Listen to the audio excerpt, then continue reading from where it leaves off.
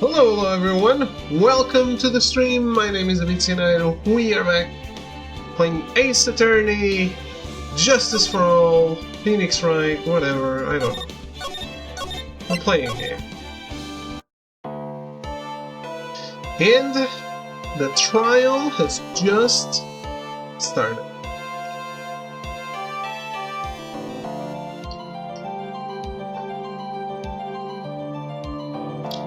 Got to add some milk to my coffee.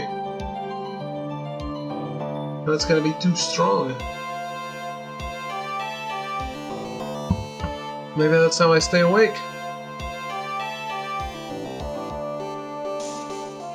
Court is now in session for the trial of Matt Engard.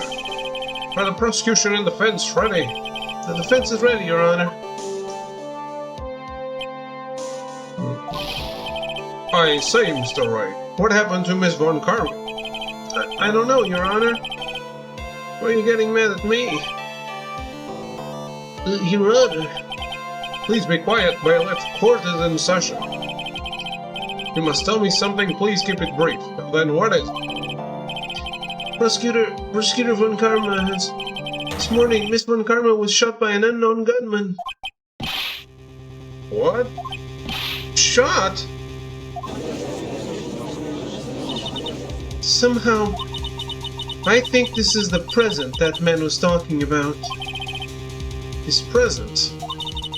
Miss Von Karma is one of the top prosecutors in the country at the moment. If she were to disappear, it would be to your advantage. This is totally insane. Miss Von Karma, is she alright? I don't have that answer.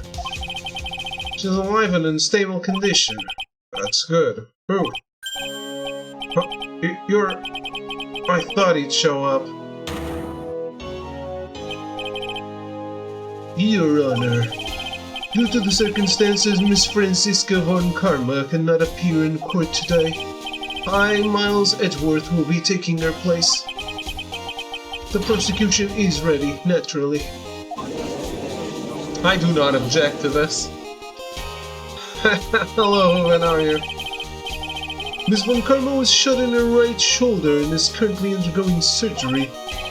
Luckily, I've looked this case over and am familiar with the details. The prosecution seeks to prove the guilt of Mr. Matt Engard.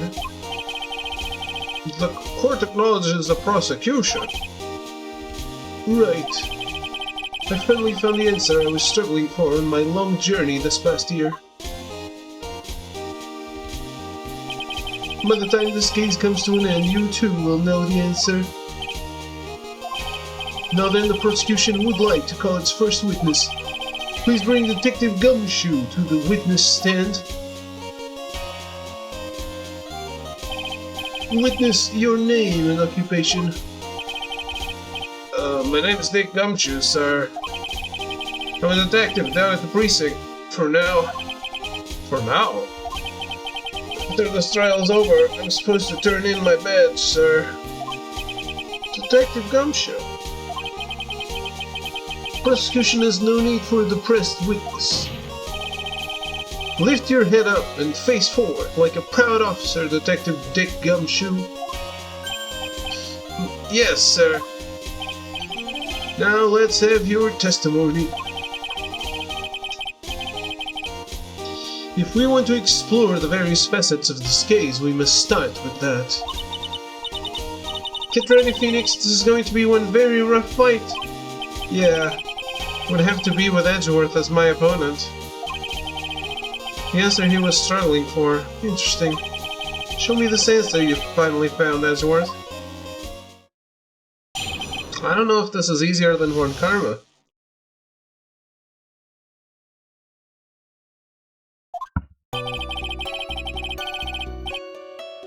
This murder happened after the Hero of Heroes Award ceremony, sir. The victim, Juan Cojeda, was found dead in his hotel room. After looking into the cause of death, we believe he was definitely murdered, sir. First, we thought there was something suspicious about the empty guitar case. However, we later found out that the guitar case had nothing to do with the murder. What? After the award ceremony ended, the victim was alone in his room? Yes, sir. Both the victim and defendant went alone to their rooms, sir. That's not true. I see. Mr. Wright, you may begin your cross-examination.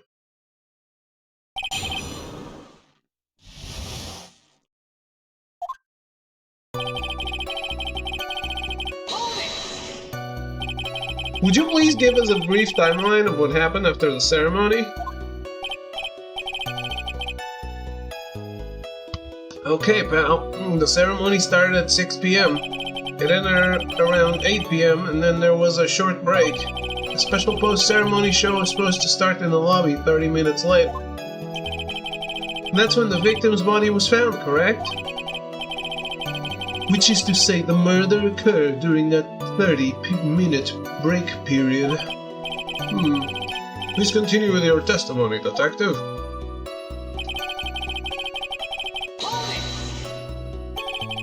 The person who discovered the victim's body was Adrian Andrews, correct? Yeah. Who is this Adrian Andrews you're talking about? She's the defendant, Matt Engard's manager. She's a really pretty lady, sir. Ah, so she's a pretty lady. I wonder if she will grace us with her presence. When the post-ceremony show was about to start, she went to get Mr. Engard. After visiting his room, she next went to the victim's room to get him for the show, sir. I see. That's when she found the victim's body. Hey, Cyan. How goes it? The cause of death. Wasn't that because Mr. Corita was stabbed in the chest? How did you spend your Canada Day? Was that today? Only a careless amateur would believe something so brainless as that, pal. Take a good hard look at the crime photo. Now real pros' attention would be drawn here to this bandana. Banana? His bandana, sir. That's the thing wrapped tightly around his neck, sir. Ah, yes, I see. His banana-scented bandana. Wow, the judge is especially dumb today.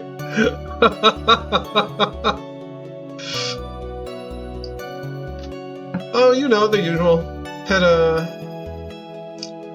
Had some work, waited for work, work didn't happen, slept. Then went to my grandmother's to hang out with my dad and my sister.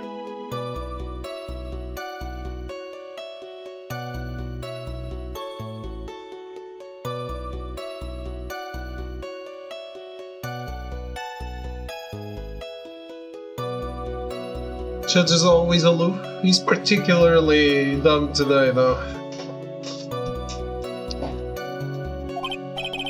And what about the knife? Seems to have been stuck in the victim's chest on purpose after his death. It seems to have been stuck in the victim's chest on purpose after his death. We have a crafty murderer on our hands here. What's crafty about barely sticking a knife in someone?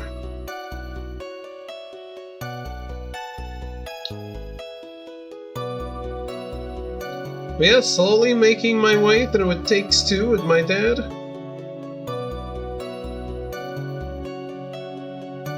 Going pretty well. So far, nothing has been missed.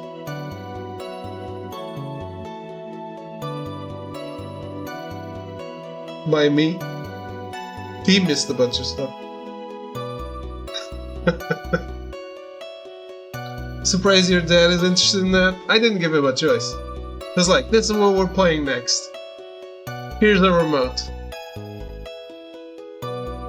The controller.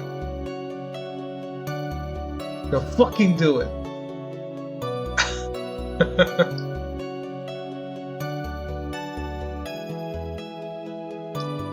He had no idea the game existed.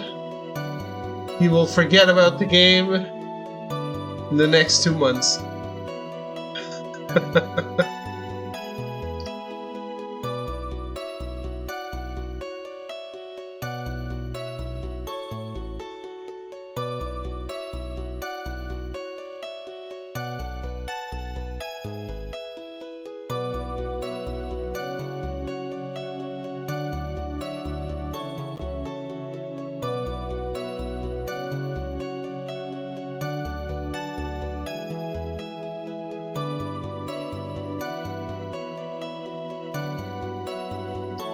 Why not play Resident Evil 5 or 6 instead? That's probably more speeder. Maybe. That's not a bad idea. We'll see. We'll see what's next. Autopsy report headed to the corpse record. Okay, strangled with a scarf, then stabbed with a knife.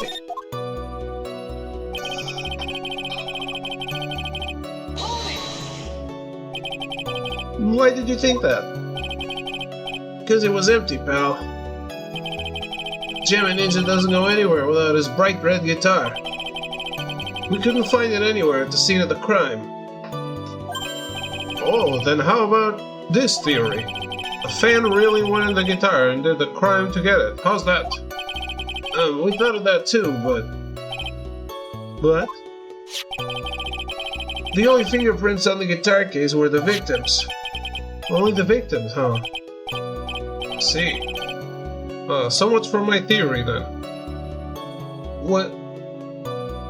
Couldn't the killer use gloves or something?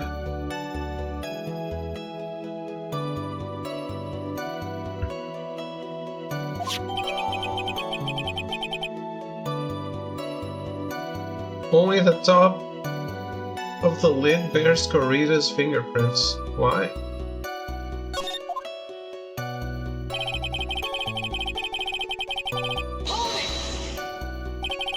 What convinced you it had nothing to do with the case? The guitar wasn't at the Gatewater Hotel that night. Well then, where was it? Bright red guitar was eventually found at a TV studio. The victim, Juan Corrida, has apparently only taken the case with him, sir. Okay, now that makes sense. So you mean he forgot to put the guitar inside the case? Yes, sir. Even when he was out on stage for the ceremony, he didn't have his guitar. Although, someone could still try to murder him to get the guitar, because they didn't know he didn't have it. So that guitar case was empty even before he got to the hotel. Yeah, that's right, so it really had nothing to do with the case after all. I believe that is enough. First the victim was choked to death with his bandana. Then after the victim was dead, the killer deliberately stabbed him with a knife. Which brings me to my next point. Hey Nika, how are you? Why then did the police arrest Matt Engard? Because there was reason enough to suspect him. Here it comes. Looks like Edgeworth's back in full swing. Very well, Detective Gumshoe, please testify about this matter. Yes, sir.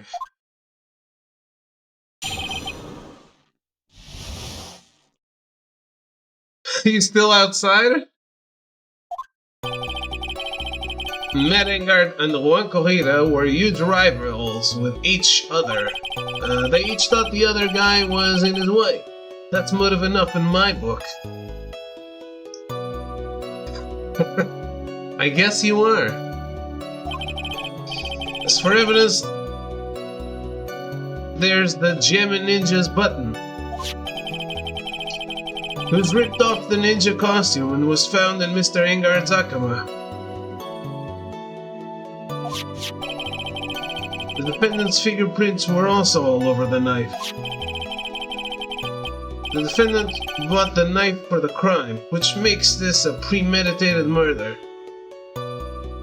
He bought the knife? That doesn't make any sense. It was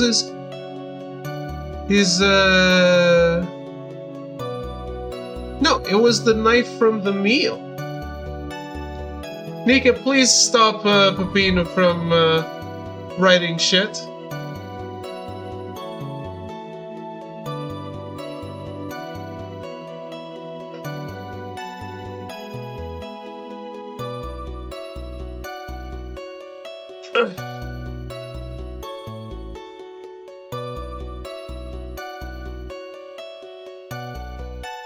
But it doesn't look like a butter knife. It's the knife missing from the meal.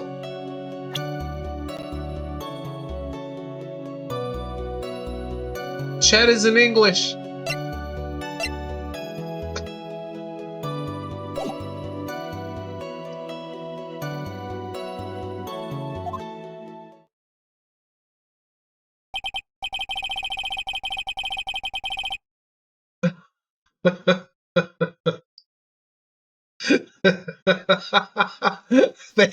Thank you, Cyan.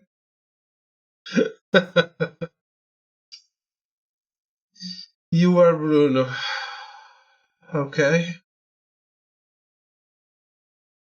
I am Veronica. So the defendant's fingerprints were found on the knife used in the stabbing. It was sort of sticky on the handle, so the fingerprints came out pretty clearly, sir.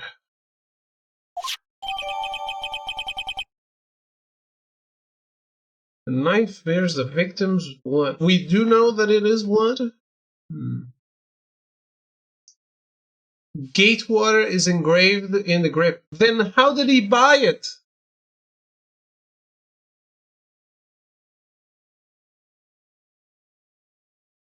Did he mean he brought the knife, not bought the knife? Is that a typo? Is that it? Because it's a pretty different statement. You buy the knife specifically to kill? Or you brought it over?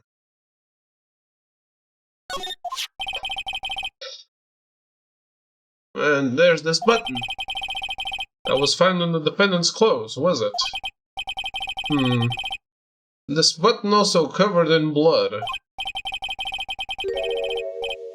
Yes, and we know that the blood on it is the victim's blood, sir. What?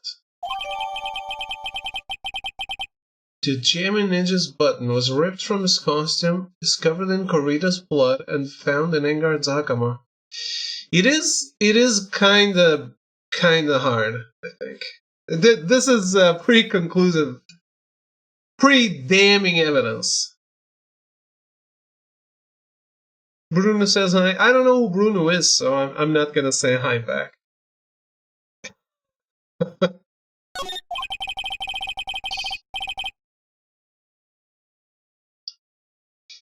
All of this points very clearly to the defendant, doesn't it? You have seen Bruno? Probably not the same Bruno.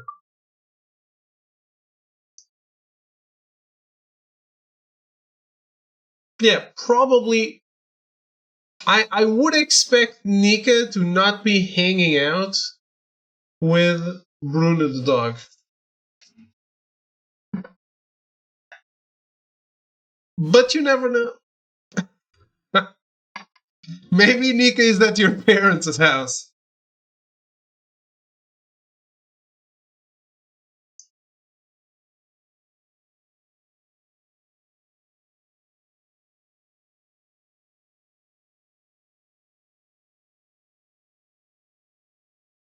We don't talk about Bruno. Is that your new meme?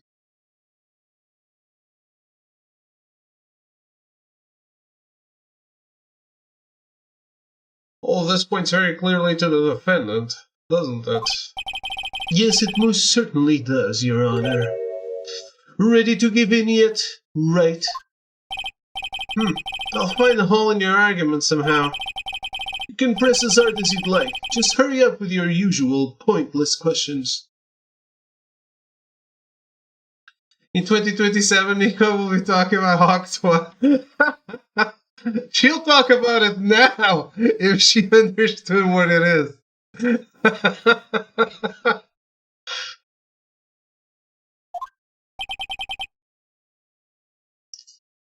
You know, it took me like 3 days to understand what people were actually talking about because I didn't see the clip. And then it was on Philip DeFranco, and I was like, oh, okay.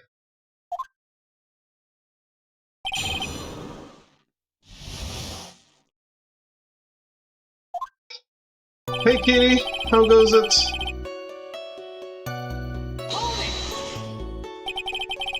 In terms of popularity, Mr. Engard won, did he not? Yeah, but you know what's ironic, pal? Kohito was always one step behind Mr. Engard in everything. This year it seemed like he'd finally caught up, ready for the big final showdown. Mr. Karina lost the Grand Prix in the end. That is too bad. He must have been pretty downhearted after losing.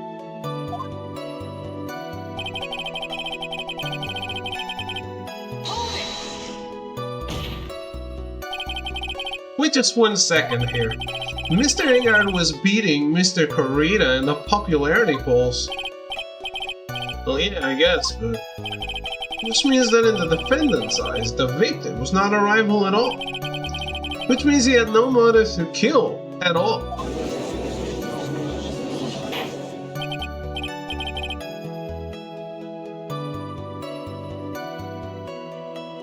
Yes, I quite agree.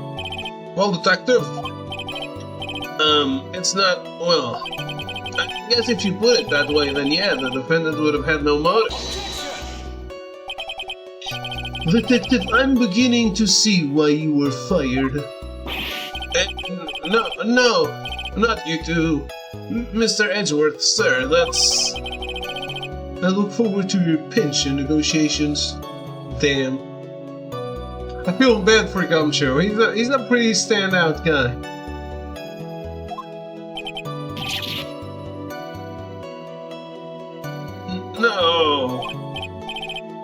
No, detective. Let's continue with the testimony. No, not my poor pension, too. Detective, if you value your money, I suggest you proceed. Yes, sir. We can talk about my pension later, sir. About what I was saying. Hello? Anyone?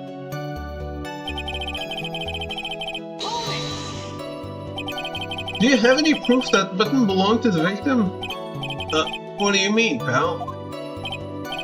Oh, let me put it this way.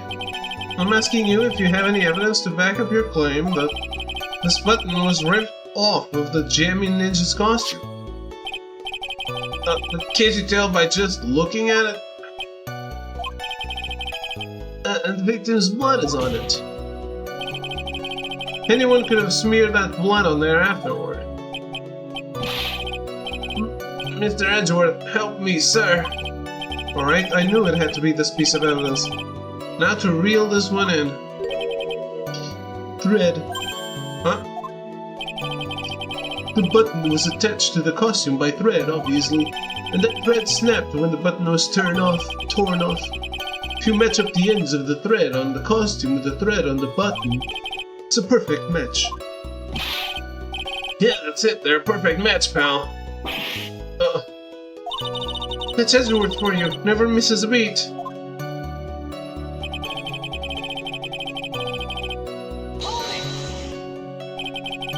When was this button found? Pretty soon after the body was found, we rounded up everyone who knew Mr. Corita. And then we did a search on them all. That's when we found the button. So it was almost immediately after the murder. The police didn't have the free time to lollygag and play tricks, unlike some people. Hey, what is he trying to say about me here?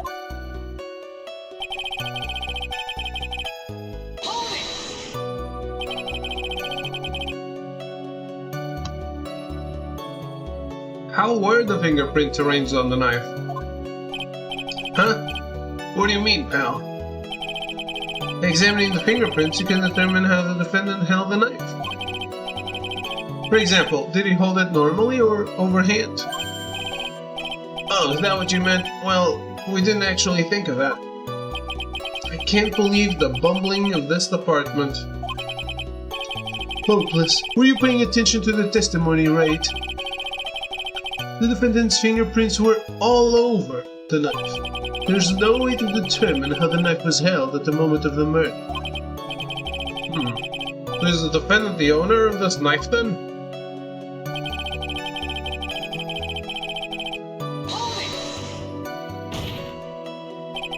There's no way this was a premeditated murder, even if he bought the knife. But this is the contradiction, it has to be. Sorry, pal, this isn't some pocket knife. It doesn't fold, so it's not great for walking around with either. Well, this is not good. If the prosecution can prove it was a premeditated murder, we're done for. Phoenix? Yes? There's something very interesting about what the detective said just now. Think carefully, before it's too late. A button covered in the victim's blood, and a knife with Engard's fingerprints. Be grateful. If the judge were more rash, he would have already pounded his gavel in closing. We're still in a world of trouble. Well, before any battle, you must find your enemy's weaknesses. So let's find a weakness in this testimony, no matter how small it may be, okay, Phoenix?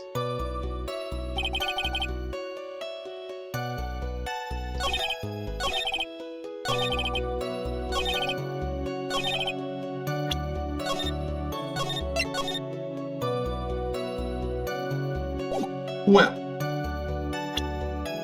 the defendant bought the knife. Gatewater is engraved on it. You idiot! Wait a second. What? So the basis of your argument was that this was a premeditated murder, simply that my client bought a knife beforehand? That's right, pal. The defendant did not buy this knife. Huh? Take a good look at the handle of this knife and you'll see what I'm talking about. Huh? It has a Gatewater seal set into the handle. Gatewater? I think I've heard that name somewhere before. That's the name of the hotel, the Gatewater Hotel. Uh-oh. The murder knife was actually property of the hotel, which means this murder was not premeditated.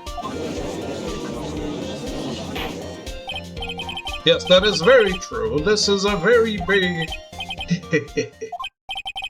What is it, Mr. Edgeworth? I'm sorry, but the defense is simply too careless. What? I think whether the crime was premeditated or not has already been determined. How so? I admit this knife is hotel property. There is no one currently on the police force that is dumb enough not to realize this. I didn't know. The question is, where did this knife come from? Why, that's obvious. It came from the victim, Mr. Corrida's room. Sorry, Your Honor, but that is incorrect. The victim ate a last meal before he was murdered. With that being the case, I would like to draw the court's attention to what is on top of the table. There's a knife and fork on the table. Then, where in the world did this knife come from?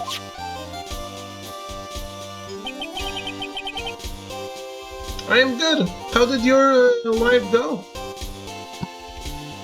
If it pleases the court, I would like for us to recall the room of the defendant, Mr. Matt Engard. Especially what was on top of this table.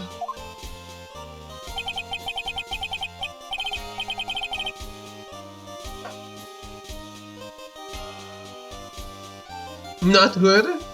What happened?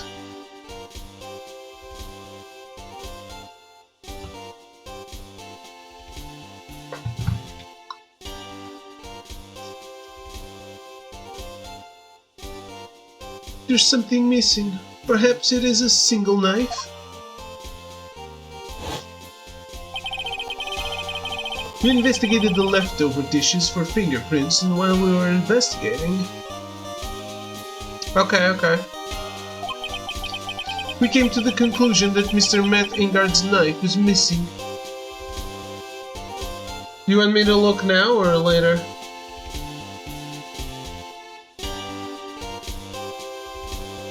Or answer you now or later? I'm already looking.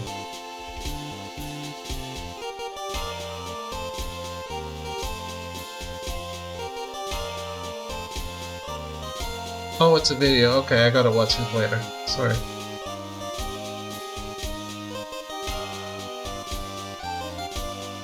No, I need to watch it later. I thought it was just a message I could read. I'll reply to you when I'm done here. Oh boy. My slippers are going to hell, aren't they?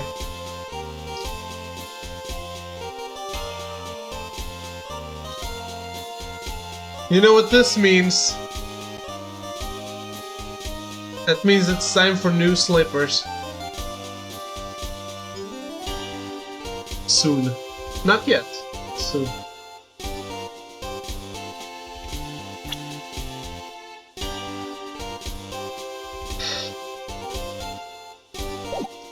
We came to the conclusion that Mr. Matt Engar's knife was missing. Mr. Engard had gone to the victim's room with a knife he had used during dinner. Why would he carry a knife on a visit? To kill, of course. And with that, I believe the prosecution has proven this was a premeditated murder.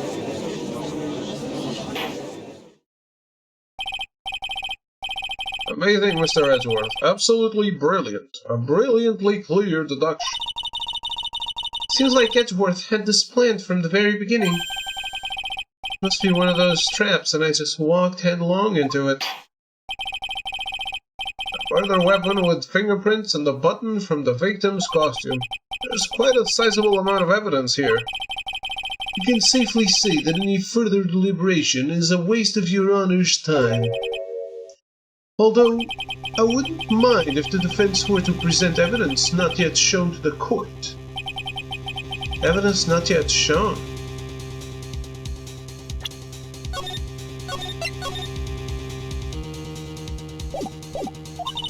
He means evidence that the court hasn't seen yet. In other words, new evidence. What does the defense have to say about this, Mr. Wright? Well, Phoenix, the judge is favoring the prosecution right now.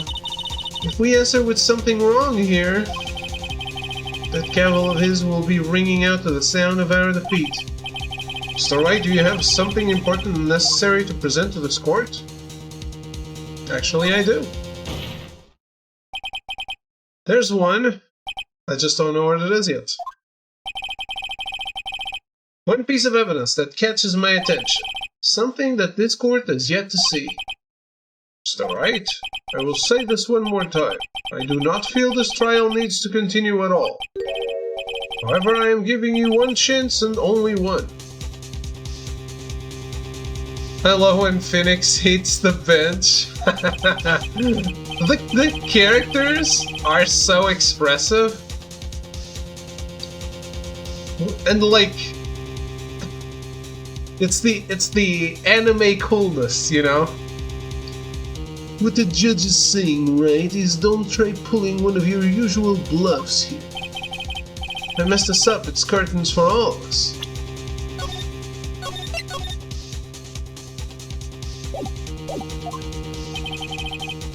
You may now present one and only one piece of evidence. Now then, what is this important evidence that you must show to the court?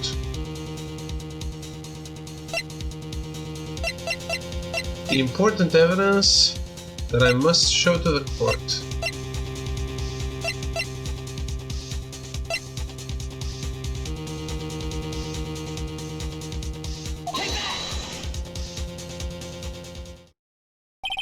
Sorry, Wright, but this time your bluffing steered you wrong. Really? I can see nothing strange about this piece of evidence.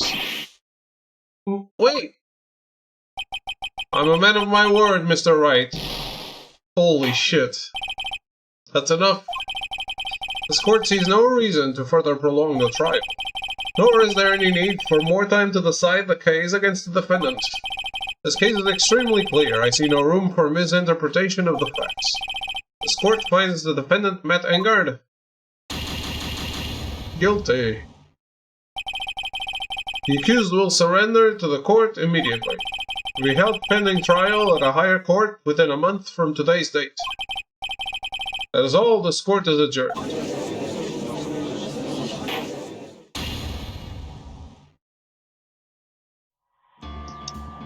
Damn. I blame Nika.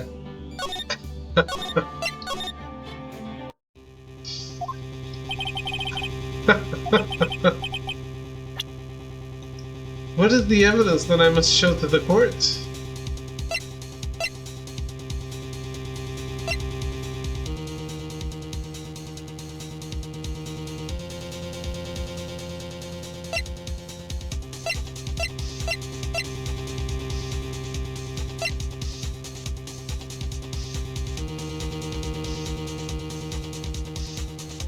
The radio? No, we can't talk about that.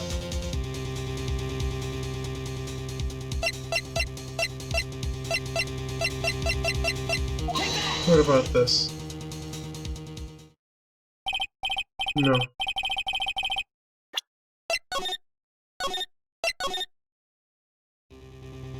We're not allowed to bring up the radio.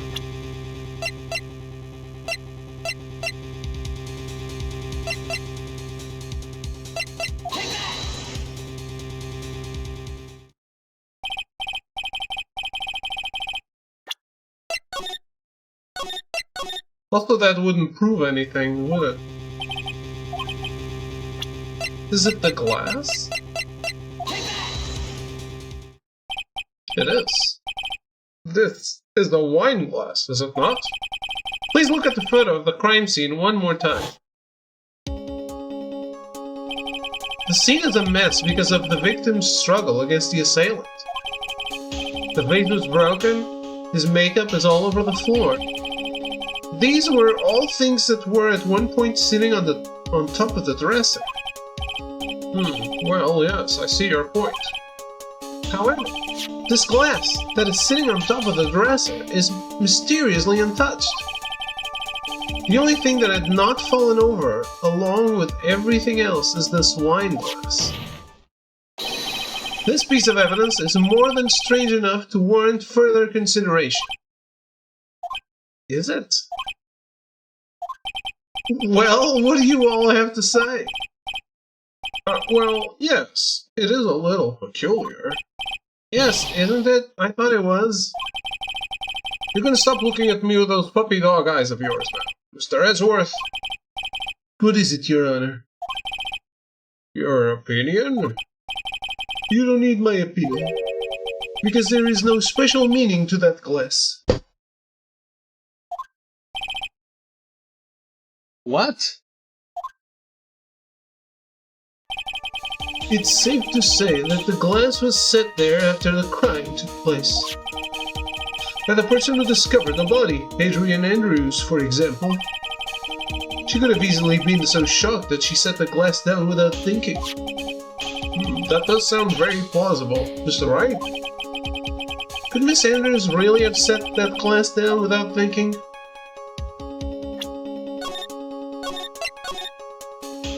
Why would there be no way? It's possible that is what happened. There's nothing that points to Miss Andrews not being the one who set the cup down. If I raise an objection here, that would only make the judge slam his gavel down. You can't think like that, Phoenix. Mia, right now you're hanging on by a very thin thread. Anything else you can grab onto right now is better than nothing. So in other words, push as far as we can go. The defense would like to challenge the prosecution's theory. We would like to see something that proves it was Miss Andrews who set the cup on the table. You've turned the situation on its head yet again, as usual. Mr. Edgeworth, do you have any proof to back up your claim? There's no way he has any, he's just bluffing. Unlike Mr. Wright, I never say anything unless I have the evidence to support it. What? You're not thinking hard enough today, Wright. Did you think this wine glass escaped my notice? Then, of course it has been thoroughly inspected for fingerprints. Fingerprints?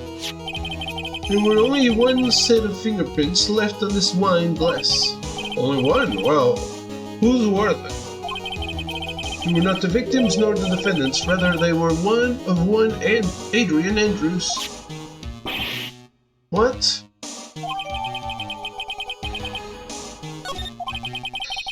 That is why I said the person who had discovered the body had left it there. Are we done here, Mr. Wright? I can't believe I fell into another trap. Miss Andrews was probably holding the glass when she went to see Mr. Corrida.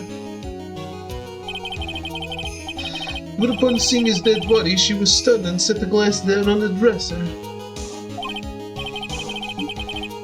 What you just said makes a lot of sense. Now do you see, Wright? You can't change any part of my scenario, as it explains everything all too well. I've thought long and hard this past year about what it means to be a prosecutor. And from here on out, I will show you the answer I have come to discover. Wait a second, Mr. Edgeworth. I think the prosecution has provided enough evidence for me to enter my verdict. Unfortunately, I cannot allow you to pass judgment yet. The prosecution has yet another witness we would like the court to hear from. Another witness? Yes. Bailiff, please bring in the next witness. Where in the world is Mr. Edgeworth thinking? So, before it was pronounced, I lost. Now, there's another witness. Now then, witness, please state your name and occupation.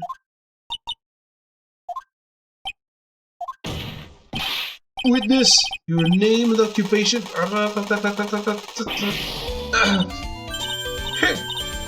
Gotcha. I don't know what happened to that calm composure he had earlier. Oh, Edgy boy, it's been, what, a year since we last met, hasn't it? You should be more happy to see me. I saw the report with her testimony, but who knew that under that helmet was the wicked witch of the witness stand? I tell you, this time I know what I'm supposed to do, so today I'm going to tell you anything and everything. Even things that don't have to do with that terrible crime. This witness, the terrible crime is all the court needs to know. Oh, shush! I'm talking to my dear Edgy Wedgie right now. Don't interrupt us, Gramps. Yes, madam. No, please, by all means interrupt her, please. Anyway, witness, your testimony, please. It's true what they say, that youth are hot-headed nowadays. No, not that I mind at all, Edgy. Now then, what should I start with? The witness was on the security detail at the hotel on the night of the murder. Is this correct, Miss Oldbag? It was a great job being able to see my dear Juan. It was almost too much for my little heart to handle. You mean you were a fan of the victim? Look, everyone is crazy over that Engard, saying he's cute in a fresh way or something. But not me, I wouldn't say anything so silly. After all, I have no interest in a little child like him. I'm only interested in a real man, Juan Corrida.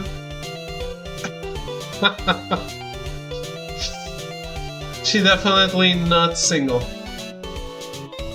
She's married to that, that's its name, the devil.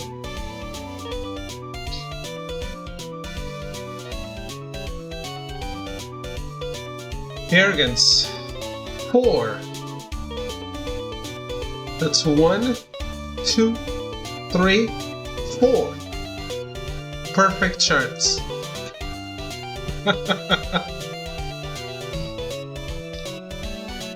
So you're saying there's a chance? Sure, go for it.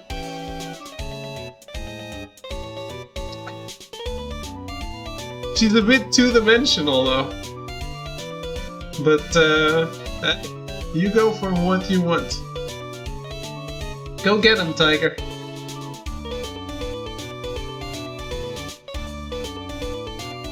Bet she's got a nice inheritance? I doubt it. She's working at this age. But those two were the same age. Anyway, as I was saying, I was pacing in front of his room that night. Very well, please tell the court what you witnessed the night of the murder. Leave it to me, Edgy Poo. Edgy Poo, wow.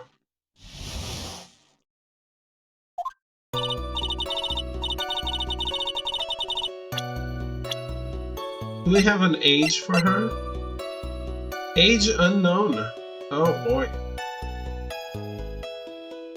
We never get a profile about the judge.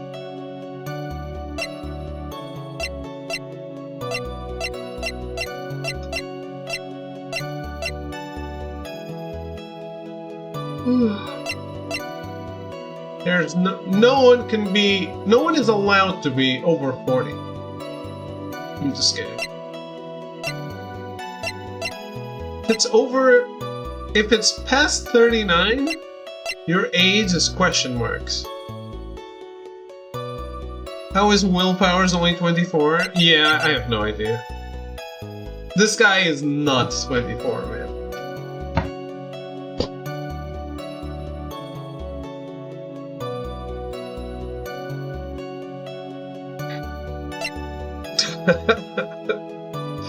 Is it seriously a rough 25? What about Gumshoe? It's 31.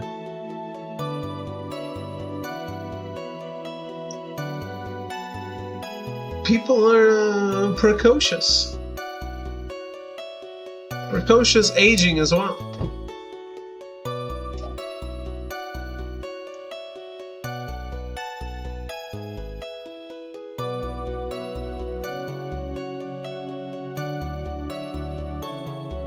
Stressful job. Sure. Not for him though. He's never stressed. You can be a DA. I mean, she's a prosecutor since 13. So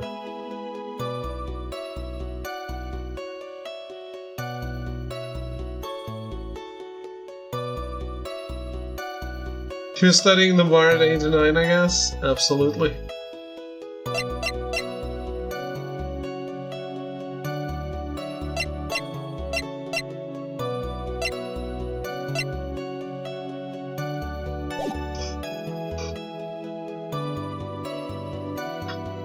Anyway, after the ceremony, I went to pace around in the hallway in front of his room. There was something I was interested in finding out, you know. Well, since I was on the job, I made sure to keep a good eye on the whole time. That's when someone showed up. It was a man coming out of Juan's room. He was Engard, Matt Engard. He was trying to sneak his way out of Juan's room. So Mr. Engard came out of the victim's room. See, it has to be him. He's the murderer. I see. Well, Mr. Wright, you may begin your cross-examination. What you witnessed. Is this where we have a trophy?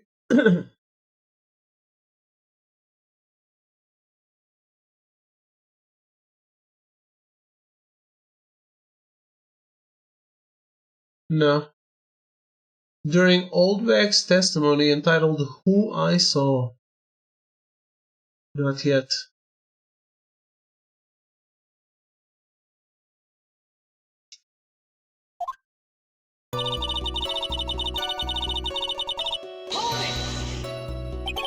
Miss Oldback, what was your post on that night?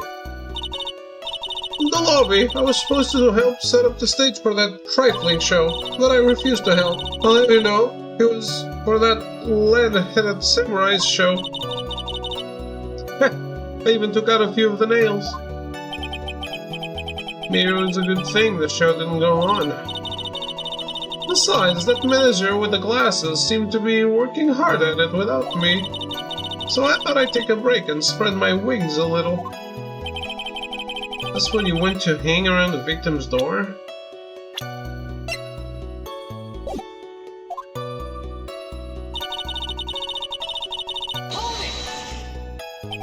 Something you were interested in? Just what was that? It's not some little thing I can just go around telling everyone, you know. It's top secret between me and Juan. Oh, an edgy pool, of course. Mr. Edgeworth, what is this thing she was interested in? I have no idea. I despise gossip, Your Honor. Gossip? But should it prove relevant, we can always have it appended to her testimony later. Looks like we shouldn't force it right now. Did the witness stay in the vicinity of the victim's door the entire time?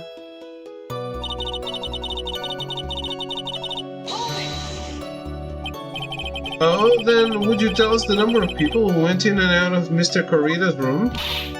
I have no idea. I wasn't born, so I could count things for those who didn't pay attention in class.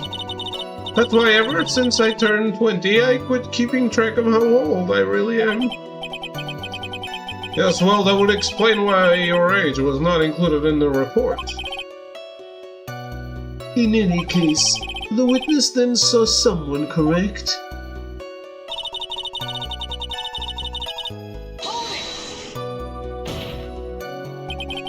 Who in the world was that? I'm not allowed to say. This sort of information has to be carefully guarded from the masses, Sonny. The man that came out of Juan's room, he was...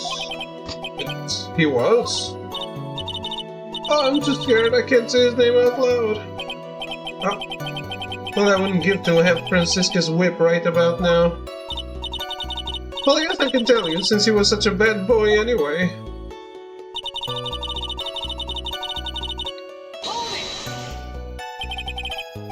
That's a weird press.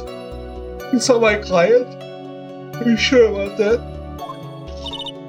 Guilty? Really? Annoying brat. When I saw someone, I saw that person. Or do I get a sense of deja vu? Maybe to avoid a repeat of last year, I should delve into this a bit further?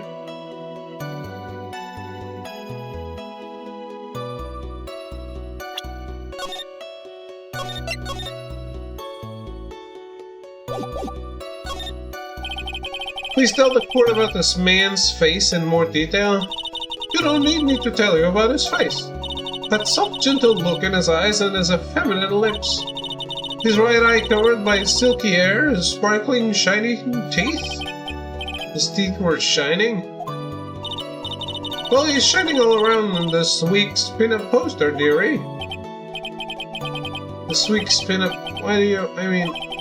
I don't care how it looks in this week's issue. Please stay with what you saw that night. What? Ingard's face is the same no matter what it is, you know, you whippersnapper. So, Mr. Wright, was this testimony just now important or relevant in any way?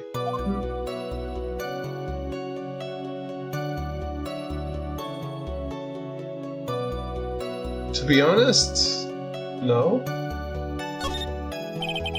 I guess it really wasn't that important after all. Oh, Mr. Wright, do you know why we say time is valuable? If not, I suggest you learn. You wasted 3 minutes of this woman's youth. That's more valuable than gold to me. Why do I suddenly feel whole in the presence of her childish whining? She may not remember things or be mistaken here and there, but I don't think she's lying. That's bad for us, really bad. That's how the human mind is. It also has the tendency to jump off topic. She's strayed onto a few interesting side topics this time too, hasn't she? That's what makes her a sweet old lady, right? That's because you're not the one who has to question her.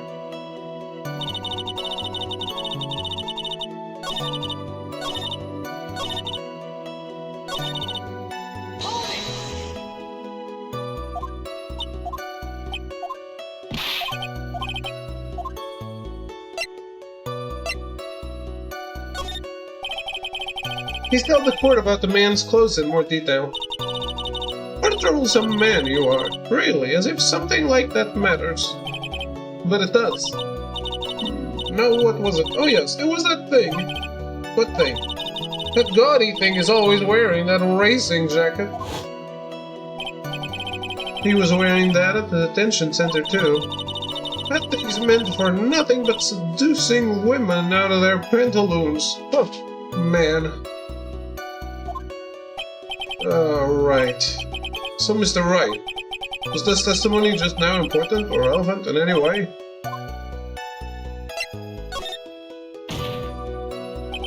Of course it was important, Your Honor. Then perhaps you would like to point out what part of the testimony was important.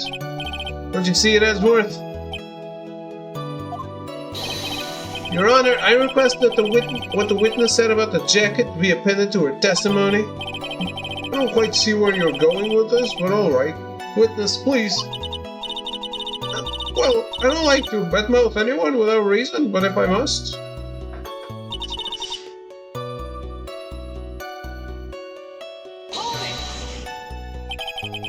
Are you sure the defendant was wearing a racing jacket? What do you think? It's not like I've seen him in anything other than that horrible thing. I'm sure he was wearing it. She's so sure of herself that it's to the point of self-absorption.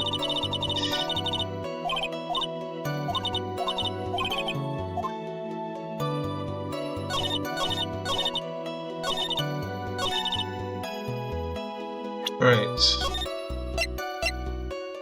It's time to throw a clue on it.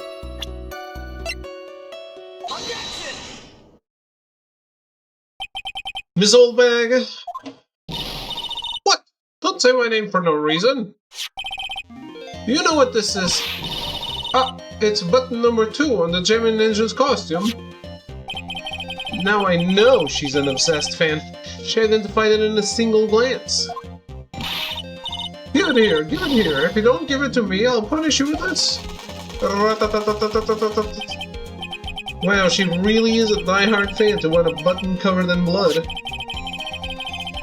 Well, it's more valuable that way, no? This button was discovered on Mr. Ingard's body during a whole-body search. See? This button proves beyond a shadow of a doubt it was that rascal Ingard. Pantaloons. It was caught up in the pleats of his nickel samurai Hakama pants. See? And Ingard is the nickel samurai. Witness.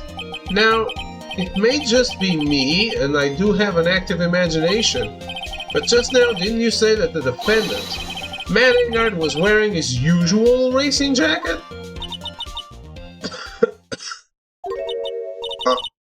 I'm so sorry. Sorry that you judge people based on what they wear. I wore the trendiest dress, but instead I have to put up with wearing this ridiculous outfit. Is hideous, right? It's heavy, so heavy. I wish we would have switched the CDs. The dream of life for all those kids. Understand? Now take a look in the mirror. Your clothes. The documentary you're curling. Ah, I hate it. Yeah. At least it makes sense here, because you are not supposed to read all of it. Now hold your tongue still there for 1 second. So what you saw in actuality was not Mr. Ingard, the man, but Mr. Ingard, the nickel samurai? When you think about it, they're really one and the same anyway. Miss Oldbag, this is a very important point we're talking about. Ejipu, do you think so too? Well, it might be something worth considering. Just say it's important and agree with me for a change. Witness, think carefully and try to remember as much as you can before you testify. Alright, if you insist. I should be the one sighing, not you. Who I saw. Okay, here we go. That's our trophy. Ingard, yes, now I remember. The Nickel Samurai, that's right, it was the Nickel Samurai that I saw. Yes, it would have been convenient for him to wear his costume during the murder. He had to go to that post-ceremony stage show right after the crime, you know. So he must have worn that Nickel Samurai costume when he was stabbing poor Juan.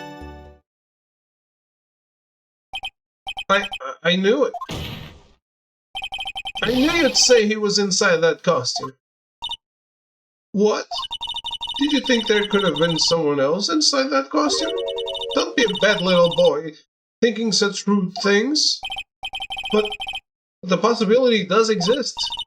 Ah, young'uns today. I told you there's no way it was anyone else. How do you know that? Because I said so, and what I say is the truth. At least she's just as delightful a witness as she was a year ago. Mr. Wright, you may cross-examine the witness. Hey, Melty.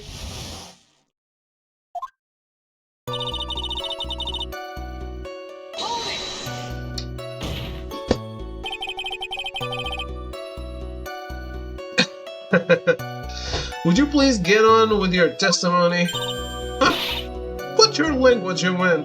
What sort of tone is that to take with an elder? My youthfulness isn't what it used to be, so you should forgive me for everything. You keep on barking at me like that, I'll start singing at the top of my lungs. Oh, what? A striking figure by the sea, standing all alone is he. He's the nickel samurai. She's actually singing. Someone help my poor ears. Mr. Edgeworth, can you please do something about this racket? Witness, I'll give you a piece of gum later if you'll be good and stick to just the facts. Okay, you promise, right? Great. I'll be sending the bill for the chewing gum to your office at a later date. Might need to send you a thank you note later too, Edgeworth, old chum.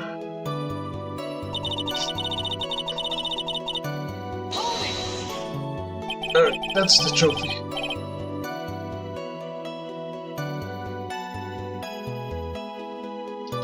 Be a little more careful with your testimony, please. Not too long ago you said he was wearing a racing jacket, and now he's not. Not too long ago.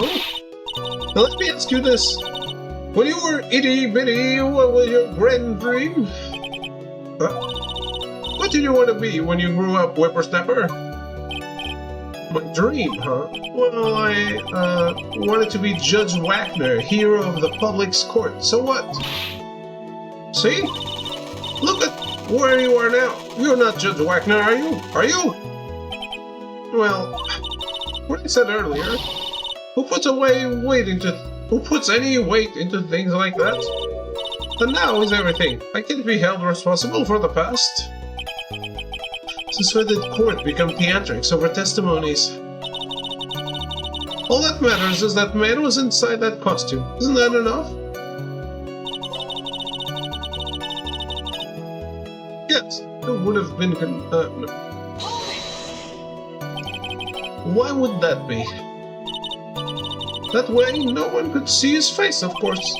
But there's still no advantage for him that I can see.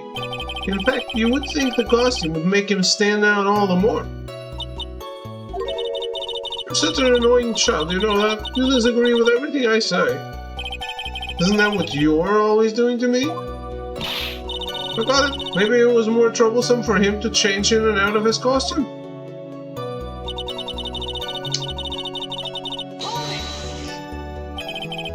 Was there anyone else scheduled to appear at the post-ceremony show? Well, all the contestants were supposed to go on stage in a friendly gesture thing. That included Jammy Ninja. Of course it included him. That's why when Engard came out of Dear Juan's room, I didn't give it a second thought. See. Well, anyway.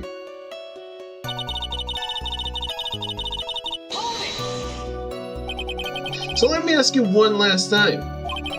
The person you saw, it really was the Nickel Samurai? As showy as ever. I've been saying that from the very beginning. Reach Beach style? You playing it? Can I throw in the towel yet? You don't need to think too hard on this one. There's a contradiction in her testimony and it's sitting in plain sight. The question is, what that contradiction means for us. Well, I have to figure out what you're talking about first, but okay.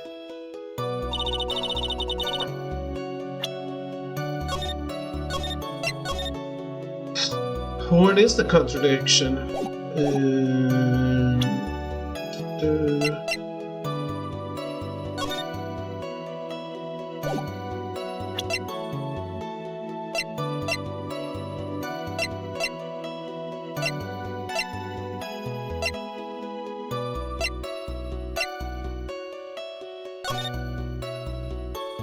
Hello, Anna. Welcome.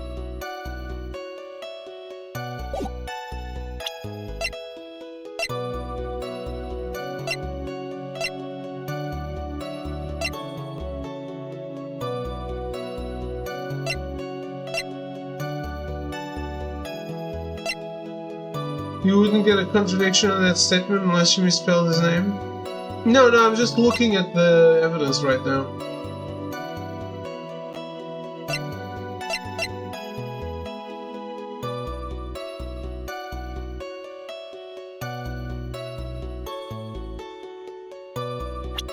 Doesn't mean it has to be this statement.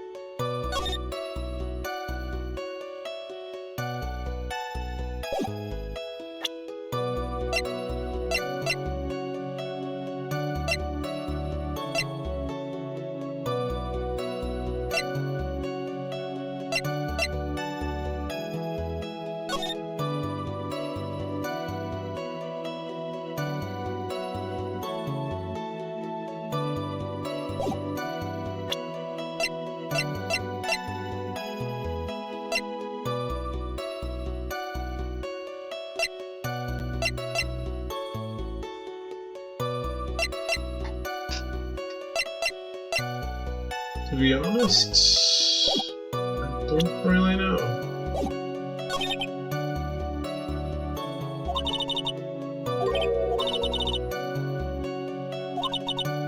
It's hiding in plain sight?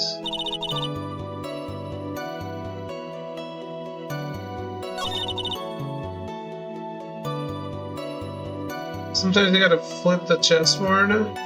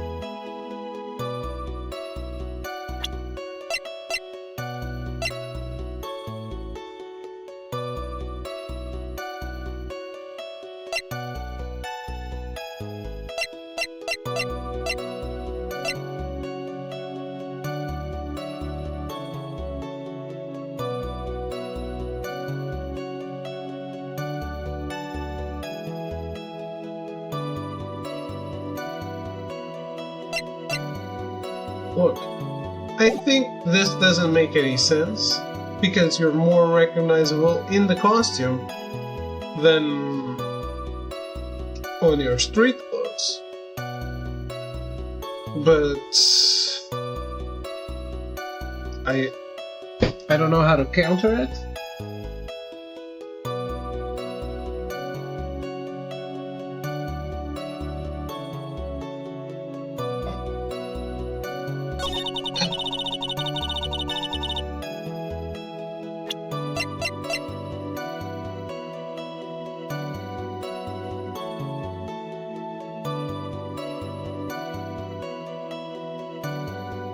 Yeah, but it's not wrong. I mean, no.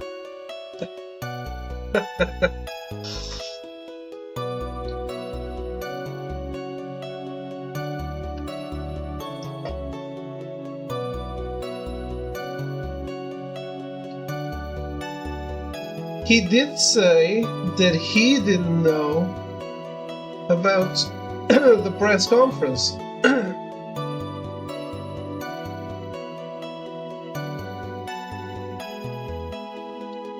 But we also don't have that as a statement, do we?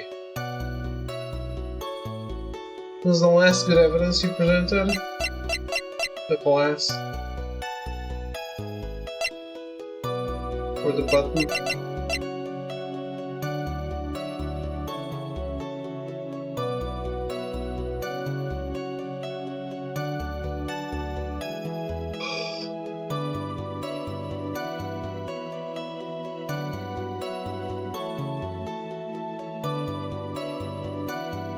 Well, that is, yeah, you're right.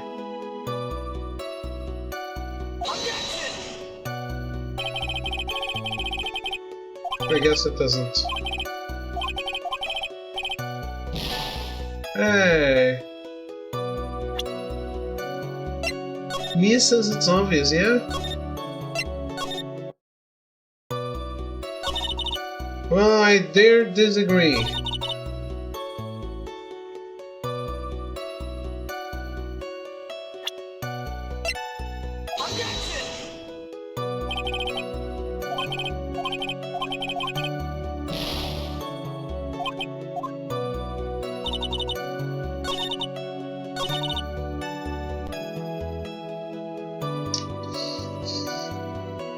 That's the thing.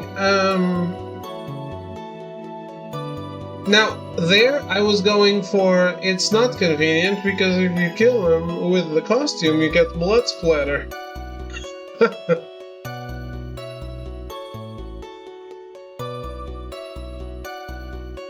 So it wouldn't make sense.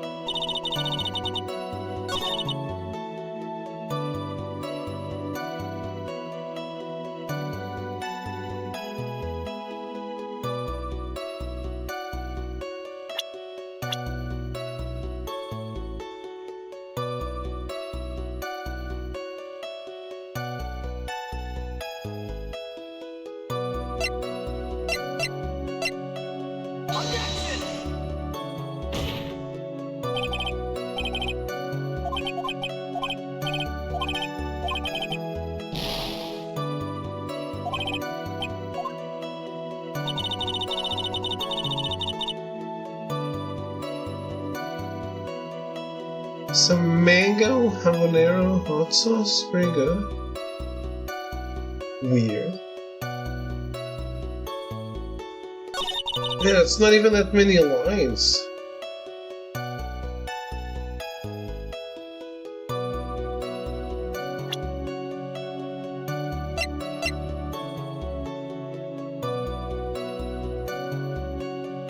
It's not that weird for here. Oh boy.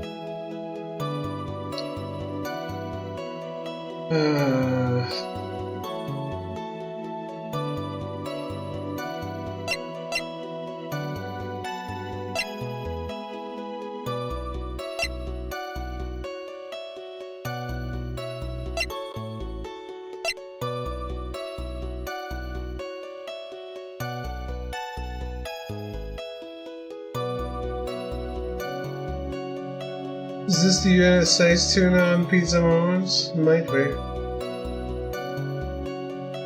Can't believe everybody missed the IRL tuna pizza. Who was here at the time? It was you and Monships?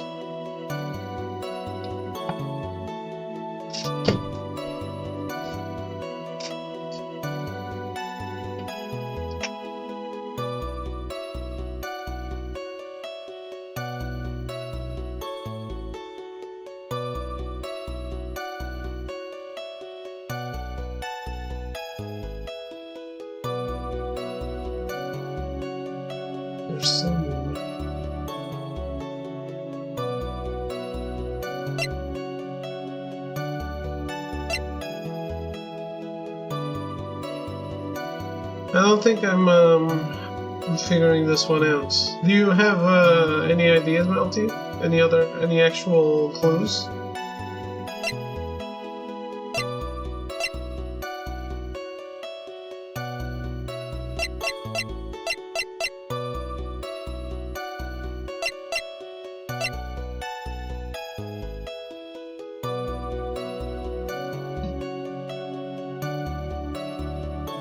What's not supposed to be there?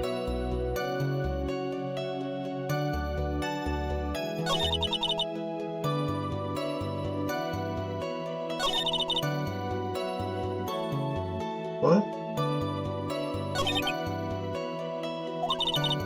In her statement?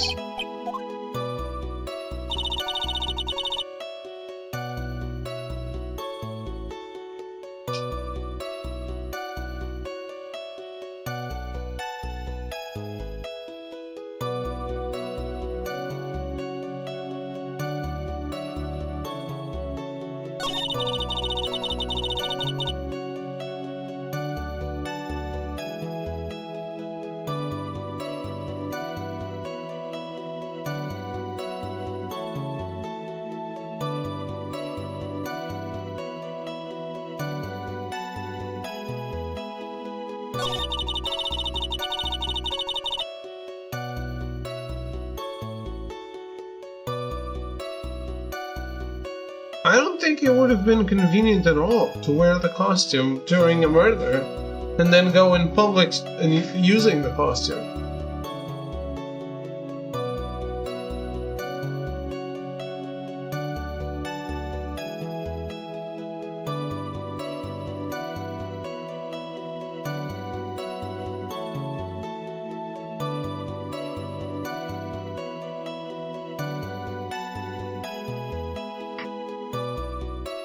If a statement is true, evidence shouldn't exist. What? That still makes me think of the button.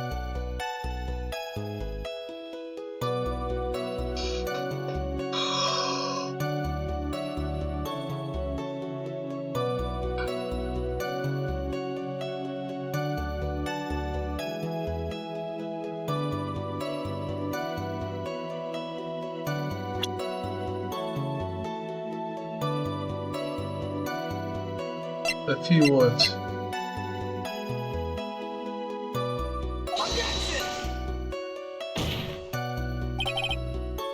No, I'm just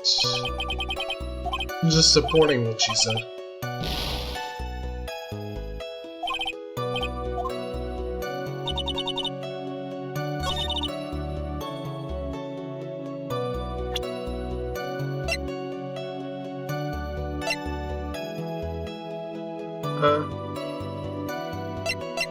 No, I got it, I think. Right, load.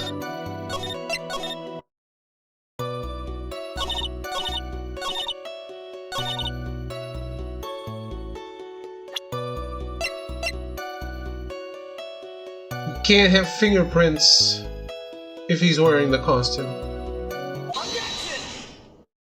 Yeah, we got it. Please, take a look at this.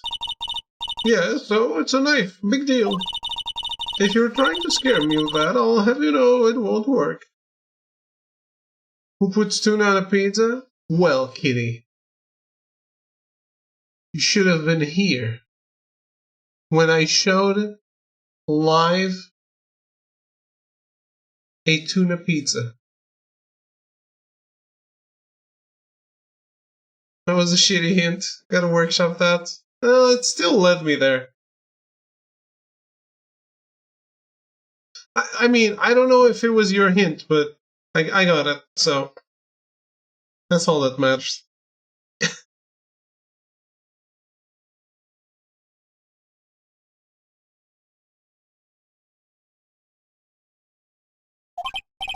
No, that's not my intention at all.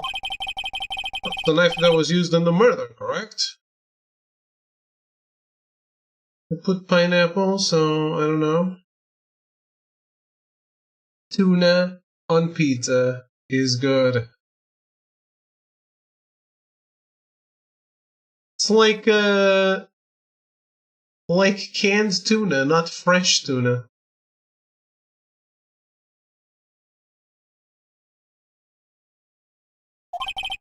Your Honor, do you know why this piece of evidence is important to this case? You don't even have to ask. It's because the defendant's fingerprints are on it. Is that what you're driving at? That is exactly what I'm driving at. What are we driving? Oh. What are we driving at? And whose car are we driving? If Mr. Engard was really in the nickel samurai costume at the time of the murder,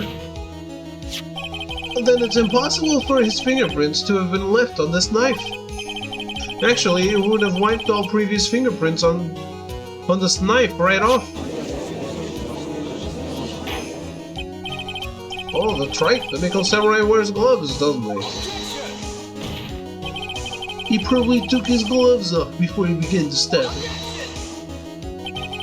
Why would he do something like that? To leave his prints on the murder weapon? There's no way he would do something like that. However, there is one possibility. Now let's hear your possibility. It's very simple. The defendant went to the victim's room while in costume as the nickel samurai. At that time, the defendant held no intent to murder. Well, then why did he bring the knife? You're contradicting yourself now. You're falling apart, Edgeworth. He was probably just going to relax and talk with the victim about the stage show. Which is why he took his gloves off. But the murder still did take place. It's well known that there was bad blood between the defendant and the victim. Yes, I've heard that. Well, Mr. Wright, what do you have to say about this, about Mr. Edgeworth's theory? So let me get this straight. Edgeworth's theory goes like this. When the defendant went to the victim's room, he had no intention of killing him. Now, up to this point, are there any problems with this theory?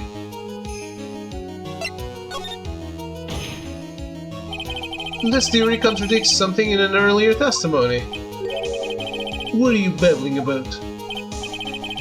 Well, for argument's sake, let's suppose Mr. Engard was the killer. If that's the case, I think it's impossible for the killer to have gone to the victim's room without intent. This knife, this was used by Mr. Engard at dinner.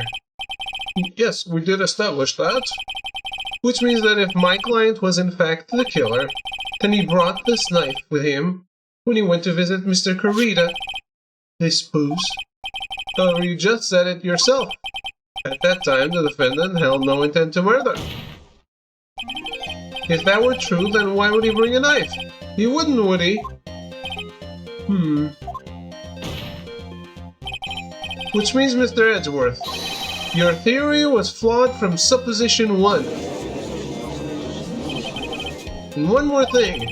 If the murderer was wearing the costume at the time of the murder, then there should be glove marks left on the knife.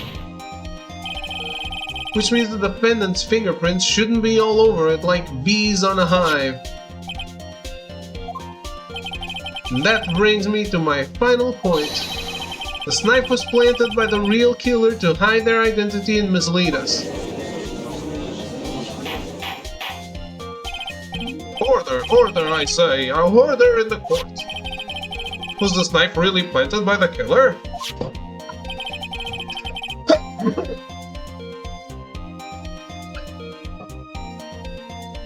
Why would the murderer do such a thing? It's to frame my client, Mr. Engard, of course.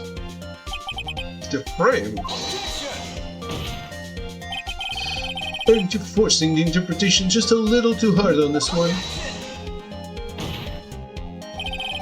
We just established that the witness saw the nickel samurai in costume. If that were true, then there shouldn't be a single fingerprint on this knife. Witness! Looks like I've made your life a teeny bit more difficult, Ejipu. Witness, did you or did you not really see the nickel samurai? Well, I guess at first I might have forgotten, but... You saying you mixed up Mr. Engard with the Nickel Samurai, his character on TV?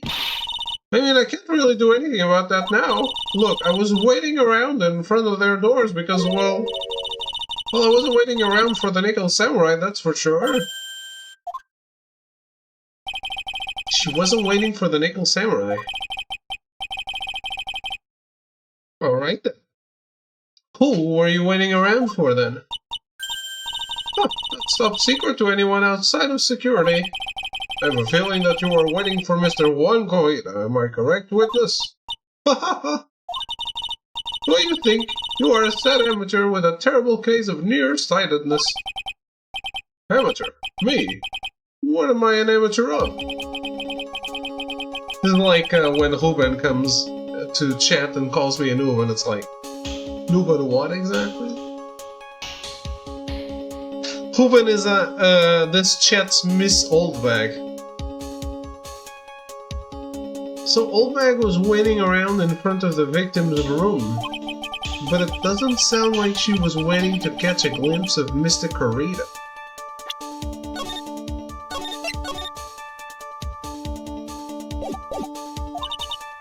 Maybe, Phoenix, maybe the Oldbag was waiting around for that person. So I think Mia's hinting at. It's certainly possible. Miss Oldbag, you were waiting for this person to come out of the victim's room, weren't you? Who's the Larry? The Larry.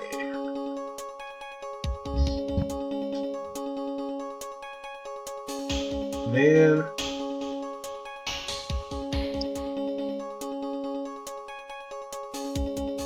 Maybe arrogance is the Larry.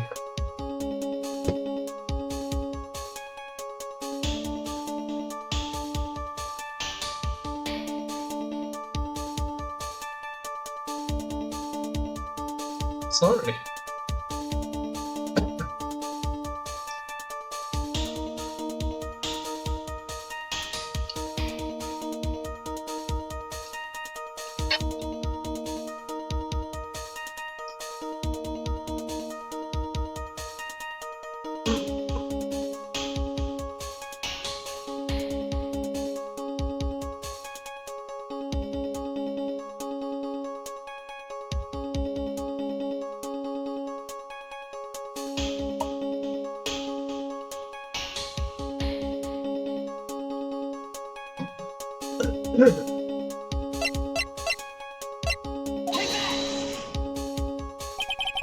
Who is this person? This is Adrian Andrews, Mr. Engard's manager. But why would the defendant's manager be in the victim's room? It seems that this is the latest rumor in circulation, Your Honor. I see. The judge seems to be really into the article. If it can be called such a thing. Then this manager with the initials AA. Are you saying it's, Adrian Andrews, without a doubt. The witness thought so as well. Huh, looks like you found me out. Well, that's fine, I can throw away this whole sworn to confidentiality stuff then. Witness, where in the world are you? Watch out, Phoenix. I've got a bad feeling about this. A very bad feeling. I got some information, some very secret information from a certain source, so that's why I was doing my own little investigation. In secret, of course. But what for? Oh, just for myself. Personal reasons and all that. Well, Mr. Edgeworth, how will you proceed from here? I really don't want to do this. However, I cannot simply let this point slide. I see. Very well then, witness, please testify about this secret information. Get ready. This is going to take the wind out of you, young ones. I'm sure we're all capable of handling this. Really, it's not like we're 10 years old.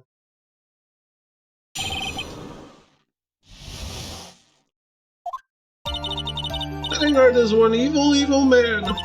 He thought he could ruin poor Juan by causing a huge scandal. So to do that, he sent his own manager to get him close with Juan.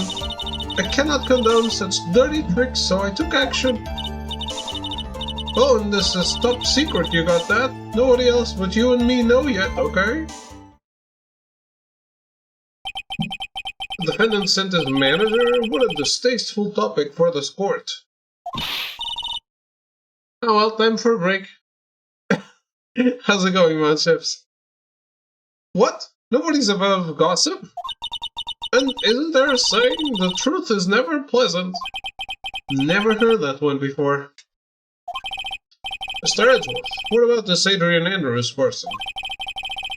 We have looked into this matter and found that the truth the article proposes is in fact baseless gossip. But should this be true?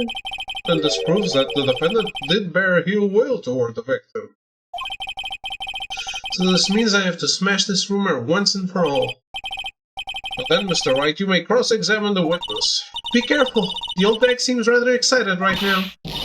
That's right, Engard is nothing but your average foul-blooded youth. Well, as the old saying goes, you gotta burn old bags with fire. Time to fire up the afterburners and hit the highway to the danger zone.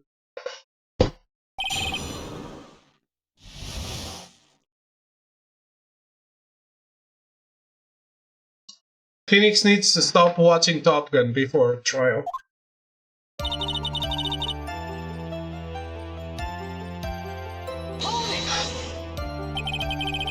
Can't say something like that without proof. That's just slander. But it's true. That woman was getting intimate with poor Juan.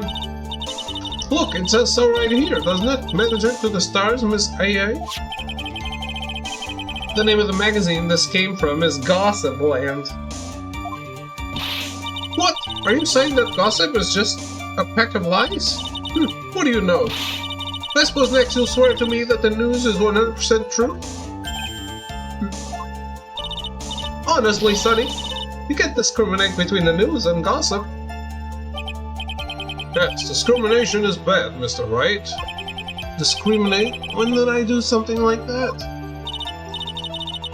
Anyway, Engard will never get me to say touche.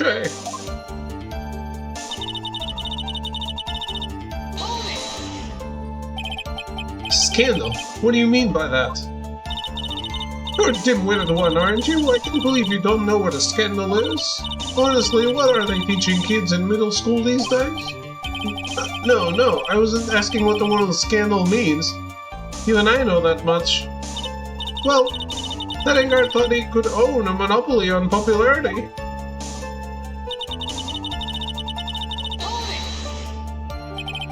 You don't have any proof that Mr. Engard did any such thing. You must be suffering from shock, the shock of hearing the truth.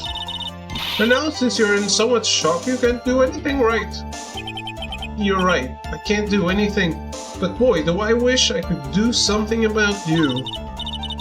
Alright then, Sonny, show me what you got. Can you show me proof that Engard didn't bear any ill will towards Juan? That Engard didn't bear any ill will towards Juan.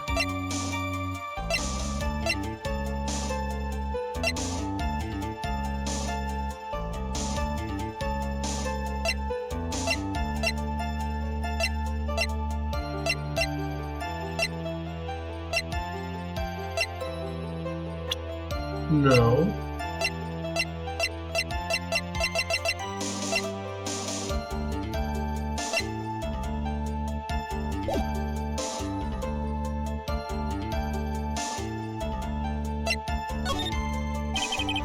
I don't have anything to offer. See, just as I thought, and you were lecturing me about saying things without proof. Just giving me a free pass to say whatever I want, whenever I want, silly boy. In my big mouth.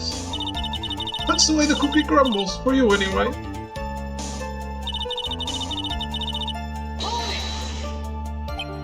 So, what do you mean by I took action? Like I already told you, I was lying in wait, opposed to the crime scene. Once that slimy woman came out of Juan's room, I was going to capture her and teach her a good lesson, something you young'uns need. You were going to teach her a good lesson? I was going to make her eat the damaging beams of my ray gun. Like this. No, stop. Well, it was too bad that woman didn't come through the door that night.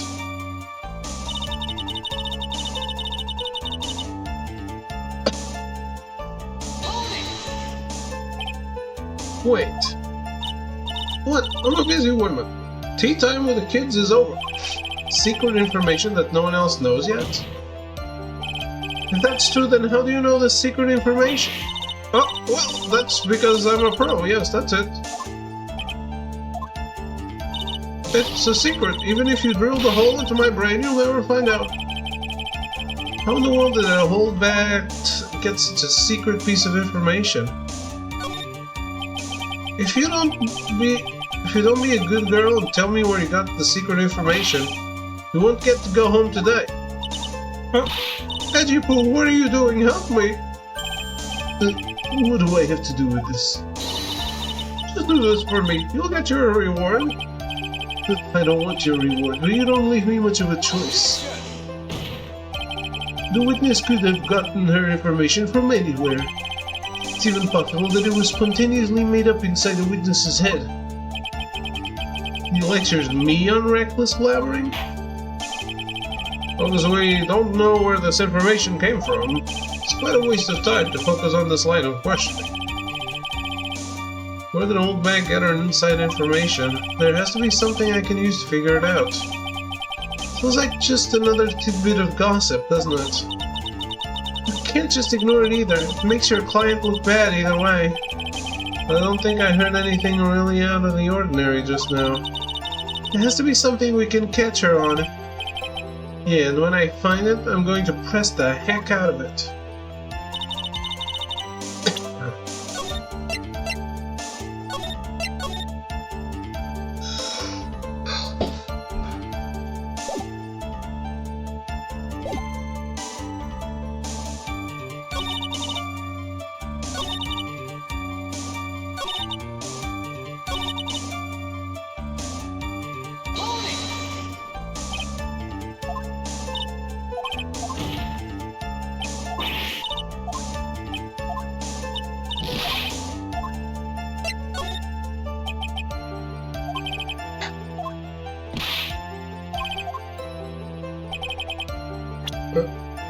I hate to say this, but this is how you came to acquire your secret info, isn't it? Just this again, isn't it? You called it proof? It looks more like proof of spite towards a witness. You have nothing to back up your claims, then they are no more valid than gossip. That was the point.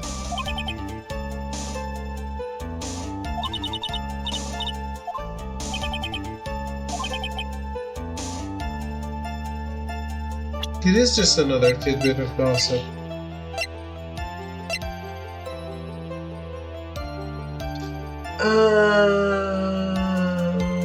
She stole the camera, didn't she?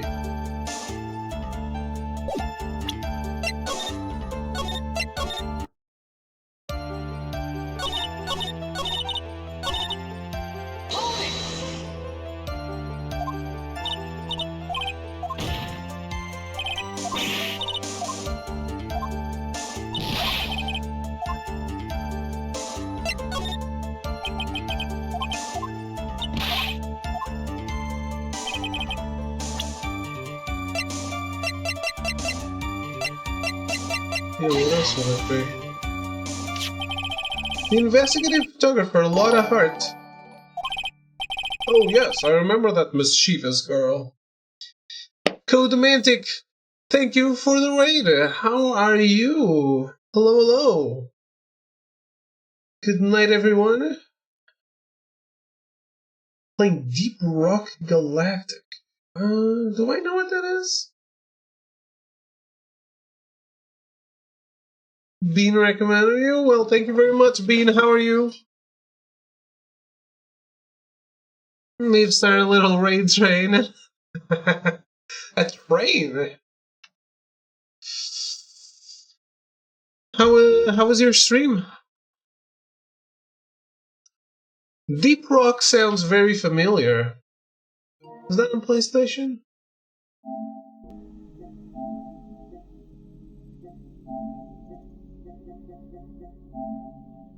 Let's see, I own it.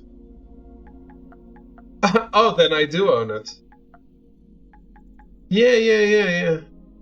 It's the dwarf-looking people. I remember it.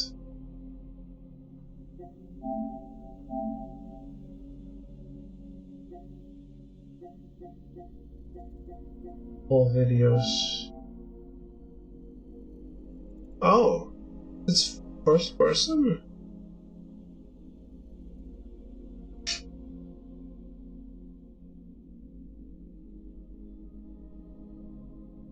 Try to play it before it stressed you out? What's stressing about it? Let's go.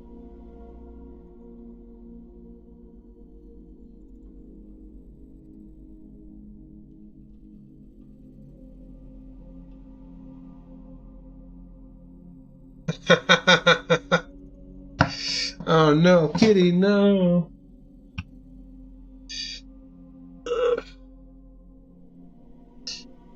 The extraction shooter, you have objectives and then need to run when complete.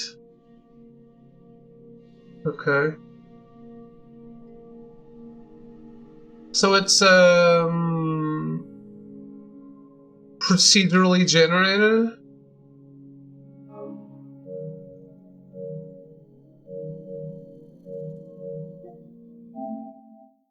Maybe not my thing.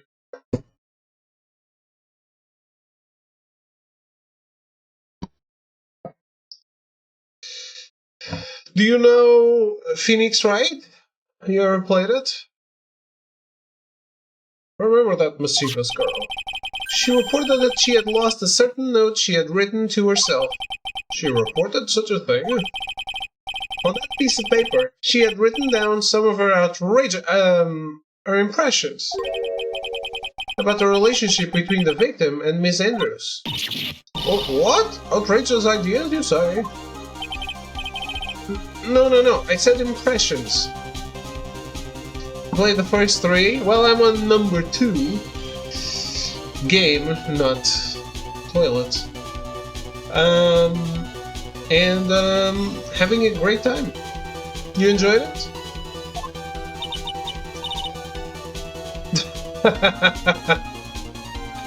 then everything written on this piece of paper is completely meaningless? That's it, that's the note. Oh, no. You see, this is something completely different. You always manage to make me laugh. What do you mean? I just feel like I should be clear about things. You never know. This is my top secret list of groceries to buy. Then you are the one who took Miss Art's note? I'm a huge fan of Juan's, that's why. That infamous puppy-haired whippersnapper. He's working with that evil Engard. She said to herself, Engard, I'm his sidekick. She was so happy, smiling like a silly duck. I was only checking what she had written. Edgy Poo, you believe me, don't you? I was only trying to help out like the angel I am. It's only one little piece of paper. I've never taken anything else before. You really should come with a supply of cheese to match your vintage wine. Well, it was only a piece of paper. I suppose we can overlook this just this once. She looks like she's really sorry. Should I forgive her?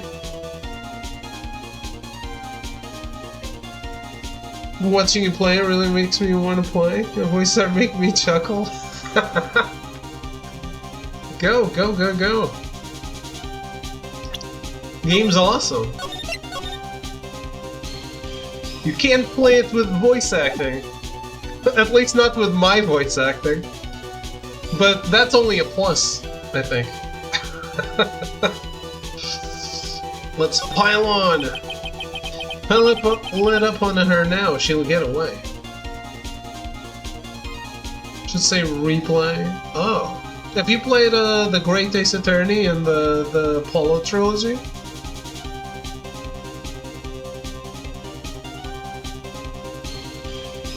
Played the first three so many times? Oh.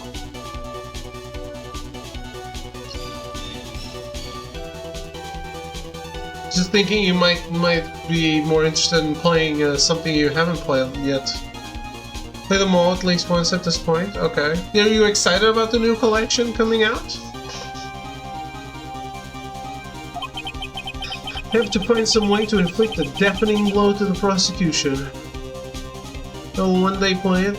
Cut all your streams so that it's just the voice lines and play it with that in the background.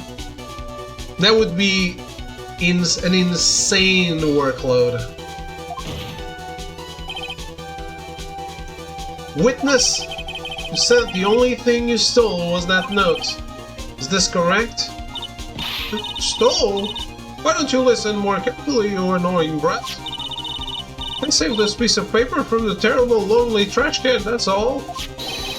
You're lying, damn it, and I can prove it. Are you putting my credibility under scrutiny again? Miss Oldbag, I don't believe that the note is the only thing you stole that night.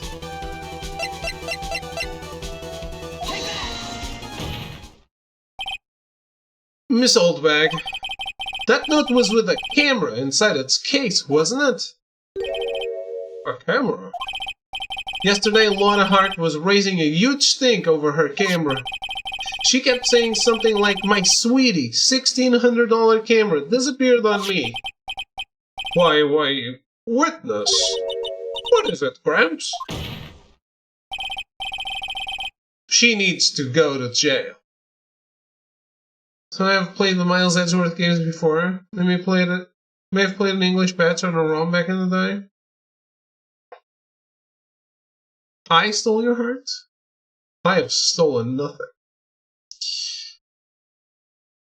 Oh, Oldbag. Oh, man. You in love with Miss Oldbag? She stole a camera?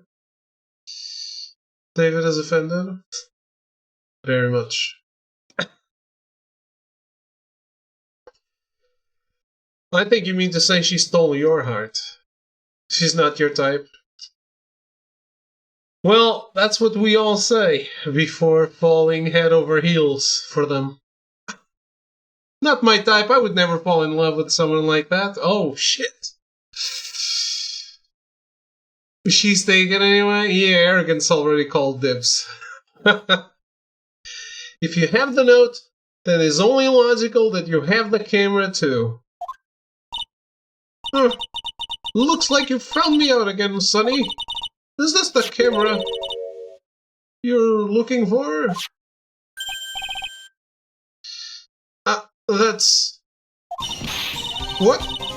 Even though I look like this, I'm still a person, you know? I still eat meals like you. I fall in love and borrow things from people. Think your definition of borrow is a little off. I saw that woman's business card and that's when I noticed it said Slime Bag Celebrity Photographer Extraordinaire. Well, when I saw that, I had to know what sort of pictures she had taken. I'm a professional security guard. It's my business to know these things.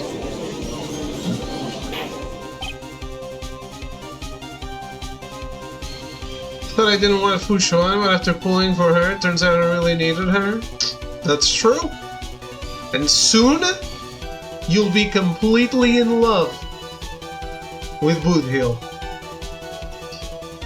Well, I do need to go. It's late for me and I need to sleep. I'm glad to have been able to hang out a bit. Have a great night all. Well, have a great night, Bean, and thanks for recommending me for the raid. I appreciate it very much. See you next time. Have a good rest. Violet. Yeah. You too. Thank you. Check this camera's photos. Hurry. We must examine them at once.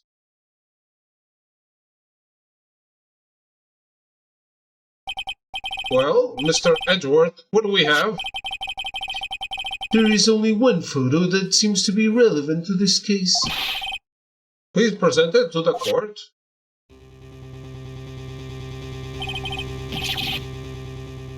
This is the Nickel Samurai.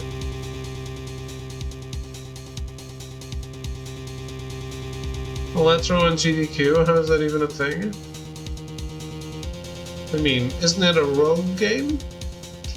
Then there's an ending, right?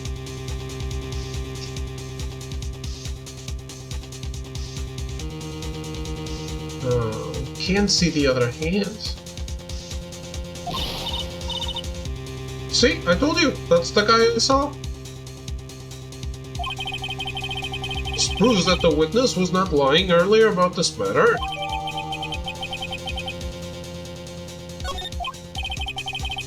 What does all this mean, Mr. Edgeworth? This photo by itself does not prove that the person is in the defendant. The person in it is the defendant, however. In his own confession, Mr. Engard clearly stated that... In his own confession? At the time of the murder, he was still in his Nickel Samurai costume. If that is the case, then this Nickel Samurai is... the defendant. gotta be a seated run. Sort of predicated on losing runs to get better options? Maybe that's the challenge, right? Losing the right stuff and winning the right stuff to be able to progress as fast as possible. I don't think that's out of the realm of possibility, right? Not that simple? Well, that's why it's being done on an event and not by you and me and everyone in the world. By the way, I was watching a little bit. I couldn't stay and watch today. But I did watch a little bit of Miss Micah doing a Shadow of the Earth tree on a fucking dance pad today. Fuck, man.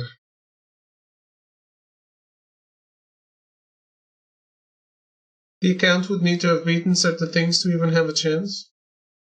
Well, sometimes it's New Game Plus, right? There's New Game Plus categories and New Game categories for speedruns. Like, for example, Resident Evil 4 Remake, right? There's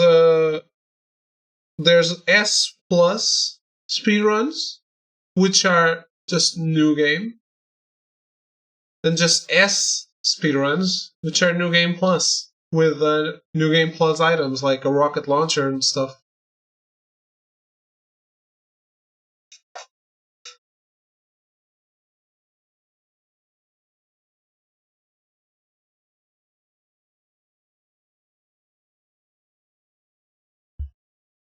Challenge runs, yes. What? Well, indeed. How did it come to this? I think this brings us to the end. We have examined every piece of evidence thoroughly. Final comments, Mr. Wright. The court will consider them before we close. Do you agree that this photo is decisive evidence against your client? If this photo really is decisive, then we're done for. But if I raise an objection here and blow it, then I would put Maya's life in jeopardy. I can't make a mistake here. There's only one road out of this mess.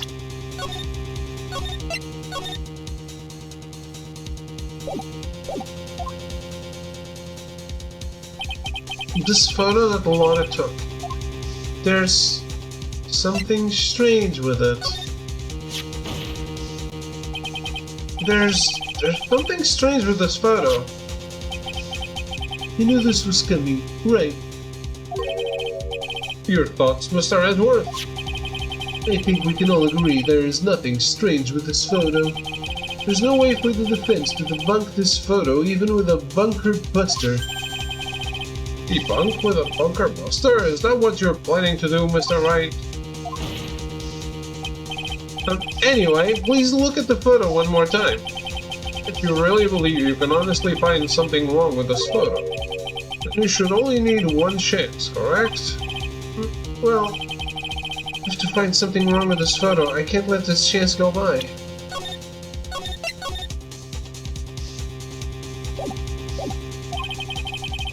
Where in the heck did she take this photo from anyway? It's all out of focus. Why can't she take a good shot, especially when it counts? So then let's hear your objection. What about this photo is strange?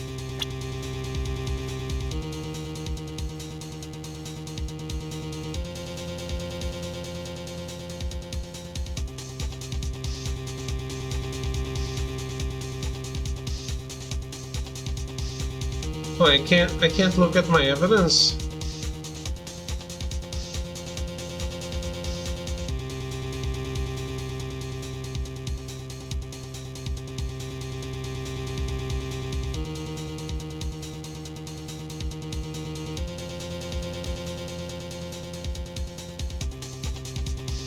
It's too long. It doesn't fit the person.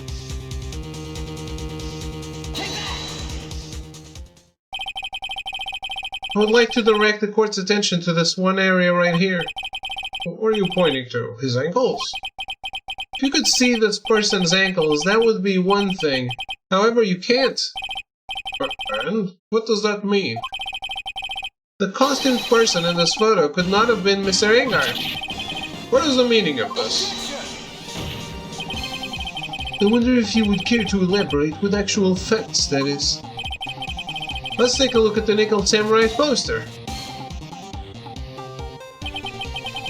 Please pay particular attention to the area around the bottom of the hakama. His socks. You can see his socks. Exactly. However, in this photo, the Nickel Samurai is clearly holding his hakama up just to look.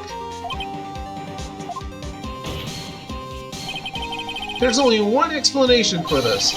The person inside this costume is clearly much shorter than the defendant. Alright, I think I've turned things around for myself this time. That's curious. Huh? What is? Edgeworth is unusually calm today. That's true.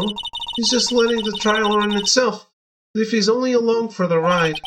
Along for the ride? What do you mean by that? I can only guess that perhaps he doesn't feel under attack at all. He doesn't feel under attack? Then I haven't damaged this case at all?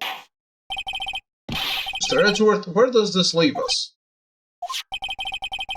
If the person in this photo is not Matt Engard, then everything the prosecution has tried to prove has become meaningless. Huh. I figured it would come to this. What? Wright, I have something I want to ask you. I think you have proven that the person inside this costume is not Matt Engard. In that case, who is this a photo of? Who is the person wearing the Nickel Samurai costume? Don't stress out over this, Phoenix. It's very simple. What you should be focused on is Edgeworth's attitude, don't you think? Yeah, why is he so calm? Mr. Wright, let's hear your thoughts. Who is the person in this photograph? Adrian Andrews. If you want to know who that Nickel Samurai is, it is none other than this woman. And why would you say it must be Miss Andrews? What in the world points you to her? For starters, she's short. And she can freely move in and out of Mr. Engard's room. Finally, she had dinner with Mr. Engard that night. How does that all add up? It means that it makes it very easy for her to get a certain item. A certain knife with Mr. Engard's fingerprints all over it. A knife that was used as a murder weapon. Why don't you just say what it is you want, Wright? I have to do this now. This is my last chance to turn things around. The defense moves to indict Miss Adrian Andrews in the murder of Juan Corrida. It was Miss Andrews who tried to frame the defendant for the crime. Order! Order! Order! It looks like this trial has hit a most unexpected development. Mr. Edgeworth? Yes, Your Honor. This court is issuing a subpoena for Miss Adrian Andrews. The verdict cannot be passed without first hearing her testimony. Alright, this is it.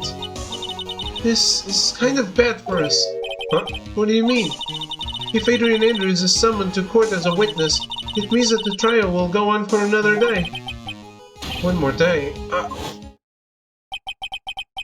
don't get a verdict today, then Maya. Now then, we shall set Miss Andrews' testimony for tomorrow. What am I supposed to do? The judge is about to adjourn the court.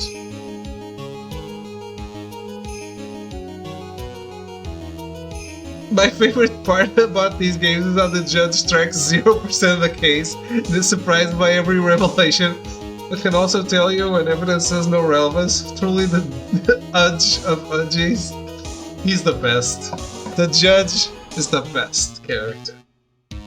Let me blow my nose.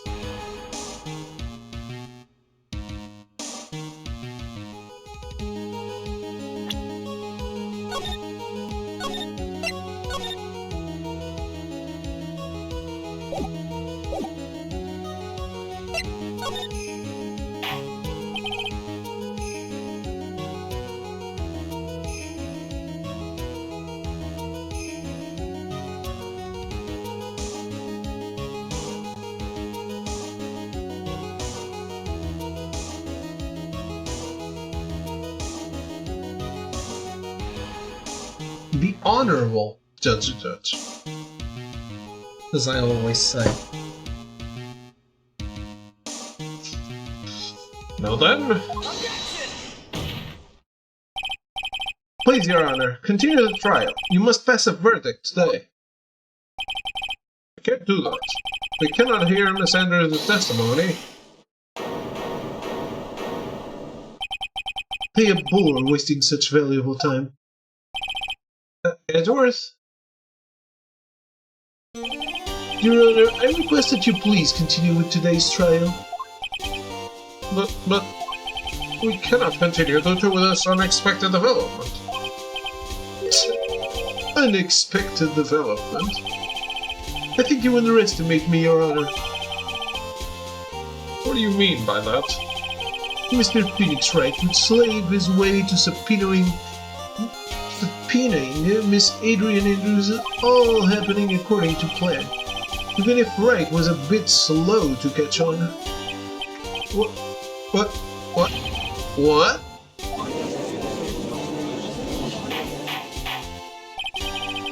What is the meaning of your statement, Mr. Edgeworth? Miss Adrian Andrews is currently waiting in the prosecution's lobby. She is the next witness. Everything was planned out in advance by that man. Somehow I knew there was no way Edgeworth would overlook Miss Andrews. Looks like this battle is far from over.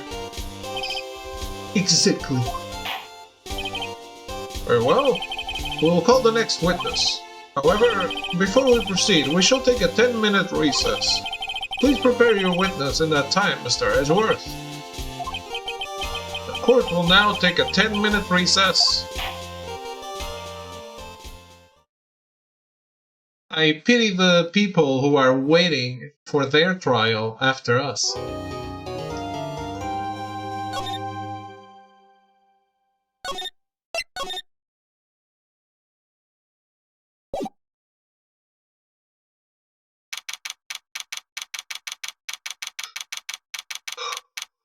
Oh well. That looks like a good time for me to take a break. Also, I should open my guide for the last trophy in this game.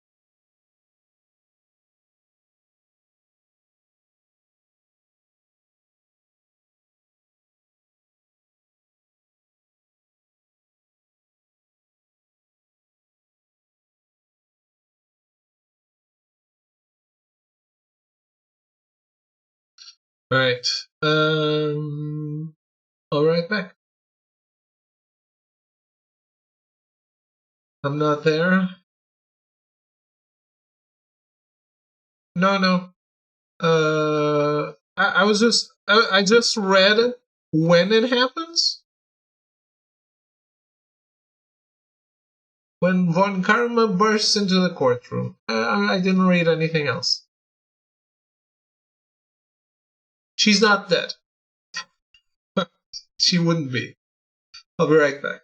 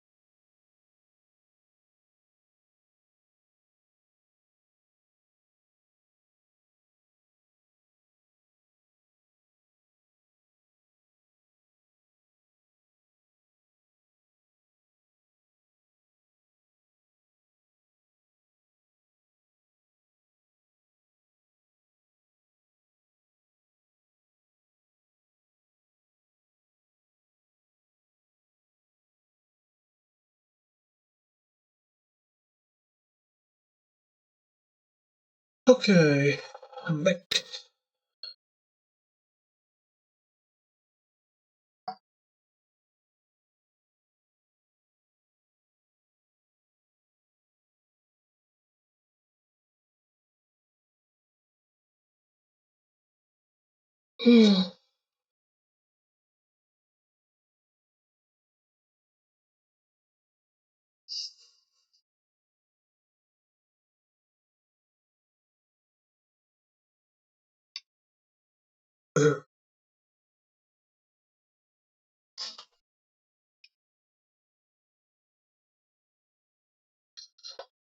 District Court Defendant Lobby number 3.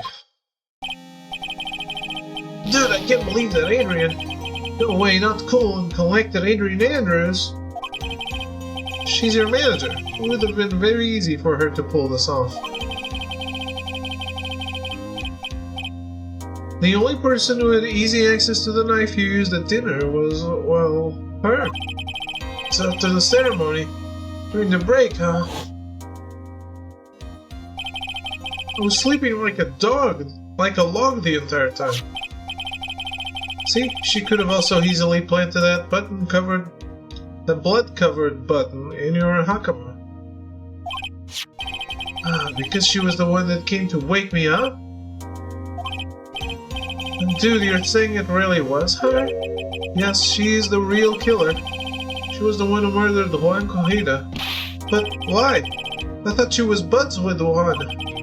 She has her own agenda. Her own agenda? What are you talking about? I'm sure you'll see by the time this trial's over. It'll be alright. I'll get you acquitted by the end of today. Get me a verdict that's refreshing like a spring breeze, okay, Mr. Lawyer Dude? Phoenix, you think her motive is related to Celeste Impact's missing suicide note, right? Yes. Miss Andrews depended on Miss Impact's as her strength and reason to live. But then Mrs. Impact suddenly killed herself. It sounds like she left a suicide note and the person thought to have hidden it is Juan Corrida, the victim of this murder. And that's why I think that Miss Andrews got close to Mr. Corrida, all to get the suicide note back. That sounds plausible. But one thing bothers me. What? Who was it that first told us about their relationship? Better stated, Miss Andrews' dependency issues with regards to Mrs. Impact's... It was Edgeworth. It looks like he's still the one in command of this ship.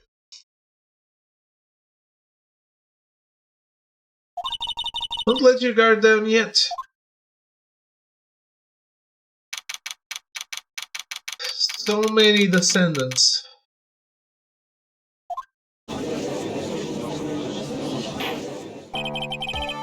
Court will now reconvene. Now then, Mr. Edgeworth, if you please. The prosecution calls the witness subpoenaed by this court. Miss Adrian Andrews, the person who discovered the crime in Mr. Juan Corrida's room.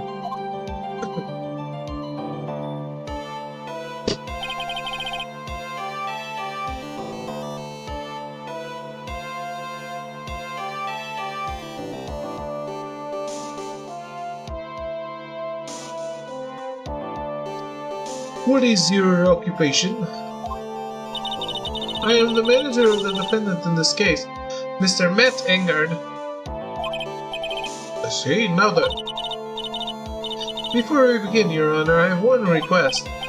Yes, sure, what is it? I'm sure everyone in this room is wondering the same thing, and would love to find out more about my relationship with the victim. After all, it was the topic of a certain weekly magazine recently. No, I have no idea what you mean. I've never even heard of Gossip Land. If the judge was ever a prosecution witness, he'd do all my work for me. Anyway, I was wondering if you could please tell us about your relationship, your relation to the victim. Yes, I was seeing Mr. Corrida. I was also aware of the rivalry that existed between Matt and Juan. But this was a private matter between Juan and myself. So it was a fry and bait matter, or Was that bait and fry? Reminds me of fishing. But I didn't kill him. No one is accusing you of that. I think there's someone who would beg to differ. I think we all understand your relationship with the victim now, Miss Andrews. Very well then, witness. Please testify to the court about what happened when you discovered the murder that had taken place.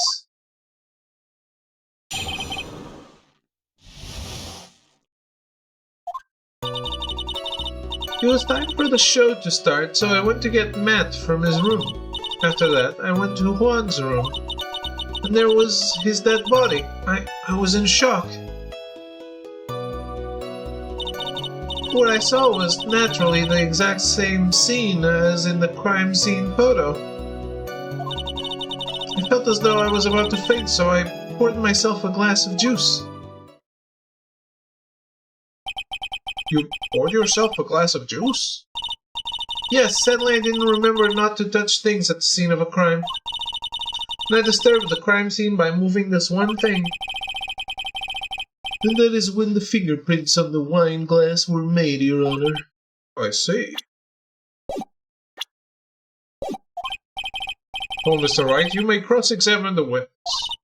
Phoenix, she is one cool and collected customer, and she has the brains to match. Yes, I know. In order to catch a person like her, you have to avoid head-on confrontations. You should disrupt her pacing. Disrupt her pacing? She's the type of woman who is easily thrown off by things inconsistent with her thinking. So you have to attack when she least expects it. The instant you let up on your offense is the instant this trial is over, understand?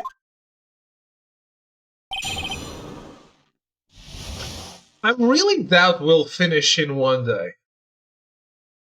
Because cases have a tendency to get bigger as the game goes on.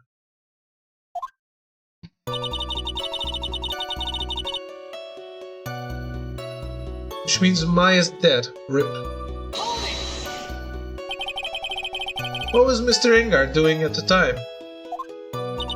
He was taking a nap.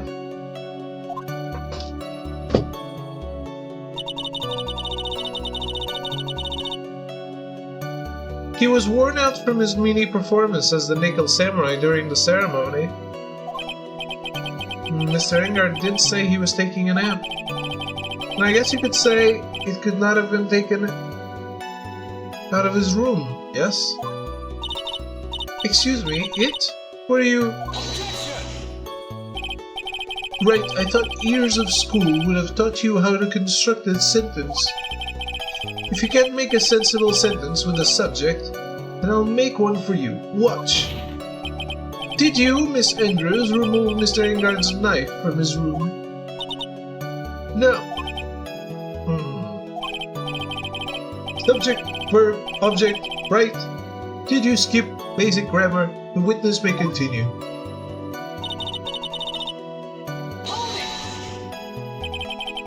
Why did you do that? As a friendly gesture, Juan was to make an appearance with the other heroes. So the show was supposed to be a show of friendship, huh? Is that the only reason? I beg your pardon, what are you implying? You had a certain goal in mind when you started to get close to him, correct? So perhaps you had a more personal matter to discuss with the victim. Sorry, but I didn't have any such intentions in mind at that time. Can't get her to talk without a strong piece of evidence, I guess. May we continue now? Witness, what did you see when you got in his room?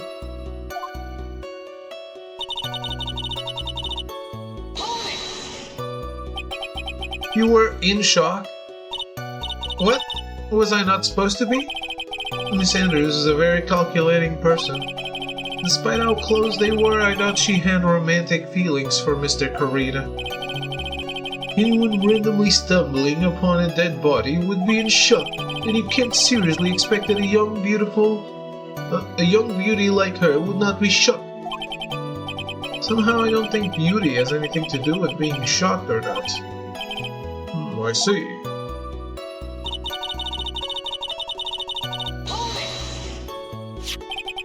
This is the photo you're referring to, correct? Yes, the one with the knife lodged in his chest. And the guitar case was like this too? Yes, it was open and empty, of course. And then what did you do next, witness?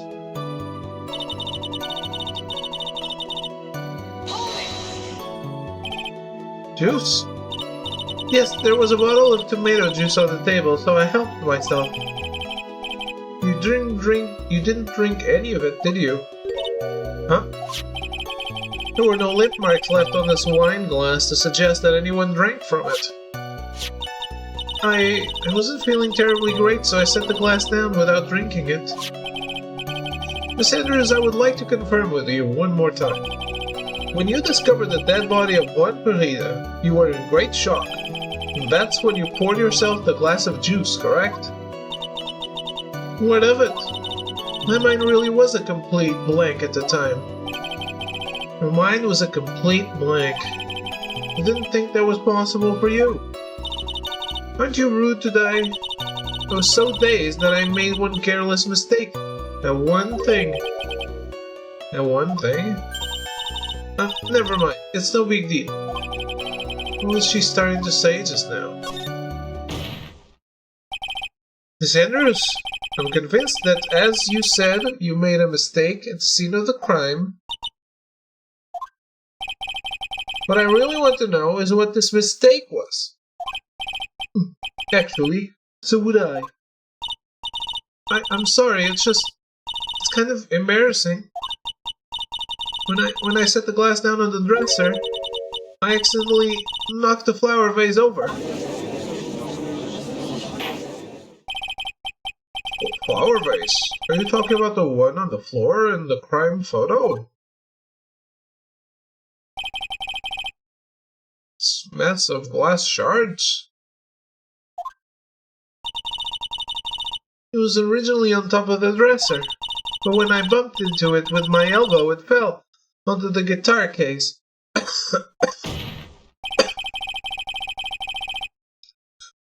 Why did you withhold such an important piece of information? I'm sorry, I thought that since the crime scene was already in disarray, that people would simply assume the vase was just another part of the mess. It looks like yet another fact has come to light here. Please add this and anything else you have to reveal to your testimony. I'm sorry, but I have nothing more to add. I didn't touch anything else.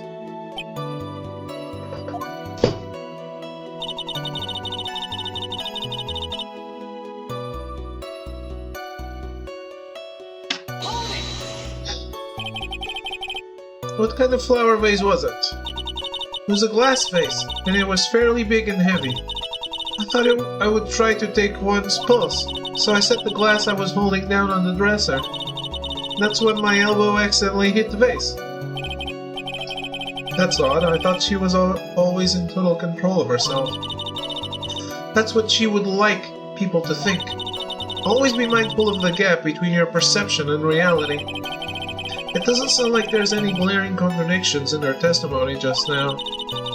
I warned you earlier that she would not crack so easily. The only way to make her is to keep on the offensive and not let up. The only way you're going to catch her is with some very strong, decisive evidence. I have to find something. I just have to. For Maya's sake. They blow my nose.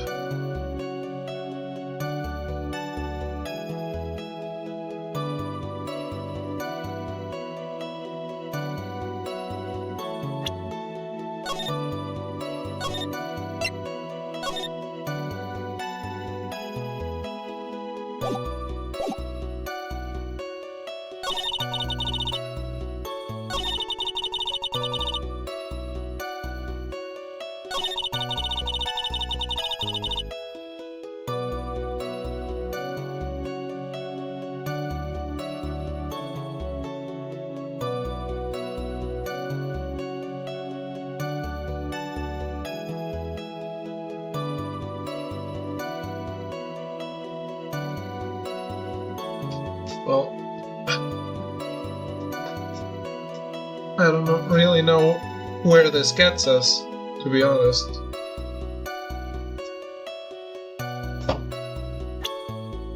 But it couldn't have been the same scene.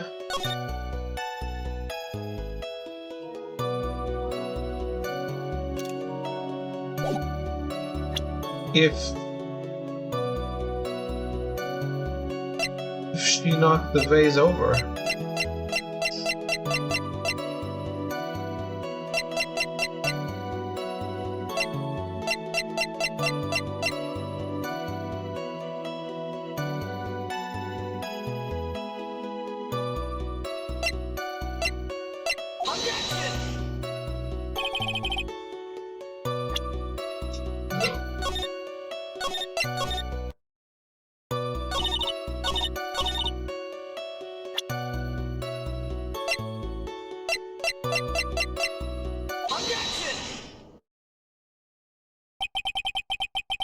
You testify that you knocked the flower vase over, is this correct?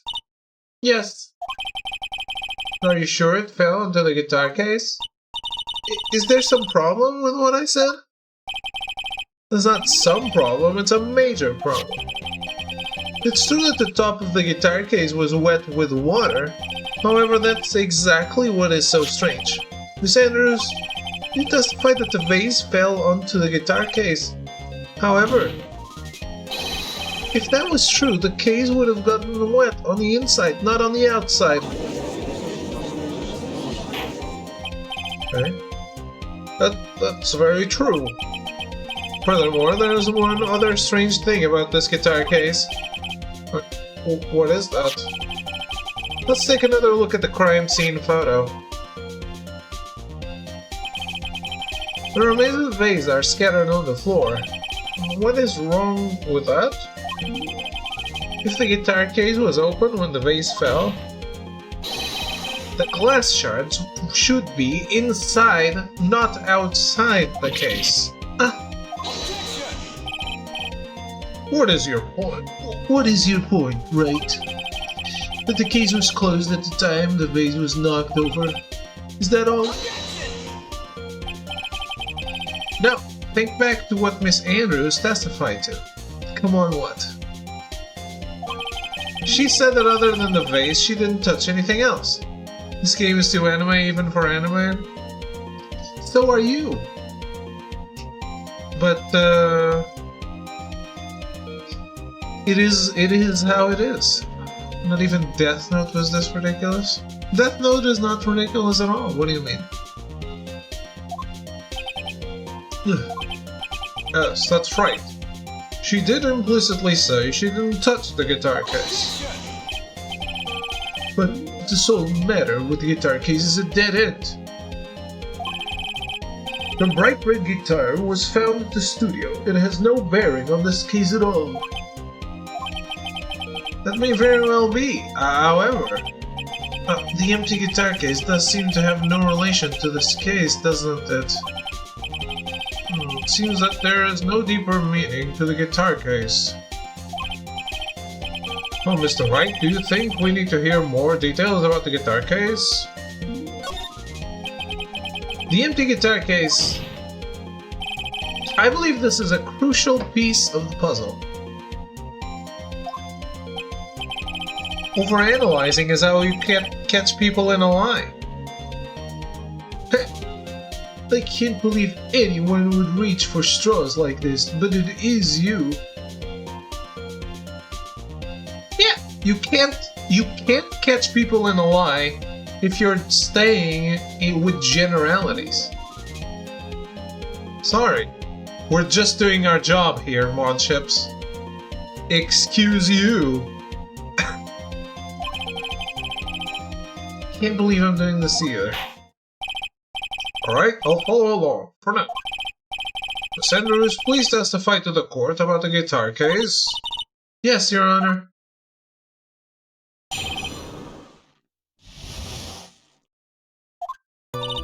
I don't remember too clearly because I was a bit dazed.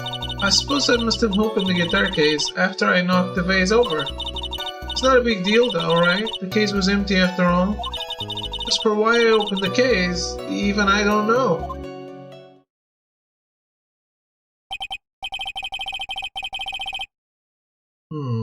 It looks like this really wasn't a very important point. This wastefulness is such a familiar feeling by now that it's almost comforting. Anyway, I'll just go ahead and start the cross-examination. Using any way to change the topic, a convenient escape for a weak man.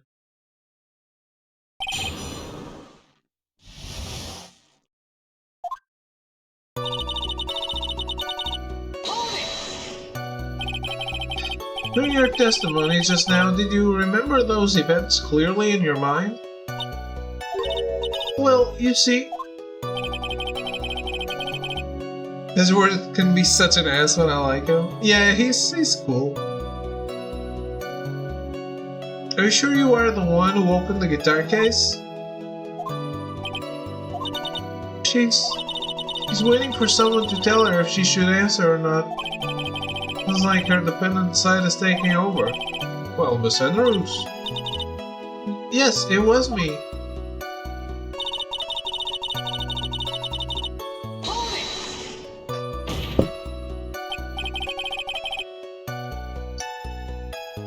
So you opened the guitar case then?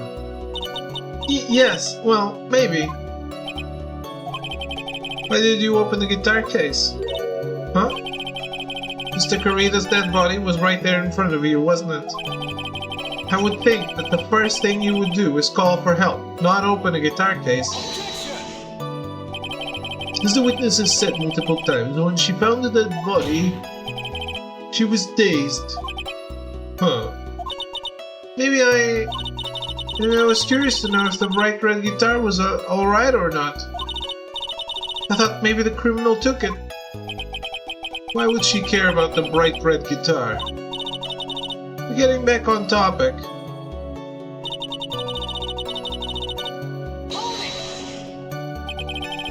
Was it really empty? I was just wondering, maybe when you opened the case, the guitar was still inside.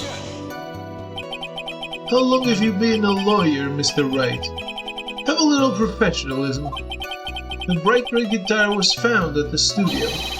These trials would be over in half the time if you would just pay attention. Yes, pay more attention, Mr. Wright. Sorry.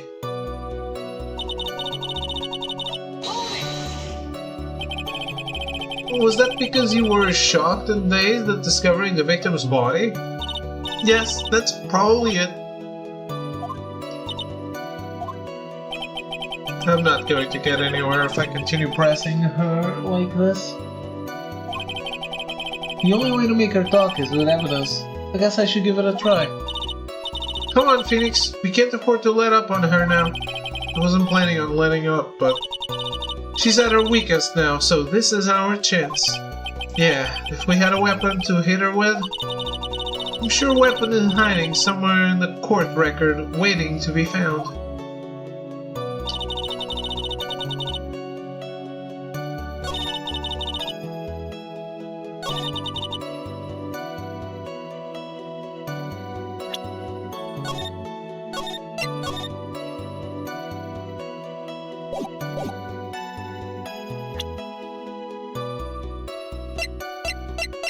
Was the case empty?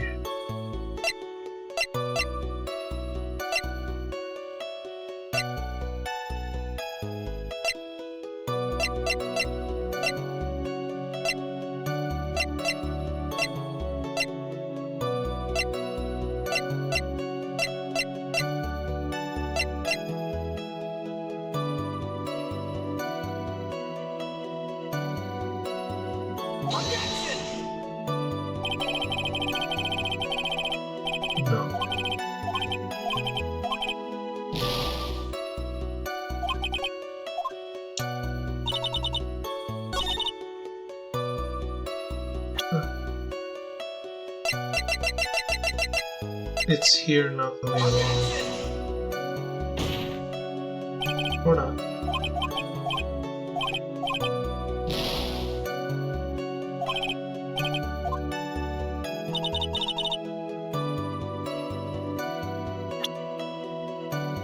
Don't know why you open the case.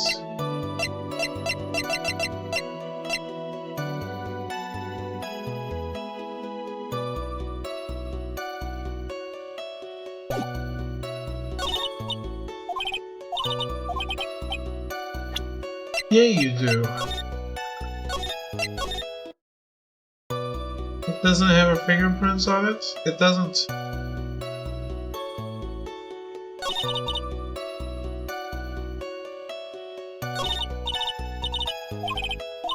That's also a good way to attack it. I'm not sure what statement that would go against, though.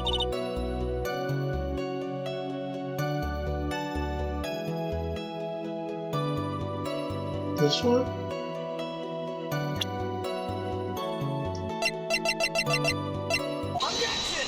Oh, yeah, good. There's no way you were the one who opened the guitar case. Why would you say that? It's elementary, my dear. Elementary. Because the only fingerprints on this guitar case are those of the victim.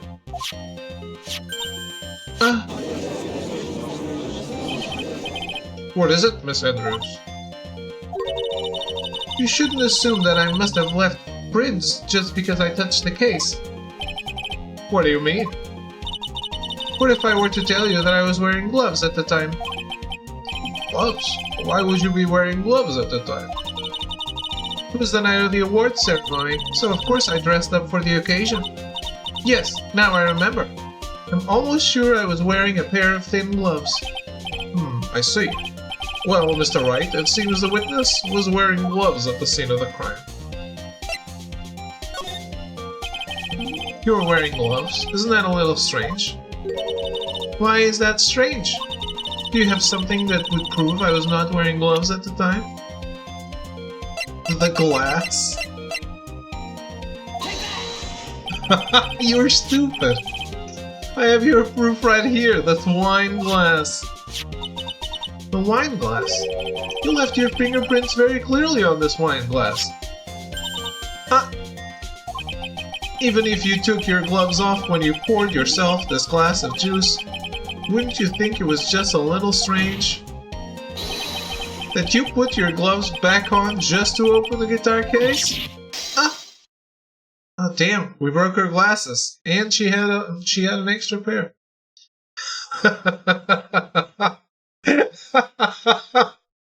Now that's true Ace Attorney right there.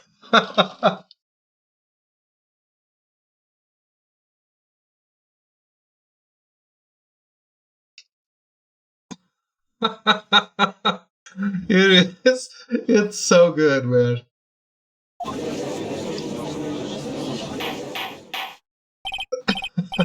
Order, order, order. No, we don't have any perjury here. Looks like you hit the nail on the head this time. Huh? What do you mean? I believe that guitar case plays a very important role here. But it's just an empty case. I wonder if it really was empty, though. But the guitar, the bright red guitar, was at the studio. Phoenix, drop all your presumptions. What was in the guitar case was not the bright red guitar. You don't mean it was a bright white guitar? Wait, that's not right either. I admit it would be unnatural for someone to do that. So the witness was not wearing gloves despite the fact that on the case... Your Honor, this is obviously the defense's usual misdirection tactic at work. Steer the court towards an unrelated topic and lull us all into his misguided... No, Your Honor. Please, recall that Miss Andrews had testified that the vase fell onto the guitar case, which means that the case was closed when the crime took place. However, it is wide open in this photo of the crime scene. I am sure this guitar case has some relation to the murder. If you are so sure, Wright, then I'm sure you can somehow substantiate your outrageous claim, correct? Please enlighten us as to why that guitar case has anything at all to do with this murder.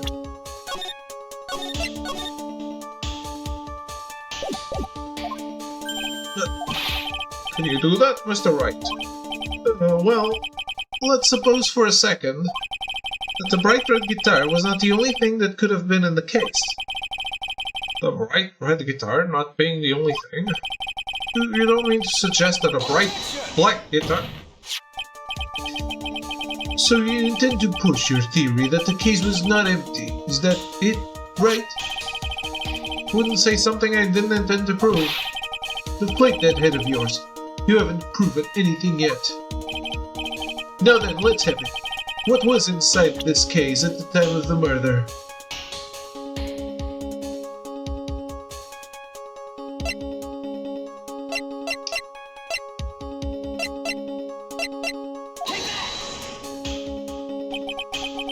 Why would something like that be inside a guitar case, let alone this one?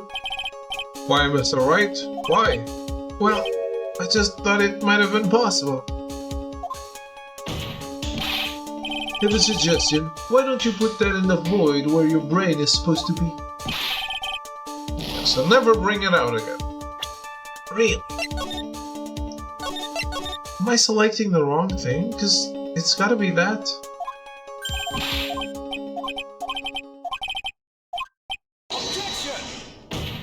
Is there a better way to imply it?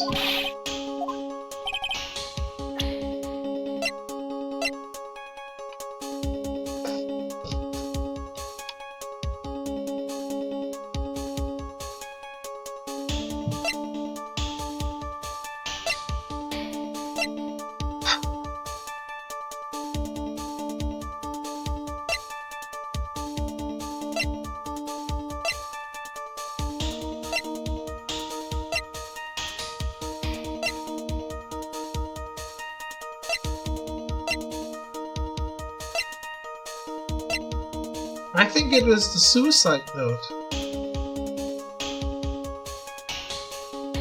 Because he has it and she convinced him to give it to her. But because the tabloids were after them, they couldn't meet in secrecy anymore, so they took this chance to meet. That was my narrative.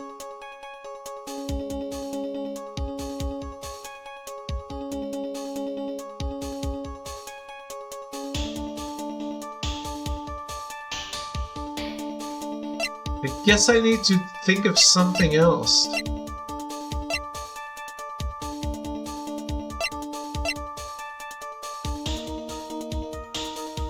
What about hiding the camera in the case? The camera? The camera was found by someone else.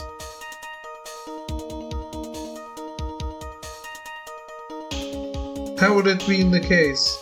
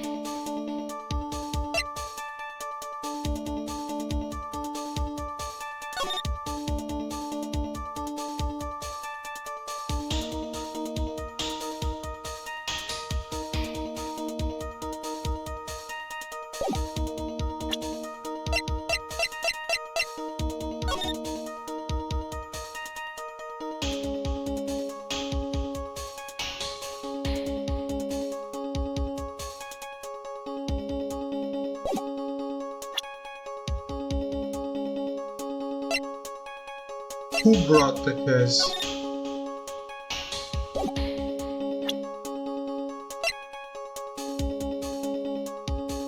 He brought the case.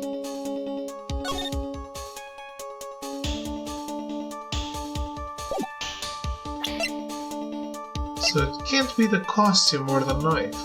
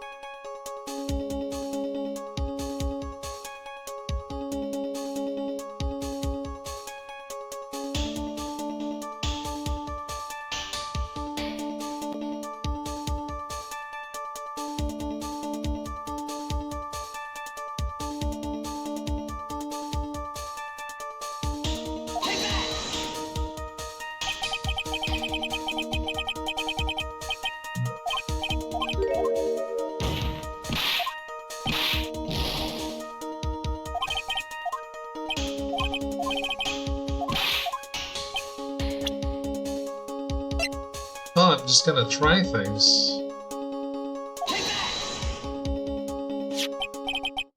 This is a photograph. Yeah, but what is important is what's in that picture, Your Honor. Yeah, but why would it be on his guitar case in this picture? It doesn't take a genius to see what I mean. What I am proposing is, inside the guitar case was the Nickel Samurai, the hero's very own costume. What?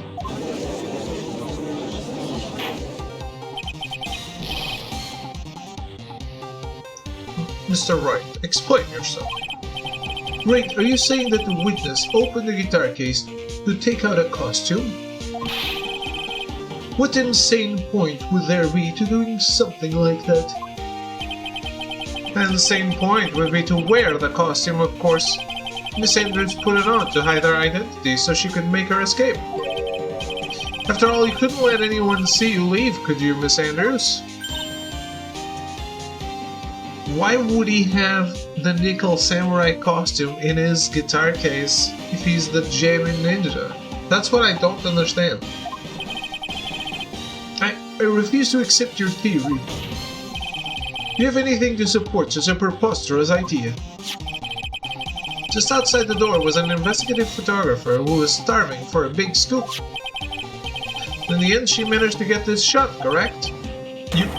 You mean this photo?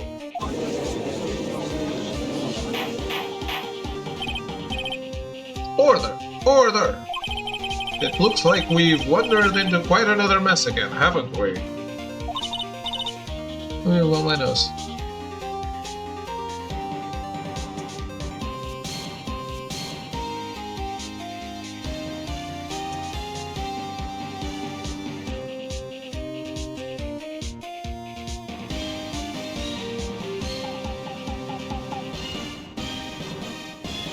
Nice shot, Phoenix. Oh, you know my strategy. Speak first, think later. So the real murderer was hiding inside a costume. Wait 1 second, Your Honor. The Nickel Samurai's costume would have been Mr. Matt Engard's. Why would something of the defendant's be in the victim's room? And inside the guitar case of all places? True. That is a little baffling. Mr. Wright, the court would like to hear your thoughts. What was this Nickel Samurai costume doing inside the guitar case? He was a spare. Mr. Engard did not take his costume off during the break period. In that case, the costume we are talking about was a spare one. What? Then are you saying that on the night of the murder, there were 2 Nickel Samurai costumes at the Gatewater Hotel? Yes, that is what I'm saying. How do you explain the costume that was inside the guitar case? You would mean that the victim himself had brought this spare to the ceremony on purpose. But why?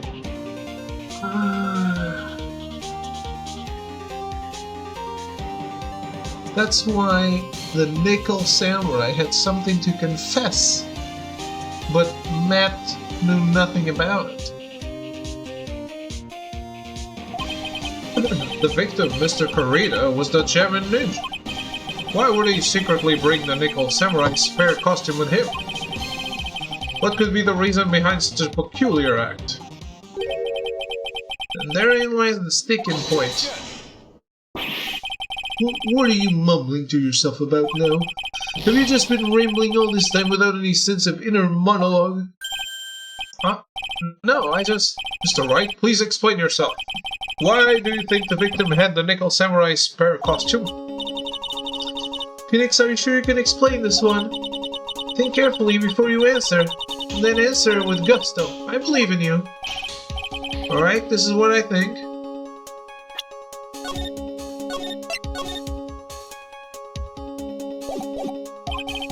The reason the victim brought the Nickel Samurai spare costume to the hotel was...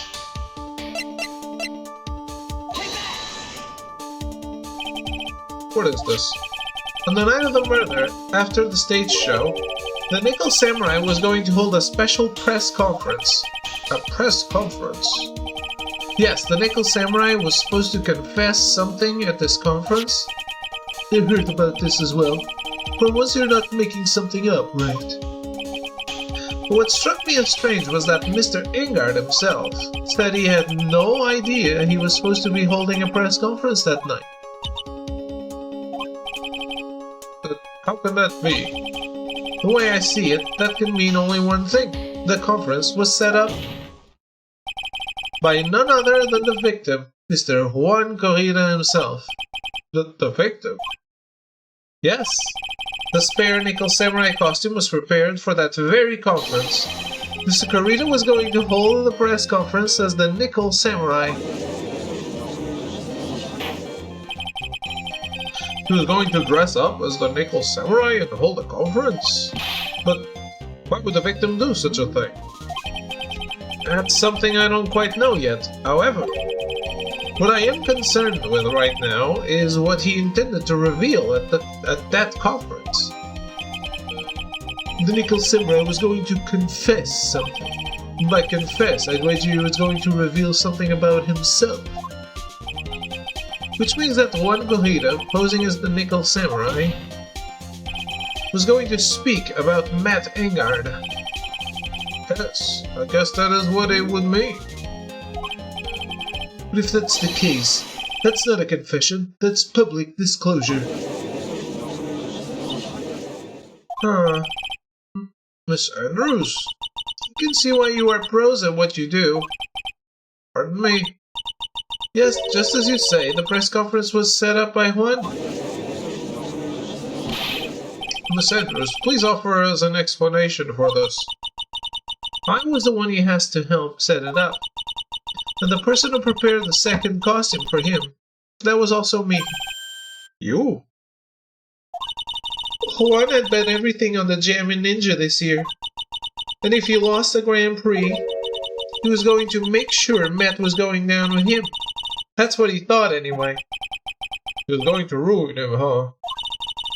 It looked like somehow Juan had in his hands a secret so powerful that it would destroy Matt's acting career had it been revealed.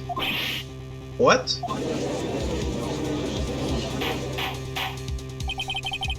And do you know what the secret of Mr. Ingard's is, Miss Andrews? It's something only Juan knew. I don't know what it is. I see. I've probably been coming off quite suspicious to everyone, but that's to be expected. I've been trying to protect Matt, after all. Protect Mr. Engard. Yet again, another strange bit of truth comes to light, it seems. Miss Andrews, if you could please tell us the truth about your behavior. Yes, Your Honor, I understand.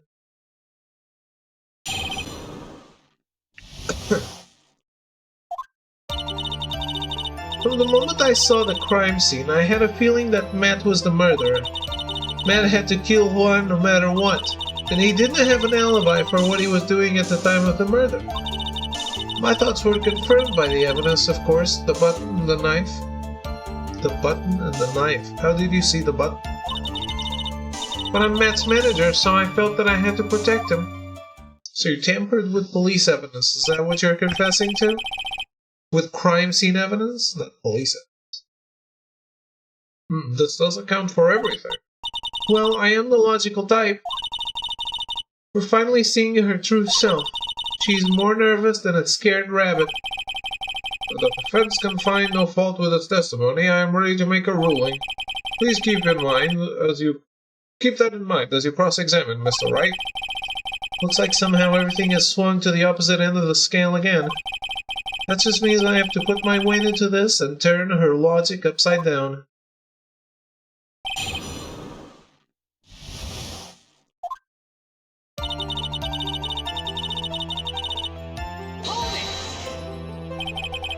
Would you say that was your intuition speaking to you? Don't confuse my methods of reasoning with your own.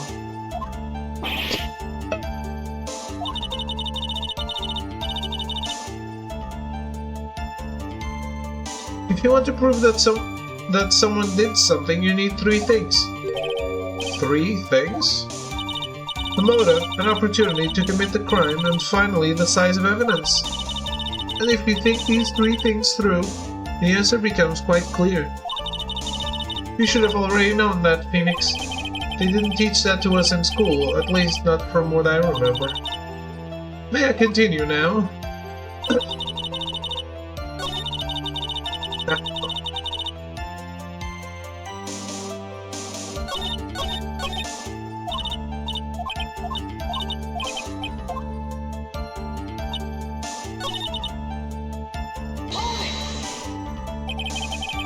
So would you say this need came from the press conference? Yes. Do you know why Juan chose that event and that hotel for the conference? Because that's when he could cause the most damage to the public's beloved Matt Engard. And you knew of this plan, didn't you, Miss Andrews? Yes, because I was the one who set up the conference and prepared the costume. But I'm sure Mr. Engard himself didn't know anything about the press conference. Oh, really? Can you show me any proof that he didn't know about the press conference? Anyway, the important thing here is that this information was not in your testimony. Yes, I agree. Miss Andrews, please correct your testimony if you please. Grasping at straws now, are we, Mr. Wright?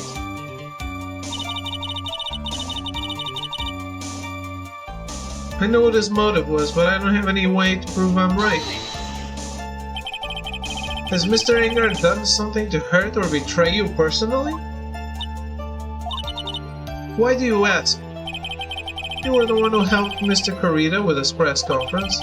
That event was supposed to bring down Mr. Engard, yet you still helped it out. The person on trial right now is Mr. Engard, Wright. But the witness who's thinking helping the victim with his plan is none of our concern. In any case, this means that the defendant had a motive to kill. Why do I keep doing this to myself?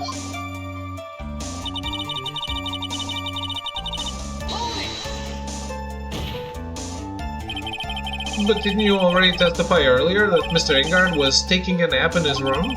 Are you telling me now that that too was a lie so you could cover for Mr. Engard? I'm not telling you anything of the sort.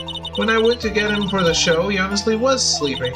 However, as to whether he was sleeping the entire time, that I cannot say. I was too busy setting up the stage at the time.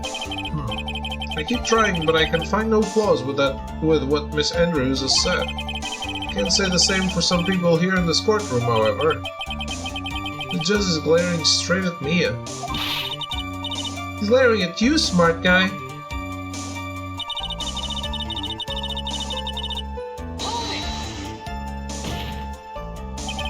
You can hardly call the knife the size of evidence. Fingerprints on the knife could very well be a clever camouflage. What about the button? The button? It's clear from the crime scene that the victim and his murderer fought. And during the fight, the killer ripped the button from the Jamming Ninja's costume. We're talking about this button, correct? That button was found in the pleats of Matt's Akama, isn't that correct? I would think that makes it vary the size of evidence. Looks like you were outfoxed again, Mr. Wright. Anyway, the knife doesn't prove a thing. Please fix your testimony. I can't stand the sight of a man who can't gracefully accept his defeat. Thank goodness Mia can still look at me. With an icy stare, yes. Sanders, for Mr. Wright's sake, please add this information to your testimony.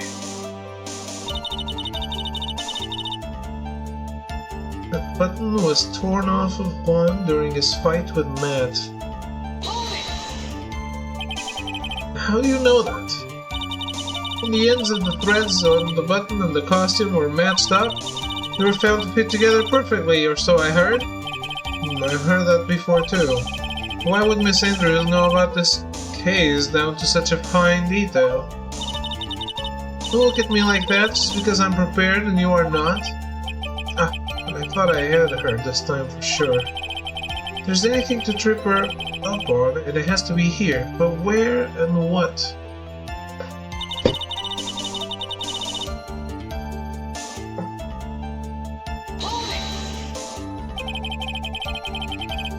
What you really did was stab the guy in the back, didn't you? And at the worst possible time.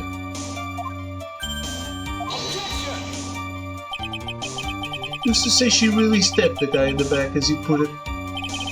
This witness could have disclosed things about Mr. Engard at any time. Why then would she wait until there was a large audience before doing so? That's the same reason why Mr. Corrida planned such an elaborate conference.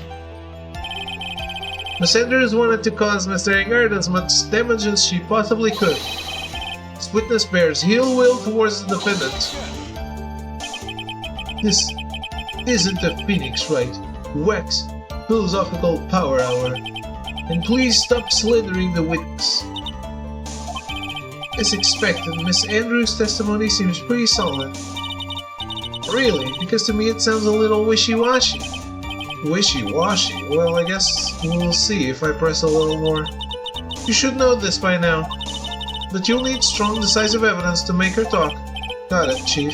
I'm going to pin you down. This time, Miss Andrews.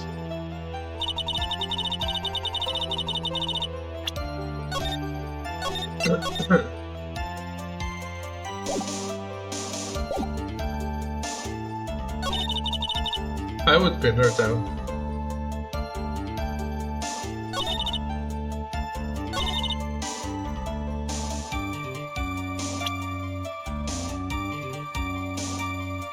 Man, she's not saying the important thing anymore, I think.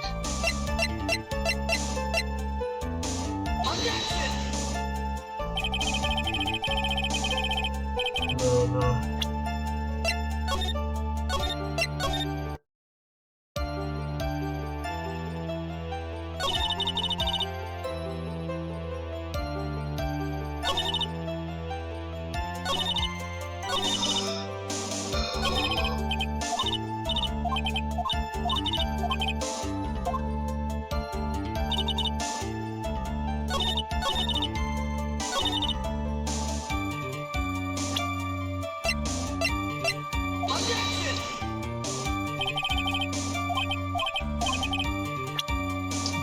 I was going for, you don't see the button in the pants of the photo?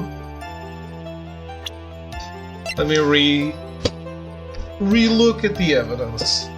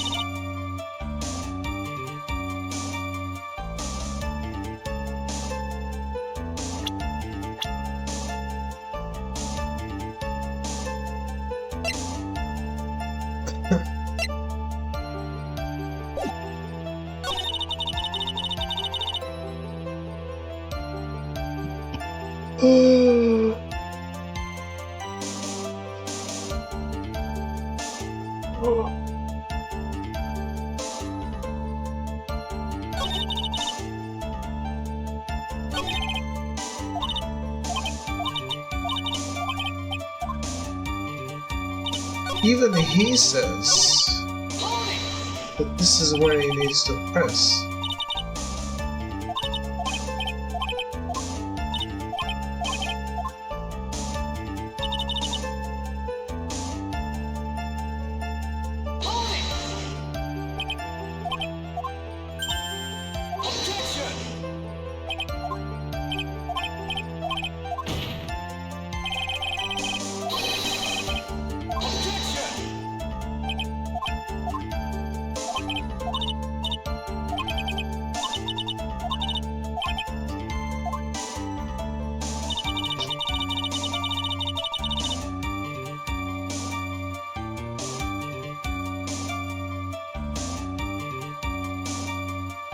I feel like I'm struggling a bit in this game.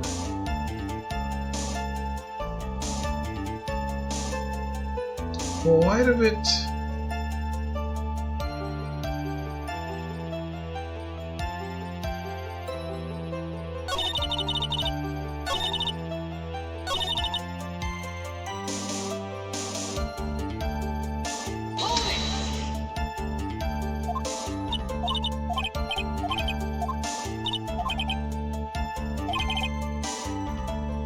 If there's anything to trip her up on, it has to be here, but where and what?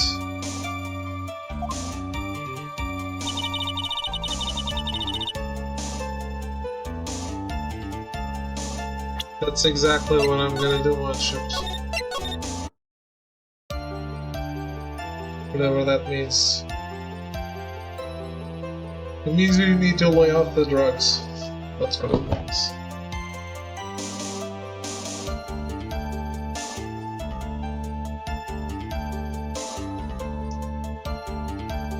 Oh, is that a meme? I don't know this one.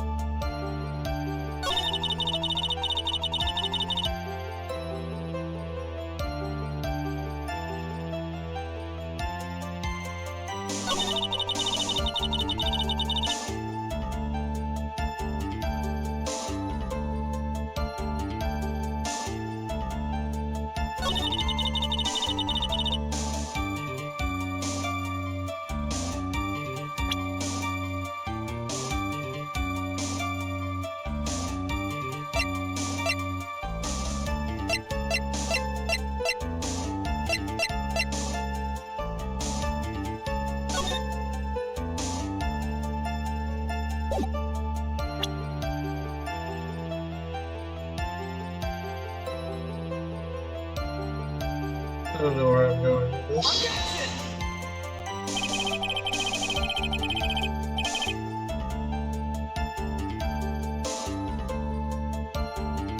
Okay.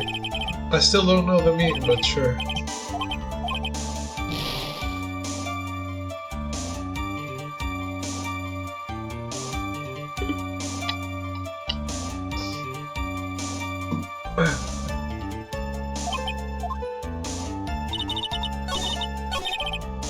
I don't even know what Gen Alpha is.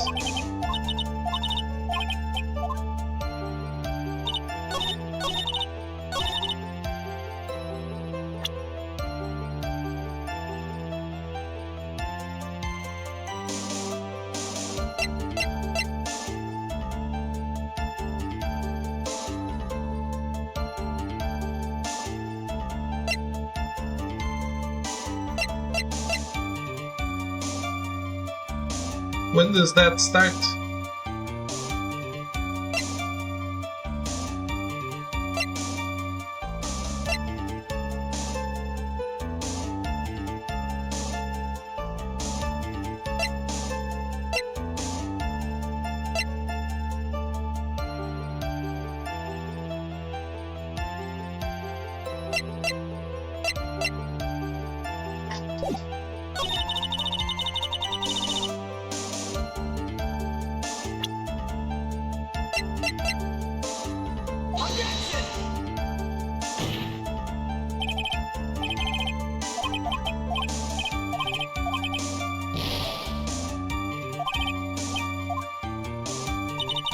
I'm lost again.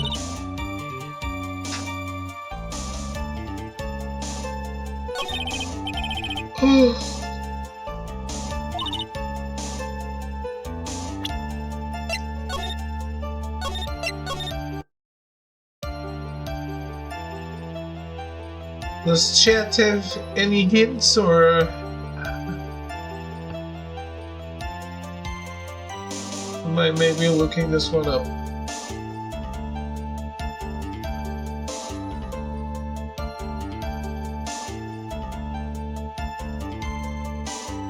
I used the button, but I'm not sure on what.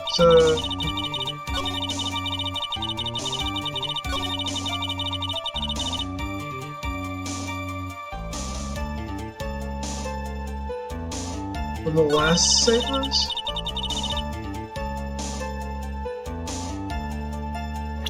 The button here?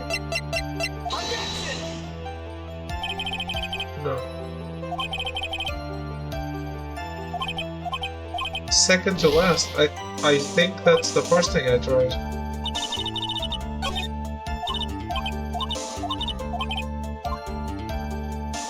I think that's the very first thing I tried.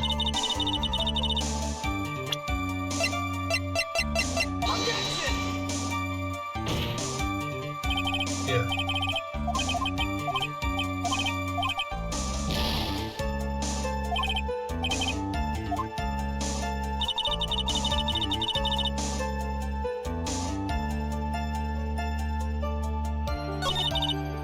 The knife for the second to last.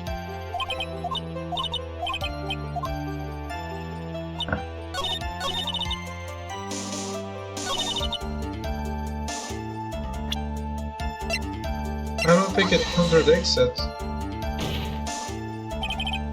No.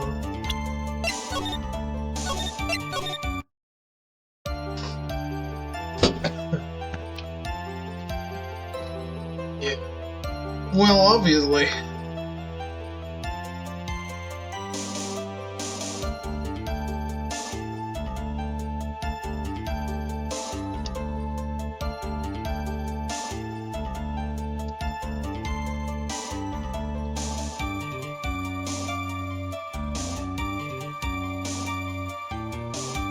New Race games have voice acting? I wouldn't know.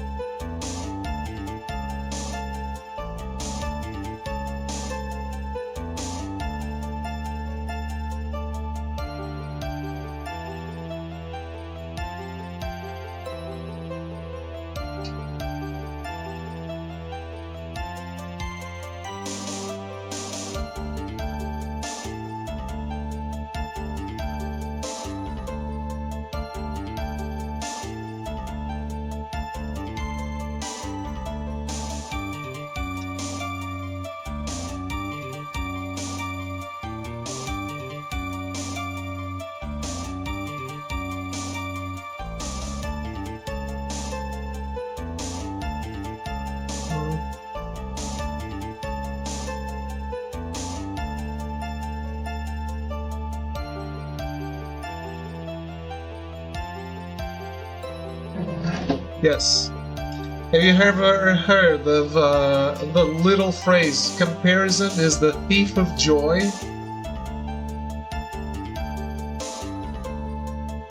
Take it into account.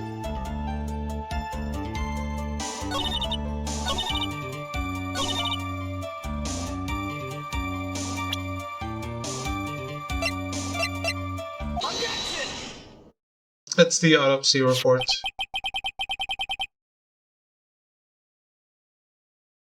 This is the victim's autopsy report. It clearly states that the cause of death was strangulation by a scarf. Strangulation? The knife stab to the victim was done after the victim had already died. And I heard that before, but makes sense.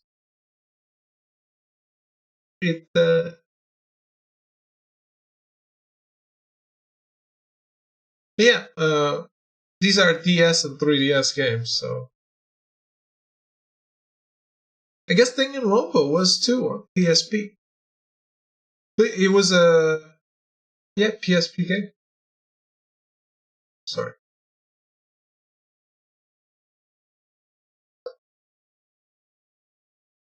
I like that Danganronpa has voices in the trials, but I don't feel the need to be like, oh yeah, you know that this game is much better than that game.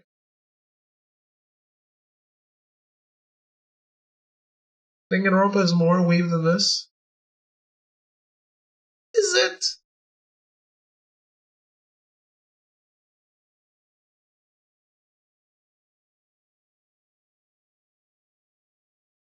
PSP is more Wii U than DS? Absolutely not. I disagree completely.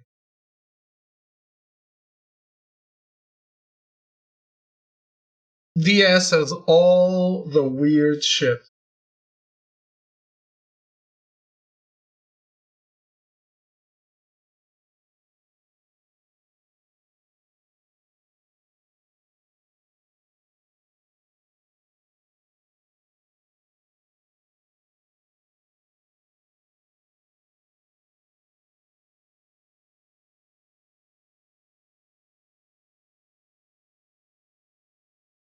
Uh,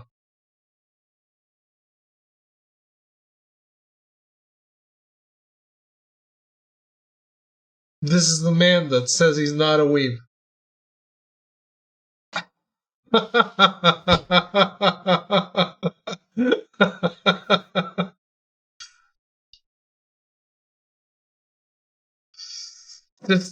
Just presenting proof to the court.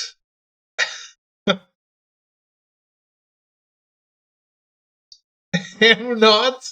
Well, you are not, Anna, but Monships definitely is. The biggest fucking weeb. Now this Twitch chat is a trial. Look, I detected a contradiction, so I presented evidence to the court. What say the judge arrogance?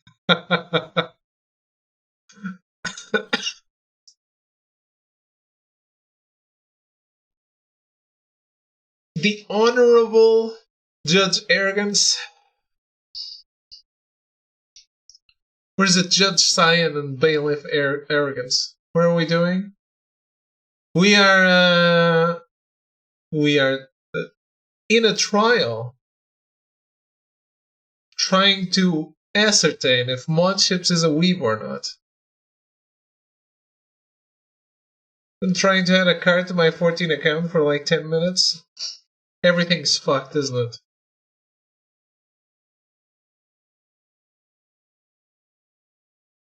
Accusing me of being a weeb? Yes, and evidence was presented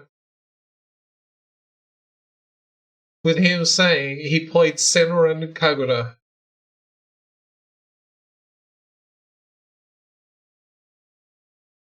There it is. Guilty. Guilty as charged.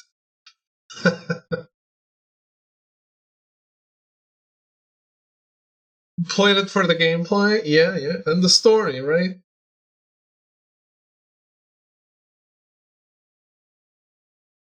Just such a lore-rich world.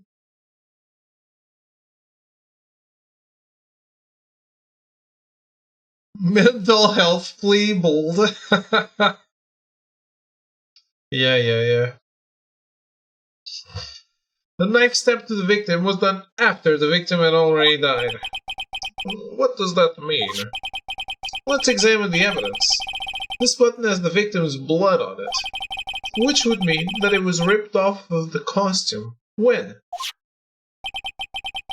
After the knife was stabbed into the victim. Exactly, which means it's impossible that this button was torn off during the victim's final struggle, because the victim was strangled to death in that fight.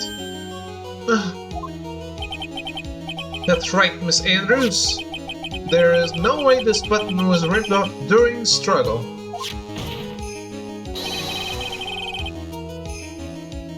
No, why are people now learning again to redeem this? I'm not ready. Monships, look. I'm not being toxic. What's happening here is that you are a fucking weeb. But you're like the self-hating weeb, where everything is an excuse for not being weeb, while you're the weebest of us all. It's like, I bet your phone, when your phone rings, a Japanese song plays. I bet when you go meet your girlfriend, you ask her, please, for the love of God, say ara ara when you do anything. This is you. You're the biggest fucking weeb I have ever met. And you call other people toxic. We all own a Sinner and Kagura game at some point in our lives. Yes.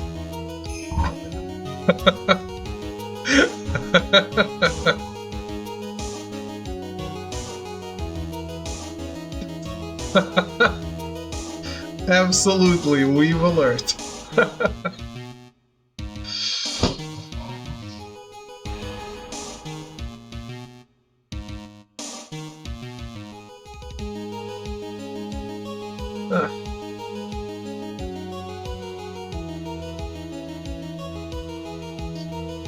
Very good plot. That message is gonna stay there forever.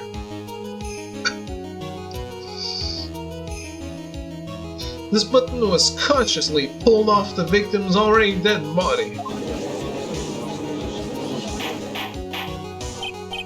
Or, what is the meaning of... What is the meaning of this, Wright? So what if the button was torn off the body after the victim had already died? What does that change? Let me ask you one simple question, Mr. Edgeworth. Why was the button torn off? What purpose did that serve? What purpose? We now know this button was not torn off during the fight. So the murderer took the time and effort to purposely rip this from the victim's body.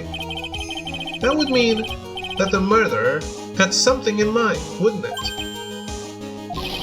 Mr. Wright, does this mean you know what the murderer wanted to do with this button? What was it?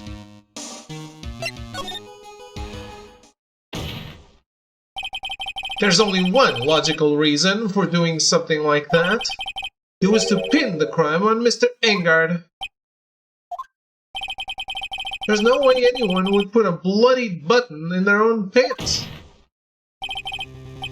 That's right, Mr. Engard was set up by the real killer, of course. And the real murderer is... Well, Mr. Wright, who in the world is the real killer then? Didn't I already tell you that?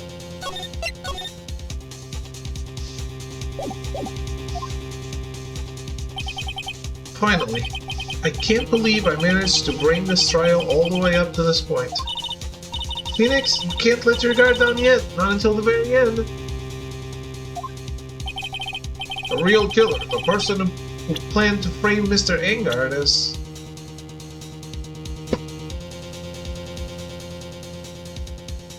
I already told you.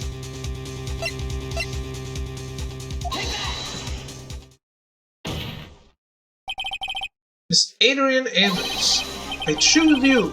You are Mr. Kurita's killer. What? Order. Mr. Wright, this is a very grave matter. Do you have any evidence that supports your charge? Any evidence? All of the evidence points to Miss Andrews. Another pair of broken glasses? I wonder if she has more. Oh, she does. What? How preposterous! You can't stick any of that on me. I can't, can I? Would you care to test me? Then what about this knife? The knife was used to stab the victim after he had already been strangled to death. It was used to throw suspicion onto Mr. Engard, naturally. The knife covered in the defendant's fingerprints could only be taken from his room. And the only one who had dinner with him and knew which knife to take was you. Damn, that's another pair. Then, what about the button that was found in Matt's Hakama? This button was removed from the victim's body after he had already died. The only people who could have done so were the person who found his body or the killer. However, if Mr. Ingard was the real killer, there's no way he would have put such incriminating evidence on his own Akuma. She's just breaking glasses now. The only person who could have put this button onto Mr. Ingard's Akuma is the person who went to wake him from his nap, which is you, yet again, Miss Andrews. I see. What about the empty guitar case? There's also another piece of evidence that incriminates Miss Andrews. That costume was used to hide the real killer's identity as they fled the crime scene. Now, who could have known that there was such a costume inside the guitar case? It could only have been the person who prepared the costume for the victim. And that person is you, Miss Adrian Andrews. No,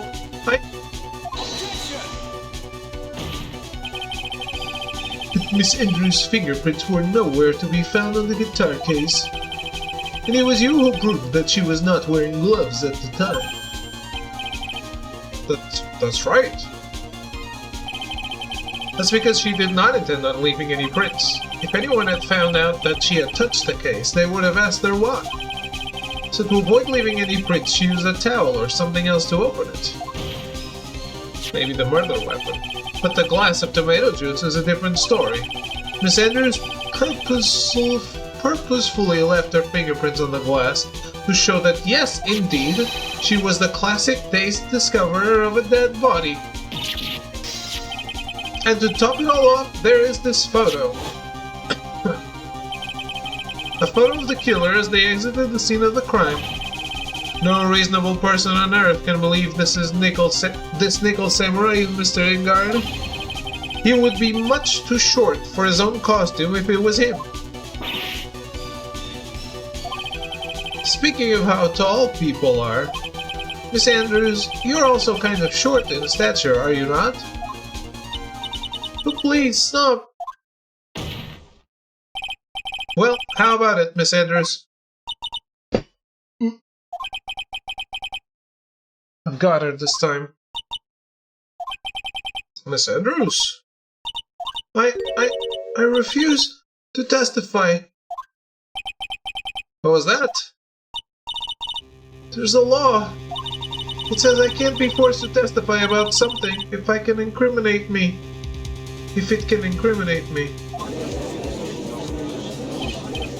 Well, yes. You are absolutely correct, Miss Andrews. The law does provide us with a way to avoid self-incrimination.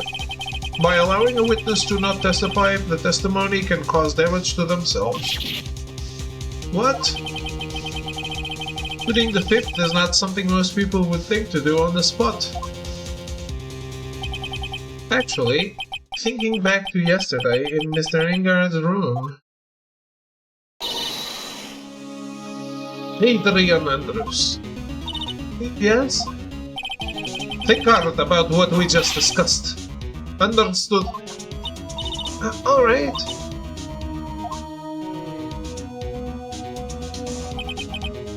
That's it. That's when Francisca planted this idea into her head. She must have told Miss Andrews to not testify if things looked bad. You did a good job proving everything up to this point, Phoenix. But there's still one thing you haven't done. Something I haven't done. What's wrong, Wright? Are you finished already? Run out of evidence? I mean, my client would not be considered guilty after all this, even if she's not considered guilty herself. I think. What's so humorous, Mr. Edgeworth? I'm sure you realize this as well, Your Honor. But everything the good lawyer here has proven up to this point is meaningless. What? Everything you have proven is circumstantial. Well, it's reasonable doubt. Circumstantial? Yes, circumstantial. You have yet to prove a single piece of definitive proof to provide. Proof that Miss Andrews did, in fact, harbor a wish to murder Mr. Kurita. Miss Andrews, did you want to kill Mr. Kurita? I believe this may lead to me incriminating myself, so I will abstain from answering.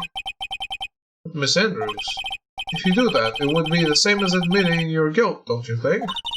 Maybe so, or maybe not. There's nothing to prove it either way. Besides, you don't even know what crime I would be guilty of due to my silence. Oh, she's taking that defiant attitude again. Iya, what should we do? Somehow we've landed in the worst possible situation.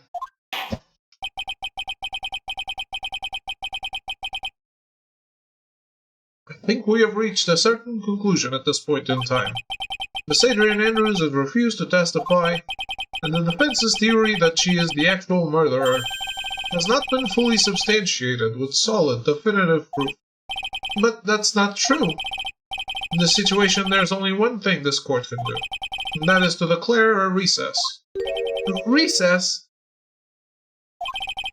I request that both the prosecution and the defense look further into this matter. At tomorrow's trial...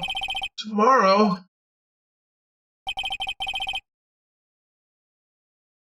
Pleading the fifth is worldwide. This isn't a real court system. It's an amalgam of ideas. We don't have a tomorrow. If we don't get a not guilty verdict today, then... Please wait, Your Honor. That's not necessary. The trial. Please continue the trial. What are you sweating for? Your client is getting one more day to leave, isn't he? That's not it. This isn't about that. Edgeworth, I know you know who the real killer is. Please, let the trial continue. If I don't get the verdict, then Maya... It's impossible to continue as long as the witness refuses to testify.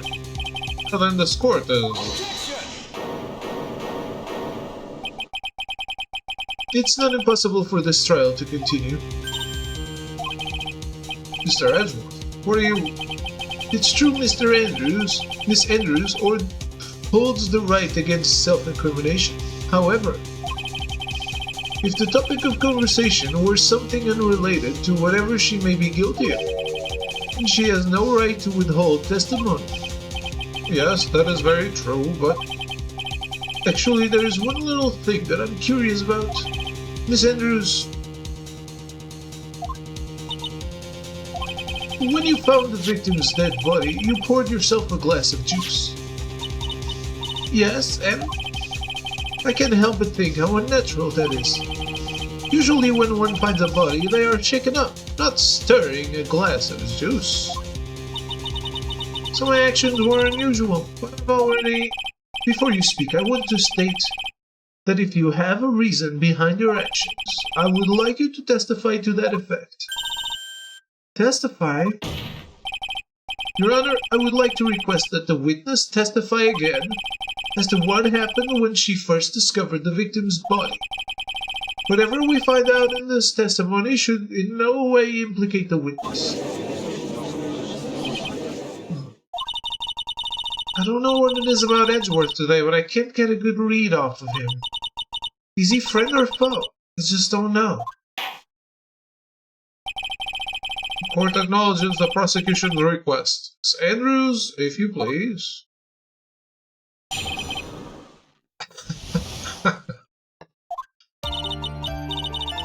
A glass of juice. I didn't really pour it for myself. I was surprised when I walked into the room and saw it in that messy state.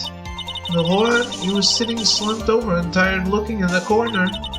When I saw him sitting like that, the thought that he was dead didn't cross my mind. To be honest, I thought he had just fainted or something, so I went to pour him some juice. When I realized that he was dead, that's when I knocked the flower vase over. So you poured that glass of juice for the victim. Why didn't you say so in your earlier testimony? I didn't think I needed to include something so trivial. Phoenix, please be careful here. If you can't find anything wrong with this testimony, then there's nothing left. I know. Edgeworth, what the heck is going on in that brain of yours? Well then, Mr. Wright, you may begin your cross-examination. We need to move on to her possible motive.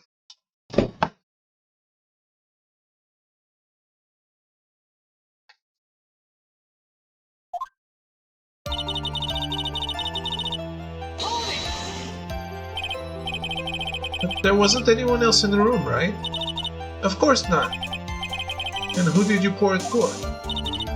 Mr. Wright, there's a rhyme and reason for everything. Can you wait just a little longer for it to be revealed to you? In other words, Wright, be quiet and listen. Precisely. I couldn't have said it better myself.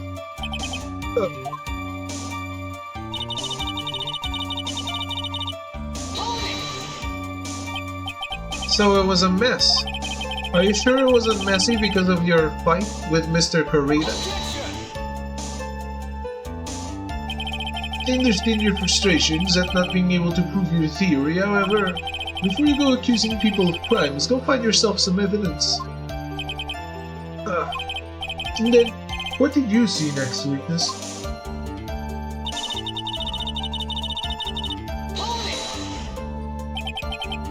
Slumped over. Yes, he was just sitting there with his head tilted forward, eyes closed. He really looked like he was sleeping. Is it just me, or did that right there sound a little odd?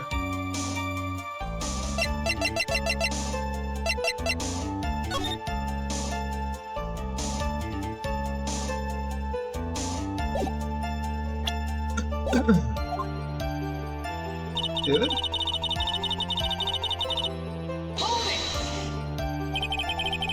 And what did cross your mind?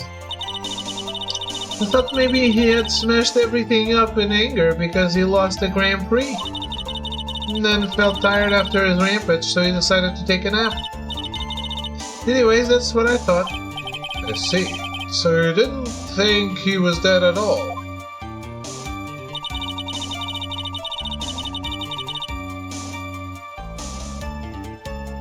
Aren't you supposed to make me believe that there was a knife already in him? I thought he fainted. I thought he was asleep at first. But then the room was in such a messy state. I thought maybe he had gotten into a fight with someone. That's when he went to pour the glass of juice. Yes, he always had a hard time waking up, so Juan always has a glass of tomato juice to drink. I see.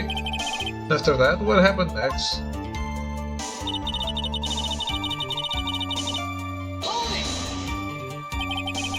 How did you come to realize that he was in fact dead? I shook him over and over, but it never got a response, so I set the glass down on the dresser and tried to take his pulse. I was shocked and staggered backward. He knocked the flower vase over, so that's what happened. Yes. So no knife. The knife didn't give it away. This is what it all comes down to. Huh? This is the absolute end for both sides, and Adrian is letting your guard down. Phoenix, now is our best chance yet to kill the prosecution's case. Is that a bit harsh? Miss Andrews? Who tells the truth this time?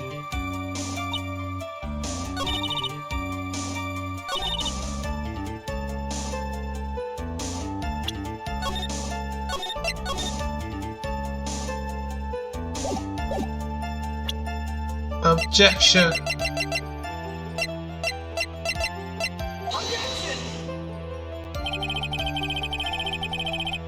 No?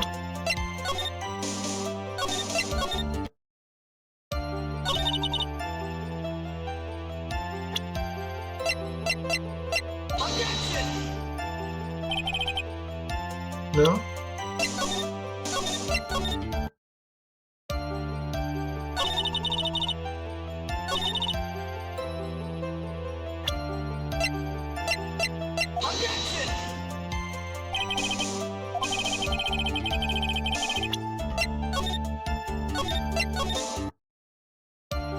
Gamer.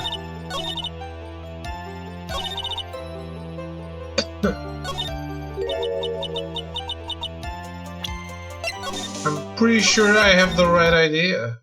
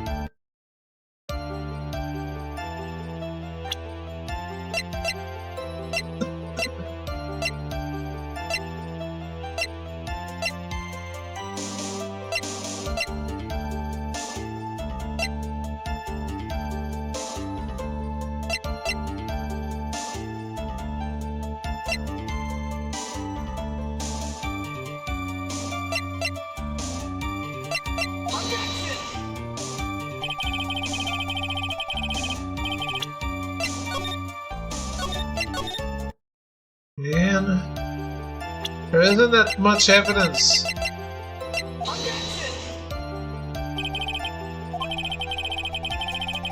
God damn it.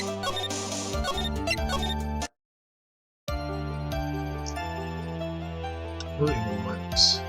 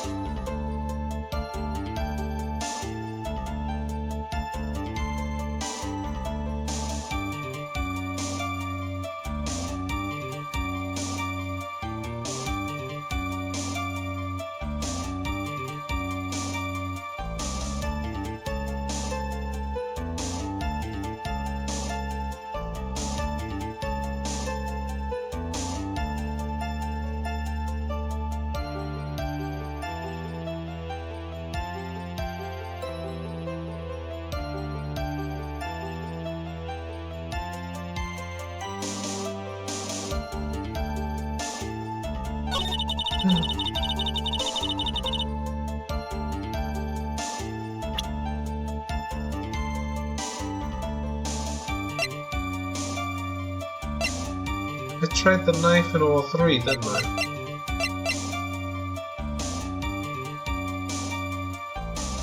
I don't know.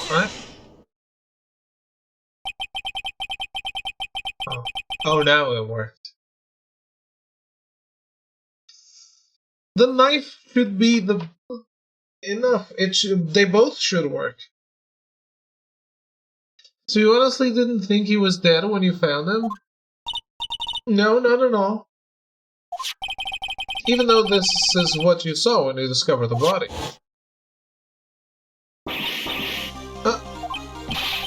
What is the meaning of this? Isn't it obvious, Your Honor? There's a knife sticking straight out of Mr. Carita's chest. Anyone who saw the scene would have immediately thought that here was a dead man. Well, you see, I doubt a single person in the world would mistake this for someone who fainted, and then so nonchalantly go pour something to drink. Your point is, Miss Andrews, your testimony just now, it was all one giant lie. Your lie has proven one thing very clearly, that you are the real killer. No.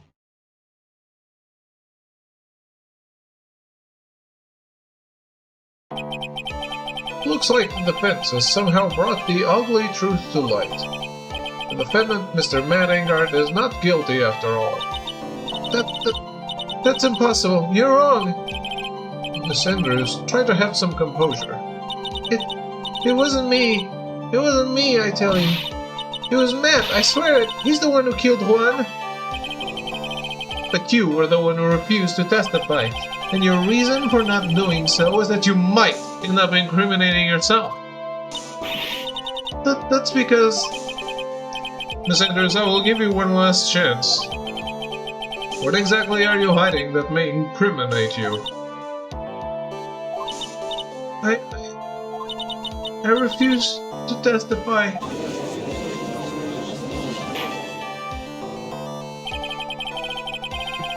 There is no need for this court to continue any further.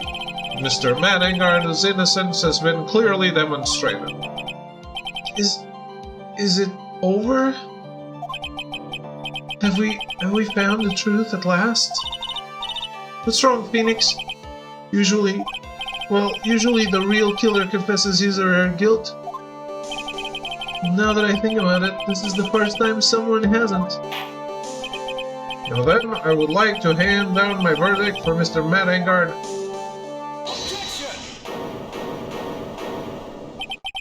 Your Honor, the prosecution feels that it would be premature to pass down a verdict at this time.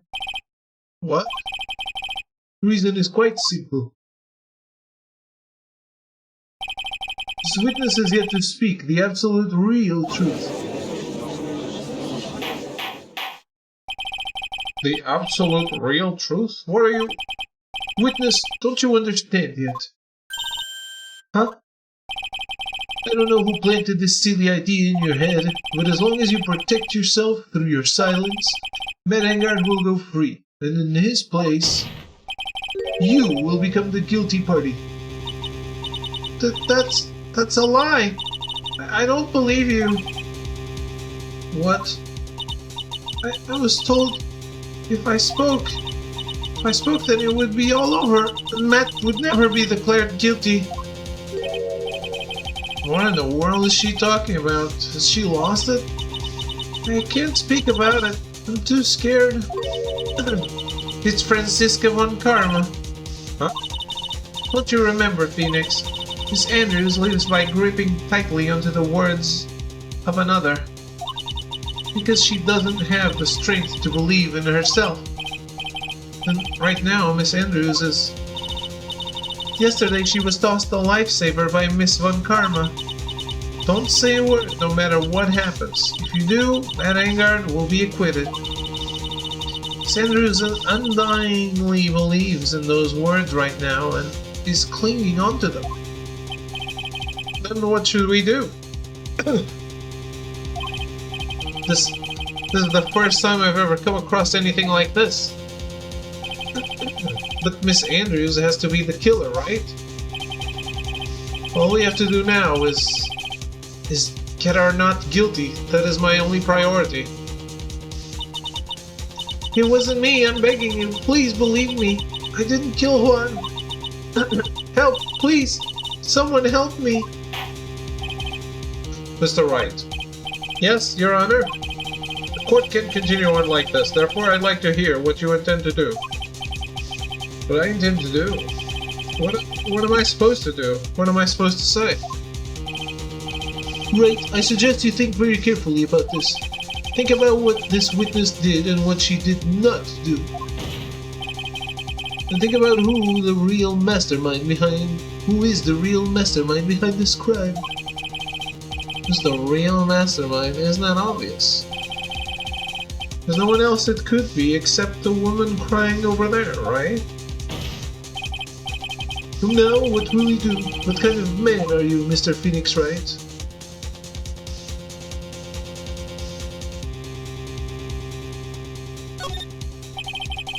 No matter what she says, Miss Andrews is the only person it could be. Not to mention, I don't have a choice. I have to win a complete acquittal today. Your Honor, the defense believes there is enough evidence to substantiate our claim. Therefore, we motion that this court passes a verdict of not guilty as soon as possible.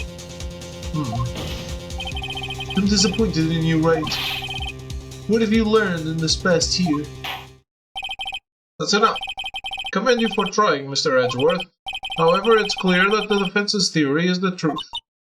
You're wrong.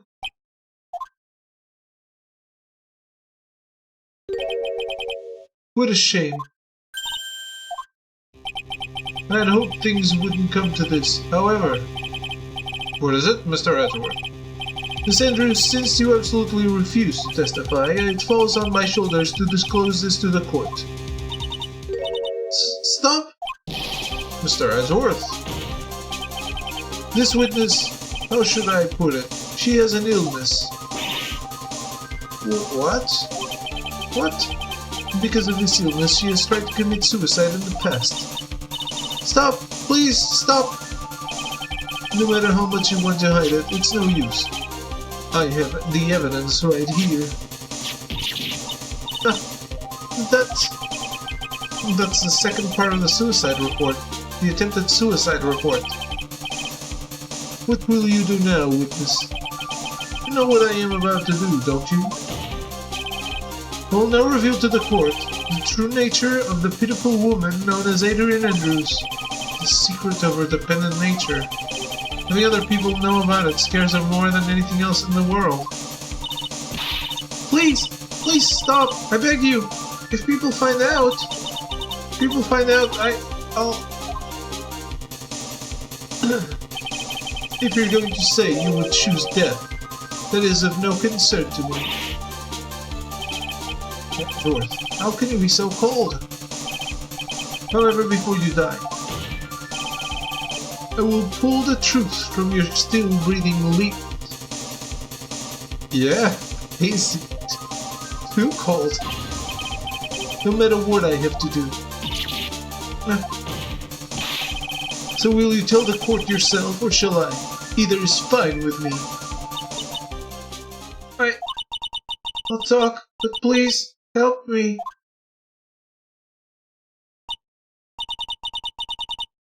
Nothing matters anymore.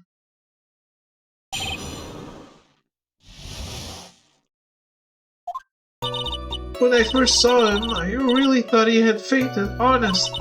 When I realized he was dead, that's when I formulated my plan. Once I made sure there was no one in the hallway, I made a dash back to Matt's room. And then I stabbed Juan's dead body with a knife and ripped off the button. Just when I finished and was returning to Matt's room, I had a bit of an inconvenience. That's why I ended up using the nickel samurai costume. Stab the body with a knife? Why would you do that? Isn't it obvious? You pin the blame on a certain person. A certain cowardly man. What do you mean by all of this? It might take this court a little while to understand, but this is the truth. The real killer is Matt. That scumbag of a man. I'll never forgive him. He's trying to escape his guilt again, just like last time. Last time? So Miss Andrews stabbed the victim, Juan Corrida, in the chest with a knife. However, she didn't do it with murder in mind. She did it with the intent of framing Matt Engard for the murder. And this is her crime. So we still get a not guilty. Who cares? What? How is this possible? I mean, wasn't Miss Andrews supposed to be the real murderer? So Wright, please get over your shock and commence the cross-examination. The real killer is the killer. As the name implies.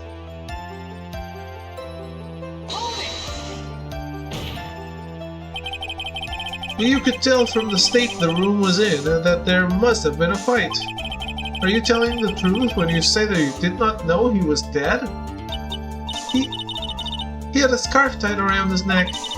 That scarf is a part of the Jammin' Ninja's costume, so I didn't think anything about it was strange. His head was also tilted down a bit, so I couldn't see his face that well. That's why I thought I'd wake him up and went to pour the juice.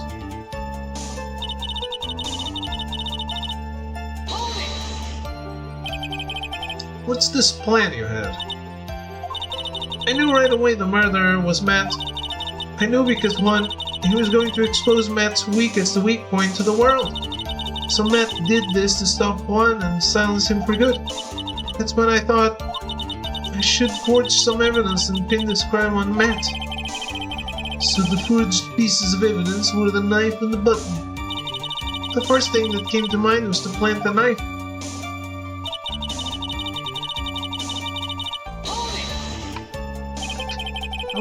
So you could get the knife, correct? The knife Matt used at dinner had his fingerprints all over it. I thought if I used that, then the police would certainly turn their eyes towards him.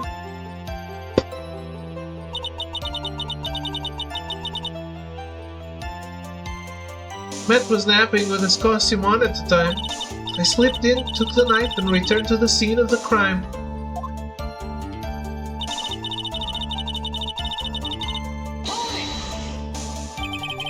So you were the one to stab the victim with that knife. It gives me goosebumps to think about it now. What a horrible thing I did. But at the time, I couldn't control my own body. It moved on its own.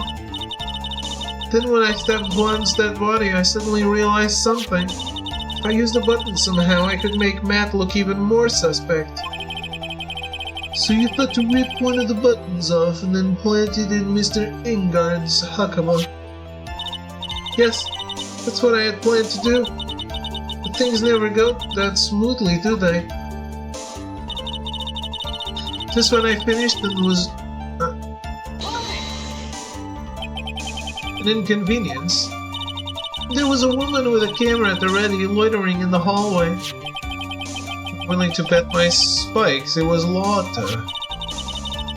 There was also a woman with a ray gun at the ready pacing back and forth. That's Miss Oldbag for you. I had already been caught and made into a big scoop for a certain weekly tabloid once, so I couldn't very well go out looking like myself and get caught again.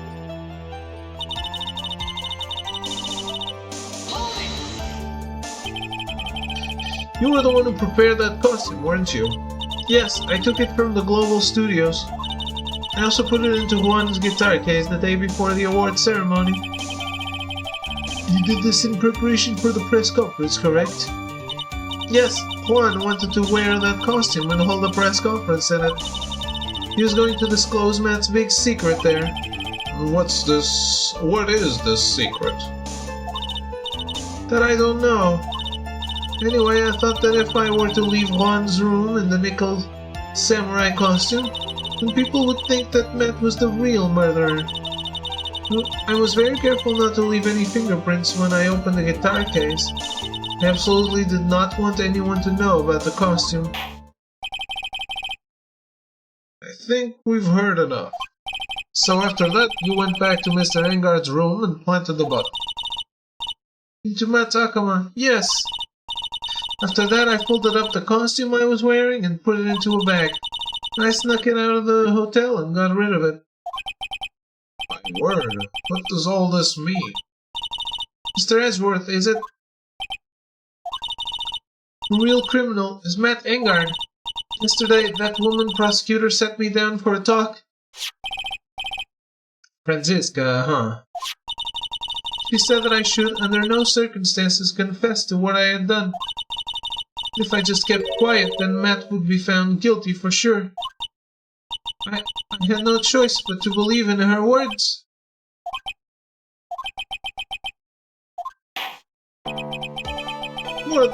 What this witness has done is clearly unlawful. However, as long as her testimony stands, we can be certain she is not the real killer.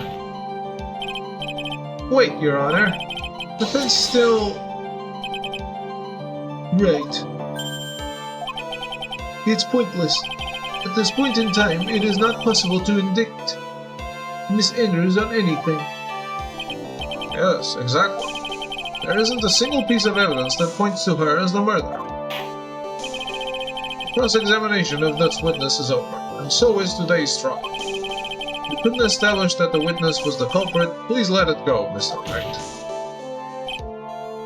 But... Mr. Edgeworth, please place Miss Andrews under arrest for further questioning. Understood, Your Honor. The prosecution will arrange for her detention immediately. That is all. Court is adjourned for today. Well, shit.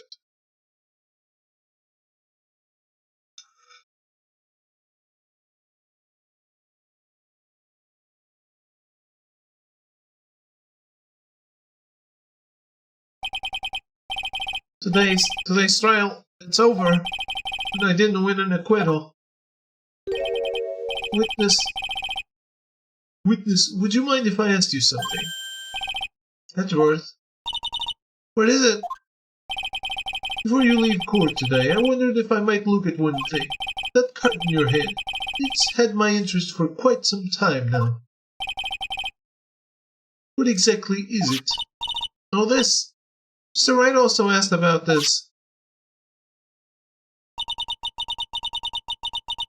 Although I didn't remember at the time you asked me about it, Mr. Wright, I remember just now. I found this in the room on that day.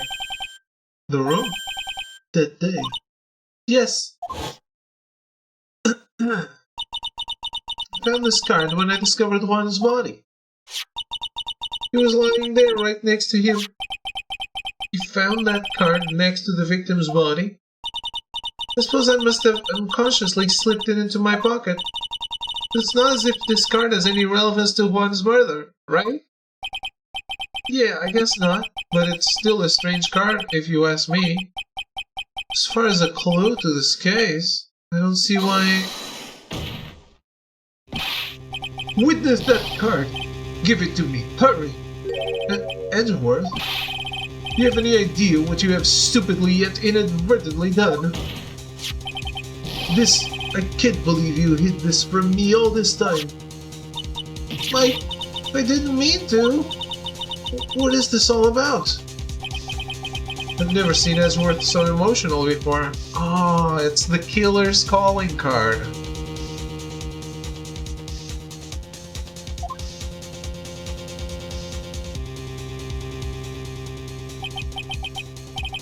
That card, what in the world is it? And what does it mean?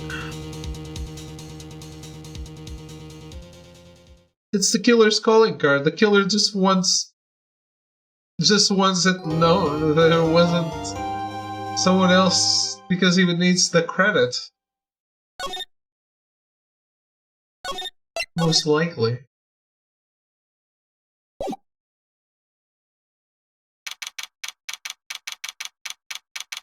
Wright and co-law officers. Mystic Maya, Mystic Maya. There, Pearls. I can't take it anymore. Ah. Look, it'll be alright. Everything may still work out. Huh? The condition was that we had to get a not guilty verdict. And so far, the kidnapper has kept his words and hasn't hurt Maya. He won't, because Mr. Engard hasn't been given a guilty sentence yet. Cheer up. We don't have time to stand around crying. We have to get going. You're right. Mystic Maya is in much more pain than I am. Yes, that's right. So... Hey, you guys. Glad I caught you, pal. Mr. Scruffy Detective. Oh boy, it looks like Detective Gumshoe has been dubbed Mr. Scruffy Detective in Pearl's book now. Just plain old Mr. Dick Gumshoe now, and I came to talk to you, pal. We're kind of busy right now.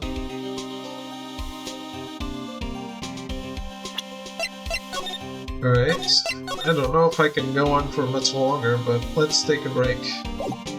We'll find out.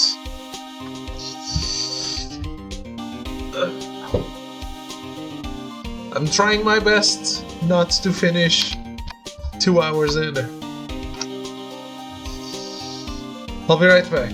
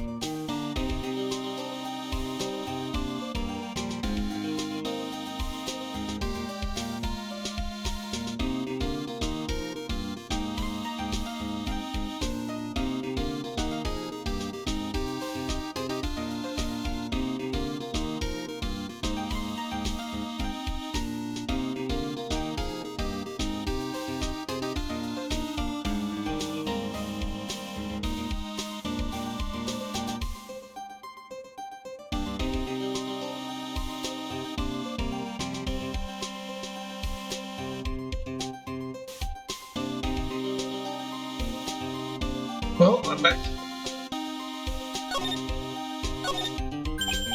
Hey, it's swelling a little. I'll give it some delicious water, pal. No, it's okay. I already did that. Watering can. Where are you, Mr. Watering Can? You just called a watering can, mister?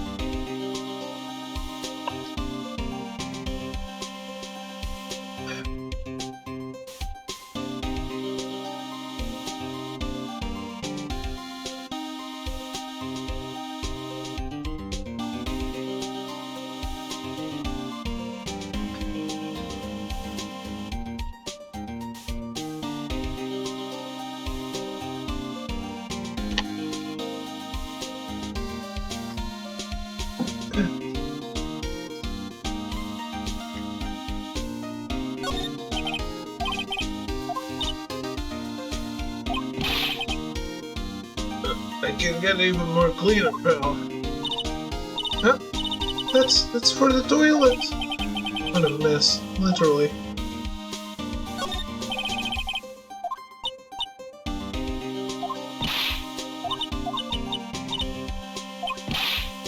I can read an 8 I'm tall, pal. Please stop competing with an 80-year-old. It's disturbing.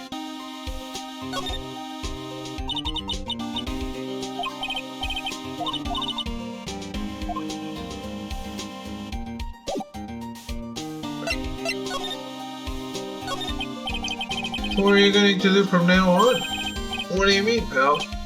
Well, you've been fired, right? So do you have a new job lined up yet? Oh, what am I supposed to do now, pal? I don't have anything coming in at all until my next payday. What are you talking about?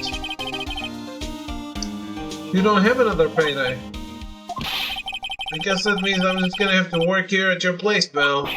Say what? You're searching for things that will prove Mr. Ingard's innocence all day, right? Well, yeah. So yeah, I'm gonna help you, pal. I've got lots of experience in investigating and watching over people's places.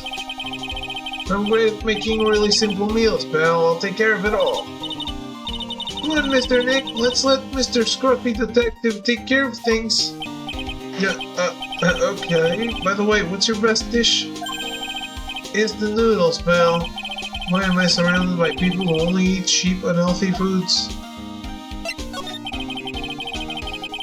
That was the first time I've ever seen Mr. Edgeworth act like that. I thought he'd say something like he didn't care if Miss Andrews killed herself. He said that? That's horrible. But because of him doing that, we got the truth finally. The truth. Sanders' last testimony. I wonder if that was the truth. I'll give it that there was nothing strange in her testimony itself. But I still think there's something fundamentally wrong with the whole thing. You mean about that thing, pal? Why would she want to... No, I mean, almost need to frame Mr. Ingard? I couldn't figure that out from anything she said at all day. And you're saying that testimony was a lie? Not a lie per se, it just feels like there's more here than meets the eye. But that's what Edgeworth would like us to believe. That's such a dirty trick! Even that woman prosecutor was better than that. Franziska von Karma. Speaking of Miss von Karma, do you have any more information on her condition? Wasn't she shot this morning? Miss von Karma was shot today on the way to the trial by a pistol, pal. She's going to be fine, right? I mean, Edgeworth said she was in stable condition, but... Well, she was shot in the shoulder, so she's okay. Still hanging in there. You should be done taking the bullet out, so she's probably resting at the hospital. Which one? What? Are you going to visit her, pal? No. Well, I was kind of thinking about it. Hey, you've actually got a heart, don't you? You look like she was being tortured to death, not being able to go to the trial today. So maybe it would be good for her if you went and let her whip you for a bit, pal. Let's go let her whip us, Mr. Nick. No, I'm definitely not going. I mean, she can whip me anytime she wants. Let's see, the name of the hospital. Oh yeah, the Haughty Clinic. That name sends a chill down my spine. Well, I guess it can't hurt to stop by and say hi. Say hi? People are jealous of my roguishly cool detective look, pal. It's because of this look that I passed the detective's test, you know. Well, you know people can't coast through life on their looks alone, pal. Yeah, you can't count on your looks alone. Wow, I learned something new today.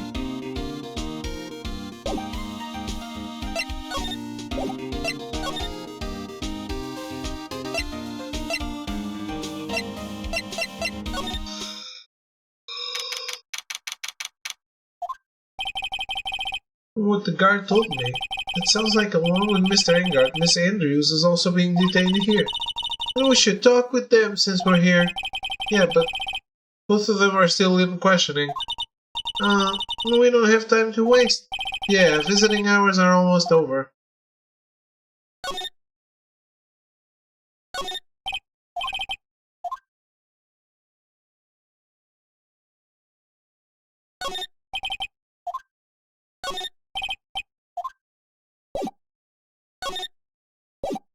Oh, oof.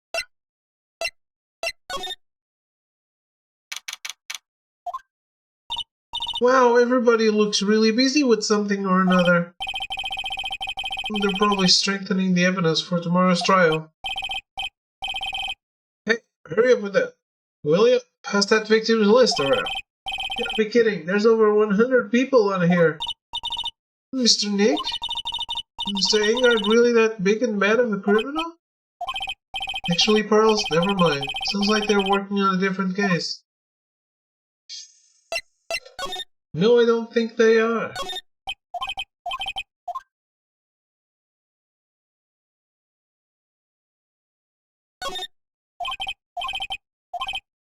Weird that it's just a guy that doesn't want them to take his credit. I guess if he's a hired killer, he needs to take credit so he gets paid.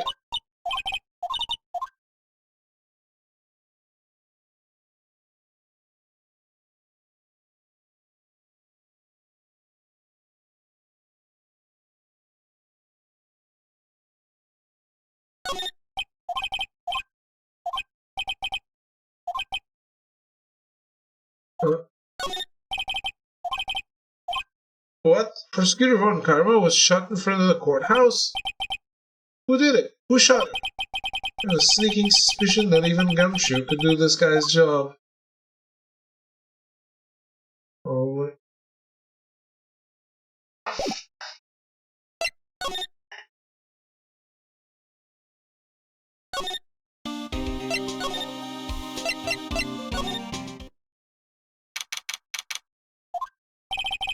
Never thought I'd ever come back to this place.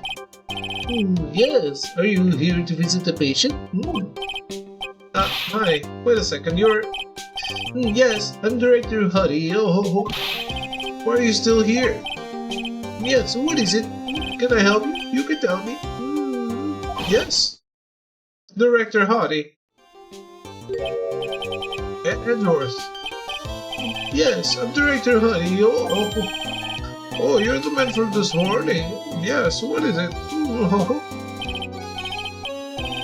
Director, Franziska. How is Franziska Von Karma? You don't need to worry. Yes, she's, because you see, I'm personally taking good care of her. Yes. Yes, and that surgery went well. You have my gratitude. Looks like Edgeworth doesn't know about this director and this secret. She looks so pitiful, absolutely terrified. Yes, I understand. Yes, our opponent was a gun after all. when I stuck up on her real secret like, she would scream really loud. Yes. I see. But she's really cute too. When I do that, she'd whip me with her whip. Oh. Boy, did I cry like a baby. Yes, but I think I could get used to it.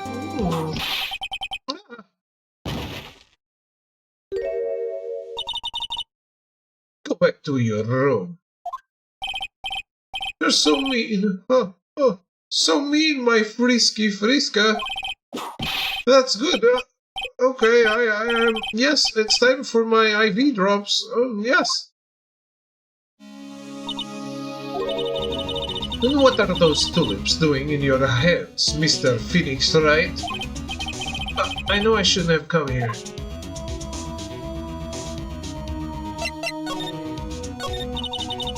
I was shot in front of the courthouse in my right shoulder. But it's no big deal. This sort of thing happens all the time. I even had full intentions of running the trial this morning. But that would have been too much for you. There's no need to act tough in front of us, you know. Regardless, I was dragged here by that man over there. He was so unyielding, one has to wonder if he was simply interested in stealing my case. It was the only logical course of action, given the bullet was still lodged in your shoulder. But by taking over the case, I found myself having to clean up after you, and that irresponsible deal you made. I think I know what deal he's referring to. Miss Von Karma, you made a deal with Miss Andrews yesterday, didn't you? I don't know what you mean. In order to make sure you got your guilty verdict on Mr. Engard, you told Miss Andrews to not testify in court today. I don't know what you're talking about. Do you have proof that I made such a deal? You're denying it? Looks like you were lucky, Mr. Phoenix, right? If I had been in court today, this trial would already be over. All while hiding Miss Andrews' own crime? That isn't my problem. Whether she tampered with the evidence or not, I've only one objective, to find Engard guilty of murder. The end justifies the means, Mr. Phoenix, right? The end justifies the means. Von Karma, Adrian Andrews believed you when you said, if you don't tell me the truth of what really happened, then Engard will be found guilty. What does that have to do with me? Because that she is now in danger of being found guilty herself. All because she believed in your words until the very end. That still has nothing to do with me. She's just a weak person, that's all. You had to know she was... Ow! I think visiting hours here are about over. So if you'll excuse me. What's wrong? Why did she suddenly cut you off? Probably because she thinks I had the advantage in that argument. Edgeworth.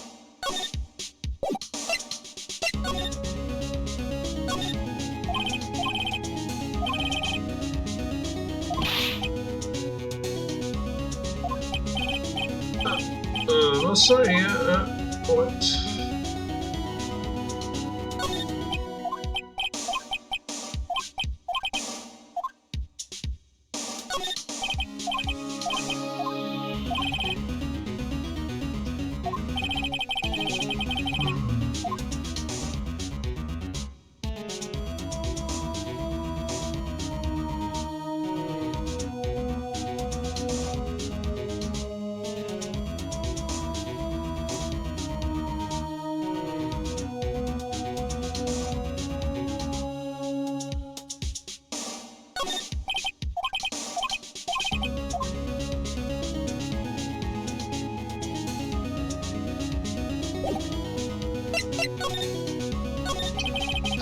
What happened today at the trial, Edgeworth? That was not like you at all. I mean, I know you knew about Miss Andrews' condition. Could have made her testify as many times as you wanted, but to go that far... But she wouldn't testify about death until I said something. Listen, Wright, the courtroom is a garden of judgment. I'm putting myself on the line when I stand in there. And that's why I made the witness do the same. It's only natural. By the way, Edgeworth, you were really angry in court today. That's rare for you. Witness that card. Give it to me, hurry. Do you have any idea what you have stupidly yet inadvertently done? I can't believe you hid this from me all this time. That card, what in the world is it? You mean this? Listen, Wright, this is top secret information. You absolutely cannot leak this. The Special Investigations Team has existed for a number of years, but few know of it. I understand. Their task is to find the owner of this card. A man called Shelley the Killer. Just as his name states, he is a killer, an assassin, the best at that. An assassin. Picture card.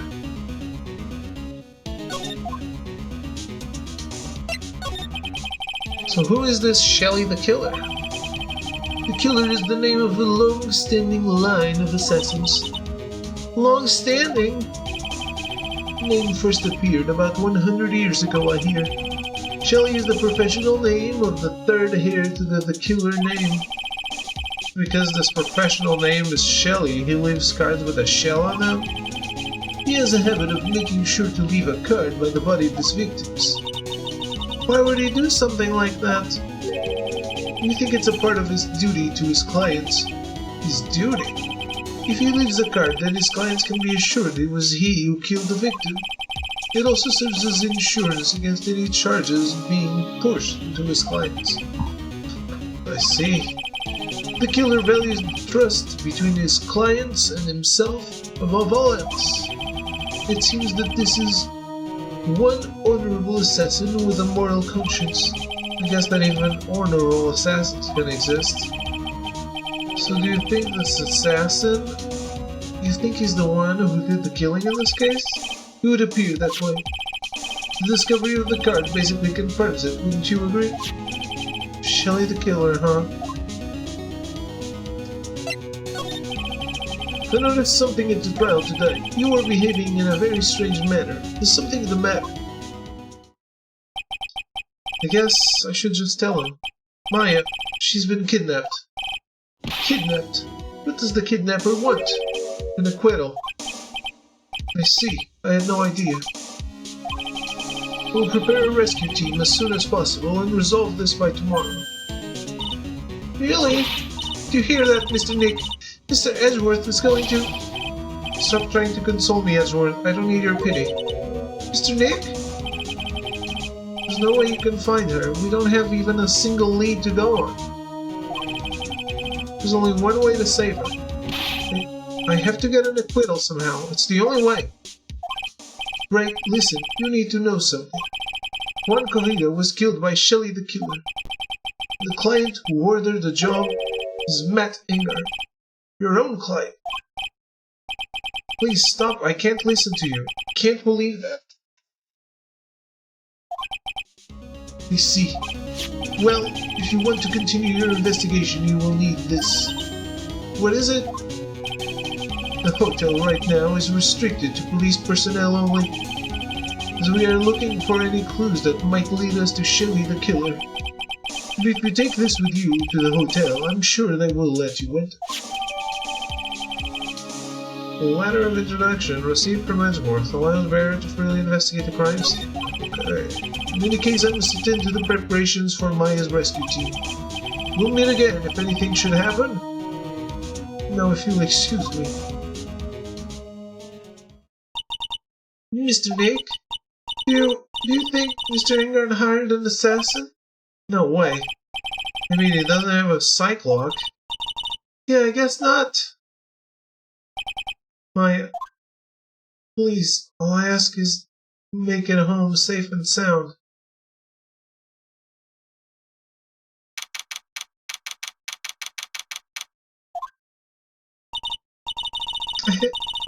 I guess even kidnappers can be a little clumsy.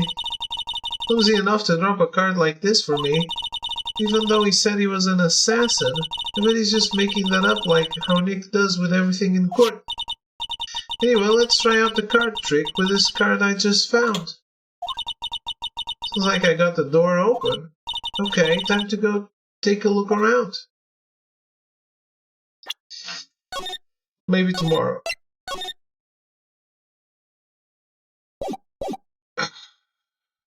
I'm at my limit. But hey, longer than before, so I'm pretty happy about that.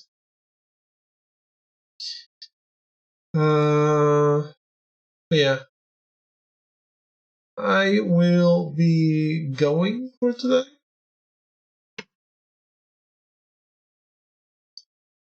But I will be back tomorrow with more Phoenix Wright Justice for All. Thanks for hanging out and watching, and I will see you then. Hopefully we can last long enough to beat this. Maybe. Might be a little stretch. But yeah, we'll see. Goodbye. Good night.